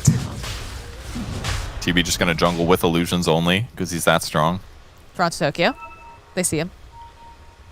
Ooh, this could be He's very huge. forward. Yep, zip forward immediately over onto this Death Prophet plus the Silence. Everything in the kitchen sink getting used. He's forced to use the BKB as in comes okay, followed up with Yatoro. But we've got all these walls going down. It's too difficult. They can't take him down fast enough. The BKB already worn off. Over on the back end, though, they get the Hex, and they're just doing too much damage. They take down Yatoro. They take down just so bad. But Poshka, Team Spirit is crumbling. Look at this damage. Everyone just going down. It's a triple kill now for Smiling Knight. He's got to be grinning his face off right now because they had a bunch of buybacks, and they're all running right back home again. This Medusa, Ballista, and the Rapier, everything. Oh my god.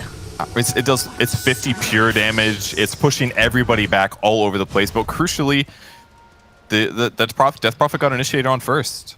She popped some of her spells, but like Dusa ulti lasts for so long. It's 8 seconds that you can't turn and fight her, and that whole time she's dealing damage.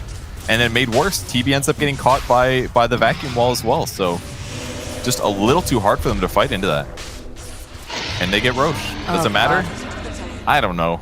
He's got Aegis. Coddle gets a free Ags. That's pretty sick for him. He's got a Refresher Shard.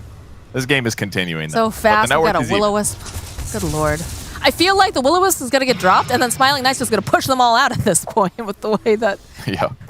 Oh, little anti-synergy. Blinding light. All right. Dusa DD as well. He's going high ground. No Mars for 60 seconds, so they got a window here. And they have the Ags now on the Earth Spirit, so they have another way to save if necessary. I don't even know if they do at this point. It's more like he can grab people. I guess. The big one. Yeah. Look at that. The illusions can't even run at him. Doesn't even care. Always Oh my going god, for the Vaposhka.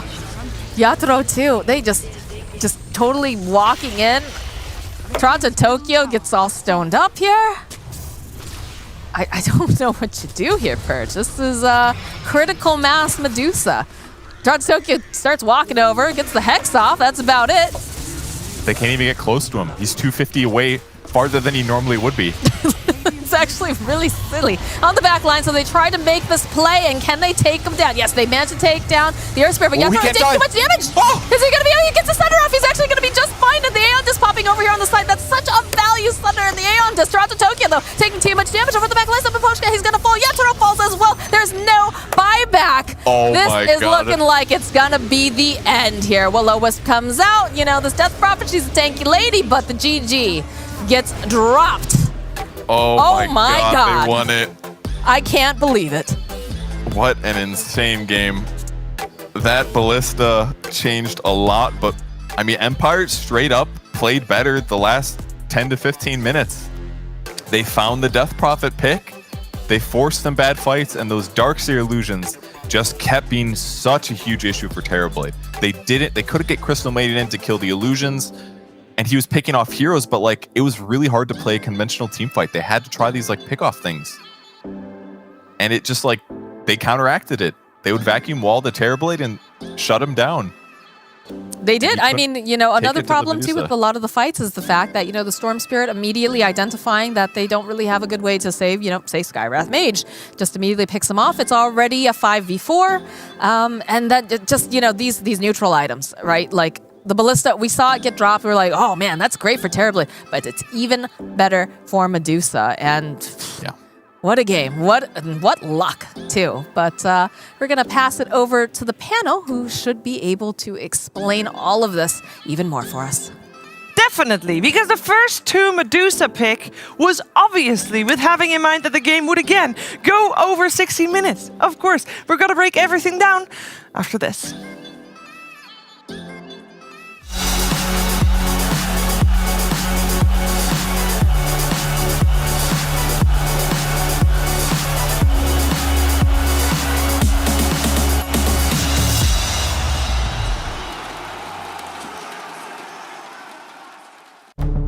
With the right CPU, you can turn any game from familiar to phenomenal. Unleash the potential in all your gaming with Intel 10th Gen processors. With its optimal balance of threads, cores, and frequency to deliver elite real-world performance, only Intel can bring Marvel's Avengers to life with in-game PC optimizations. Supercharge your Marvel's Avengers experience with Intel Core i5, i7, and i9 processors.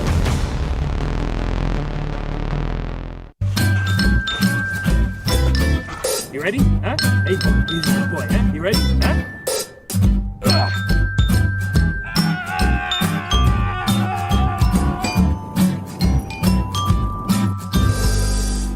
Start your esports career now at play.eslgaming.com. What's your style?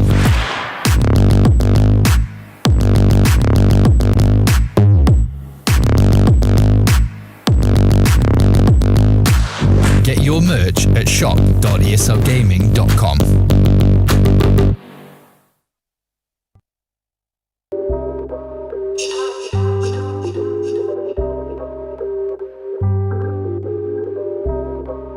Yeah. Ay, push start, ayy. Ball so hard, ayy. Raise the bar, ayy. Turn into a star, ayy. Play my part, yeah. I aim too far. I do it big. I keep it large, okay. Live it up. Cause it's fake, better give it up. Young, but I feel like I've seen enough. Numbers going up, better keep it up. Ain't slowing down, better live it up. About too hard, ayy. What? About too hard, ayy. What? About too hard, ayy. About too hard, yeah. I'm killing your favorite rapper with minimum effort. Yeah, your coach getting severed. The industry dry as a desert. The whatever it is that you think that you're doing, I'm doing it better. Straight W's, that's my letter. Don't got no snakes, only ladders, ayy. They tryna figure out what's on our plate. Infinity sideways, we already ate. Skipping this basic, skipping this classes. Stay out of trouble, now I can relate. Nevertheless, again, I'm doing great. I just finished the scene, ain't no debate. You ain't my dog, you ain't my family, and sure as hell, you're not my mate. Yeah, I take my place at the summit. I can't wait till we countin' them hundreds. I cannot lie, I ain't rich, yeah, but when I say my time coming, it's coming. And some of y'all got ahead of me, to be honest, I wasn't even running. But very soon I'ma run it. I demand it, man, I want it. Push start, ayy. Ball so hard, ayy. Raise the bar, ayy. Turn into a star, ayy. Play my part, yeah. I aim too far. I do it big. I keep it large, okay. Live it up. This is fake, better give it up. Young, but I feel like I've seen enough. Numbers going up, better keep it up. Ain't slowing down, better live it up. About too hard, ayy. What about too hard, ayy? What about too hard, ayy? About too hard, ayy. They not gon' like this, don't like surprises. I cause a crisis, man, I'm a scientist. With the music I spice things, up to my liking. Man, I want nice things, nice things. This not an AK, it's a Uzi. I pull up and shoot it to movie. I'm chasing the bag, not a coochie. Cut ties with the fake, now it's Gucci. Word of my nigga from the 021. You count 6 shots and I count 2 guns. Some people still think I rap just for fun, but soon they look up to me just like the sun. Yeah, you can come over here. Swear it's like no career. Swear you got no idea. Soon you have no career. Take a good look in the mirror. They need to know that I'm here. Don't you act like it ain't clear. Yeah. Push start, ayy. Ball so hard, ayy. Raise the bar, ayy. Turn into a star, ayy. Play my part, yeah. I aim too far. I do it big. I keep it large, okay. Live it up. This is fake, better give it up. Young, but I feel like I've seen enough. Numbers going up, better keep it up. Ain't slowing down, better live it up. About too hard, ayy. What about too hard, ayy? What about too hard, ayy? About too hard.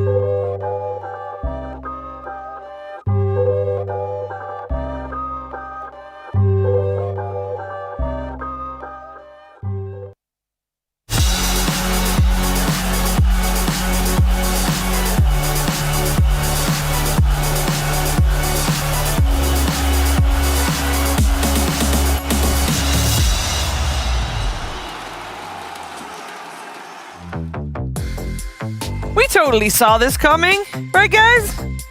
You know, our highlight reel starts at 53 minutes, so you know something is up. Oh, we just watched the 3rd game of Team Spirit versus Empire, and Empire managed to take the W. They take their first win of the season here at the CIS DPC for ESL 1, powered by Intel, here with Capitalist and Odie Pixel and Owen. I mean, surely this is what we were having in mind when we saw the first 2 Medusa pick. I mean, I guess this is indeed what Empire had in mind. You know, they were like, well, we're going to pick the Medusa as a 2nd pick. We don't care because we're going to go late. We've already done it once this series. And we know that Smiling Light's going to be able to carry us and find a ballista post 60 minutes. And he did, and he really did. I mean, just an insane hold and turnaround in a game where, you know, at one point this... you know, your Toro is terrible. I think he had like 55k net worth. He was like sort of 20k ahead of everyone else. They turn it around. Honestly, hats off to them. I didn't think they'd be able to do it. You know, I said coming into this off the back of the draft, I was like, this should be a 2-1 for Spirit. I see them having this win. They didn't. They couldn't end it. And yeah, incredible stuff from Empire, and just a treat really. We've got 2 post 60-minute games in the same series, and I think, you know, a lot of viewers out there, it's just a lot of fun to see what drops. Everyone loves the RNG, and you get these crazy late game fights. You really do, Cap. It's a crazy game.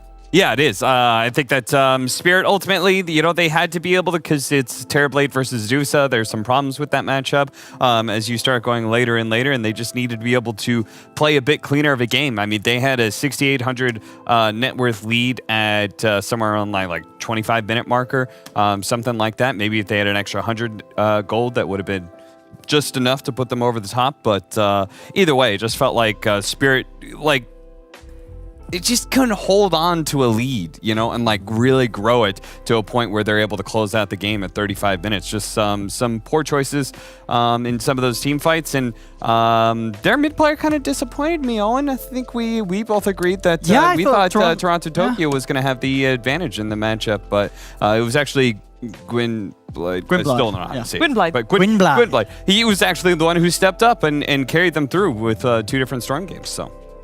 Yeah, no, I think his Storm is definitely something to watch out for future teams playing against him. 2 games, 2 games both times he's been involved in just an incredibly long game post 60 minutes, and he's been impactful straight up until the end. So yeah, watch out for this guy's Storm. Yeah, absolutely. I am very curious. Again, it's the second time today that it's a 60-minute plus game. Let's see what BSJ found this time around.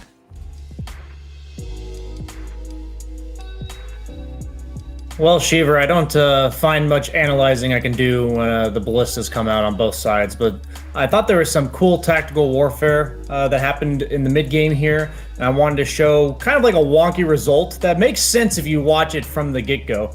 So here is Empire down by 5,000 gold at 22 minutes in, and they realize, if you look at the mini-map right now, that they're just farming way less of the map. They feel like they have no map control, and they're going to utilize a smoke in order to try to move out on the map. Something that a lot of people don't realize is a good use of smokes. You don't necessarily always have to get kills. You just have to control more of the map after the smoke than you did prior to the smoke.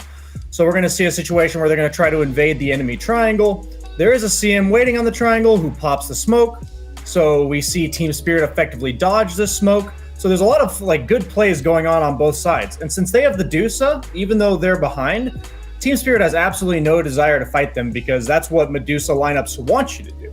So we're going to see a little bit of a standoff here, and what ends up happening is Empire takes control of Team Spirit's triangle despite being behind. So we see here kind of a rinse and repeat of what we saw reversed, where Team Spirit's stuck in their base while Empire's controlling more of the map than they do. So what do we see come out from them? Smoke of their own. And since they don't want to engage directly into the high ground, since they know that Empire's parked themselves up there, they're going to do a nice loop around through the mid lane.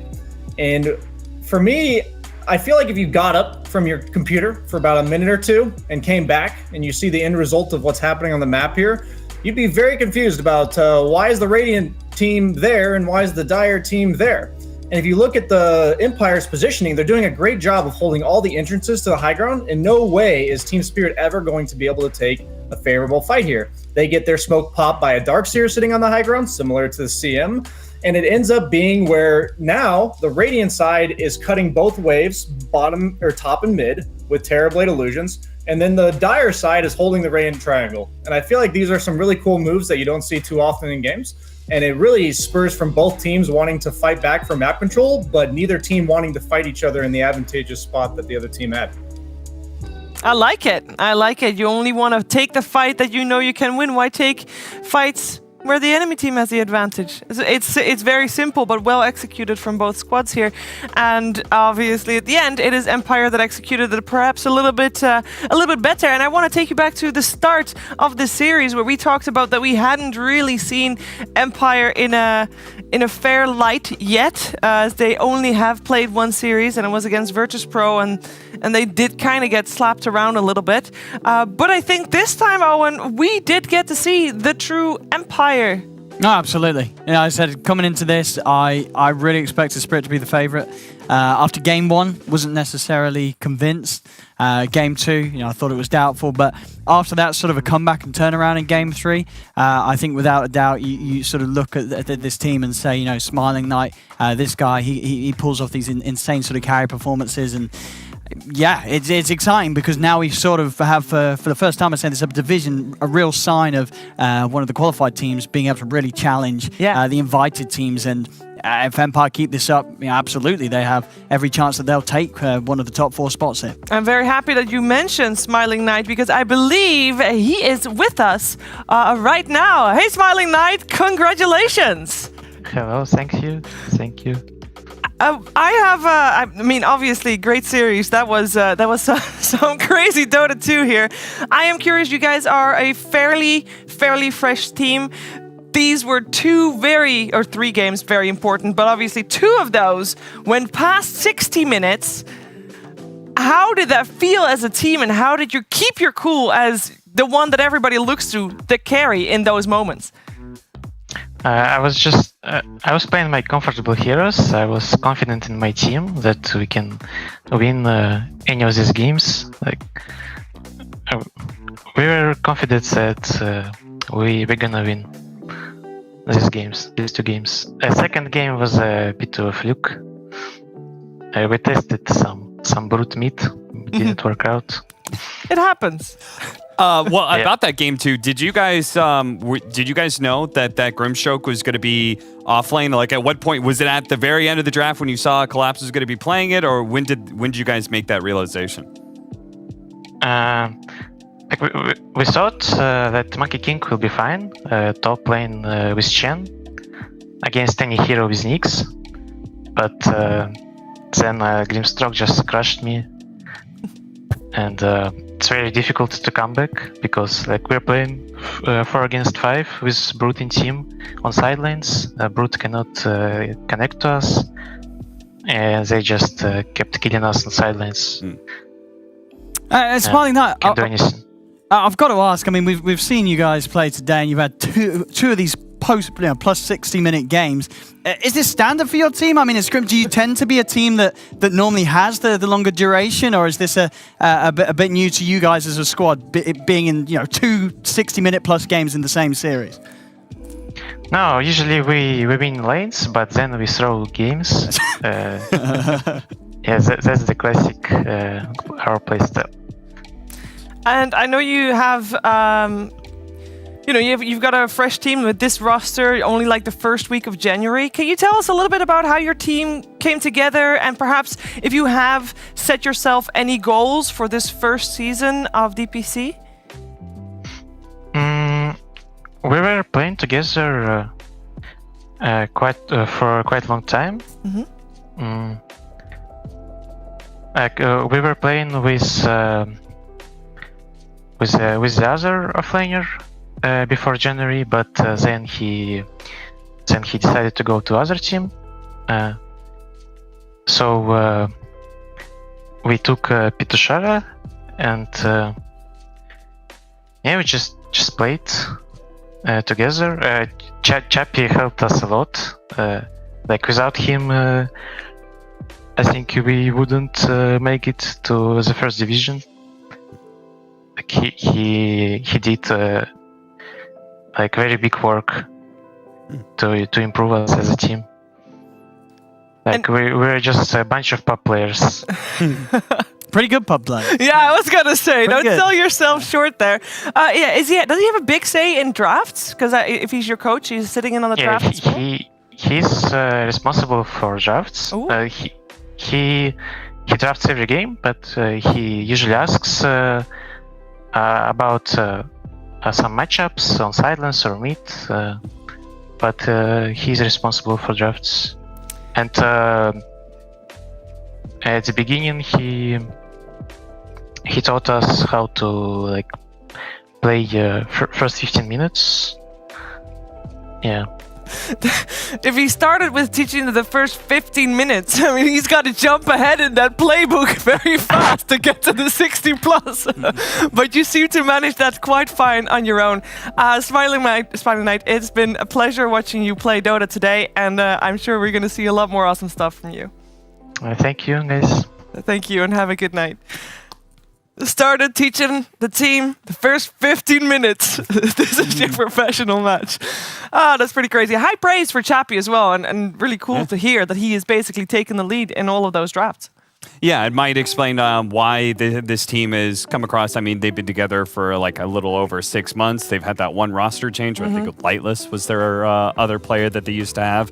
And they didn't really make, I don't think they really did too many things on that previous Empire roster, but then they've come through just making Division 1, now taking down Team Spirit, a serious contender, and it's promising, it goes to show Chappie had a great influence, and it's promising that the fact that he can teach some draft in 15 minutes, but you can't teach stuff like that. That is all Dota player instinct, I think, and so they obviously have some of what it takes to be able to play that out. So good signs all around for Emma. Good signs all around indeed. And we do have the standings for you as well, because this was Empire's first win on the board. They are now standing at a 1-1.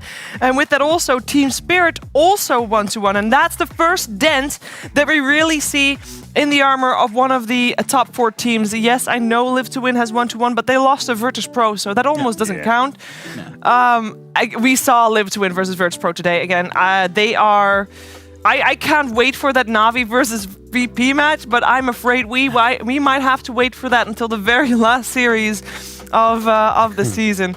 But yeah, fantastic stuff today. And there's going to be more fantastic stuff, but it's not today. It is actually on Sunday when we continue with the upper bracket for the CIS, the upper division for the CIS DPC League. And we're going to kick it off with Na'Vi versus Extremum. And we have also No Techies versus Team Spirit. That all happens on the Sunday with the start time of 3 p.m. CET. You know, that's standard time. It's, for example, the same time as Europe starts tomorrow on the Dream League channel from the same studio with some differently colored lights. But I'm sure you already knew this and you are already planning on tuning in for all the matches tomorrow and Sunday and all the days after, because there is so much more Dota to come and we can't wait for you to see it.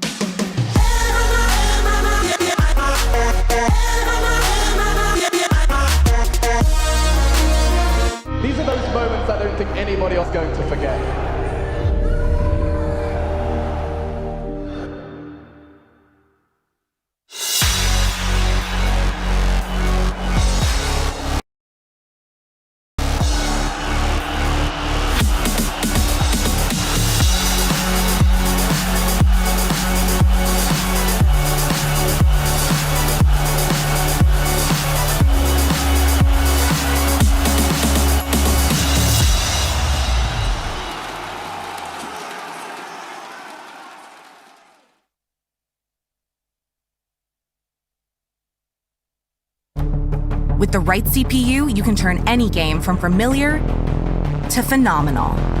Unleash the potential in all your gaming with Intel 10th Gen processors. With its optimal balance of threads, cores, and frequency to deliver elite real-world performance, only Intel can bring Marvel's Avengers to life with in-game PC optimizations. Supercharge your Marvel's Avengers experience with Intel Core i5, i7, and i9 processors.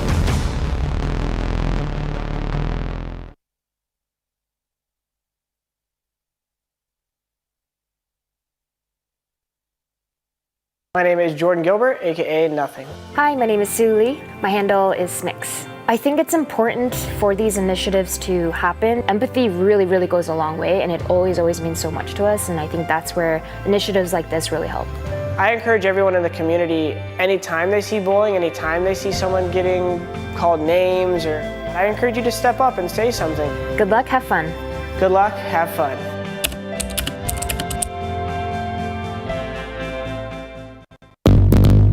What's your style?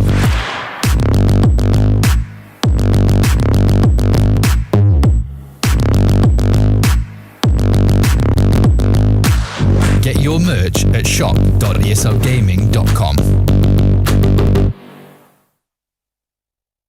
Working part-time jobs, chasing all my dreams out lately. No matter if I try too hard, nothing's ever enough, baby. No, I don't care too much. I don't care too much. As long as I can keep you by my side, I don't care too much. We got time, no rush.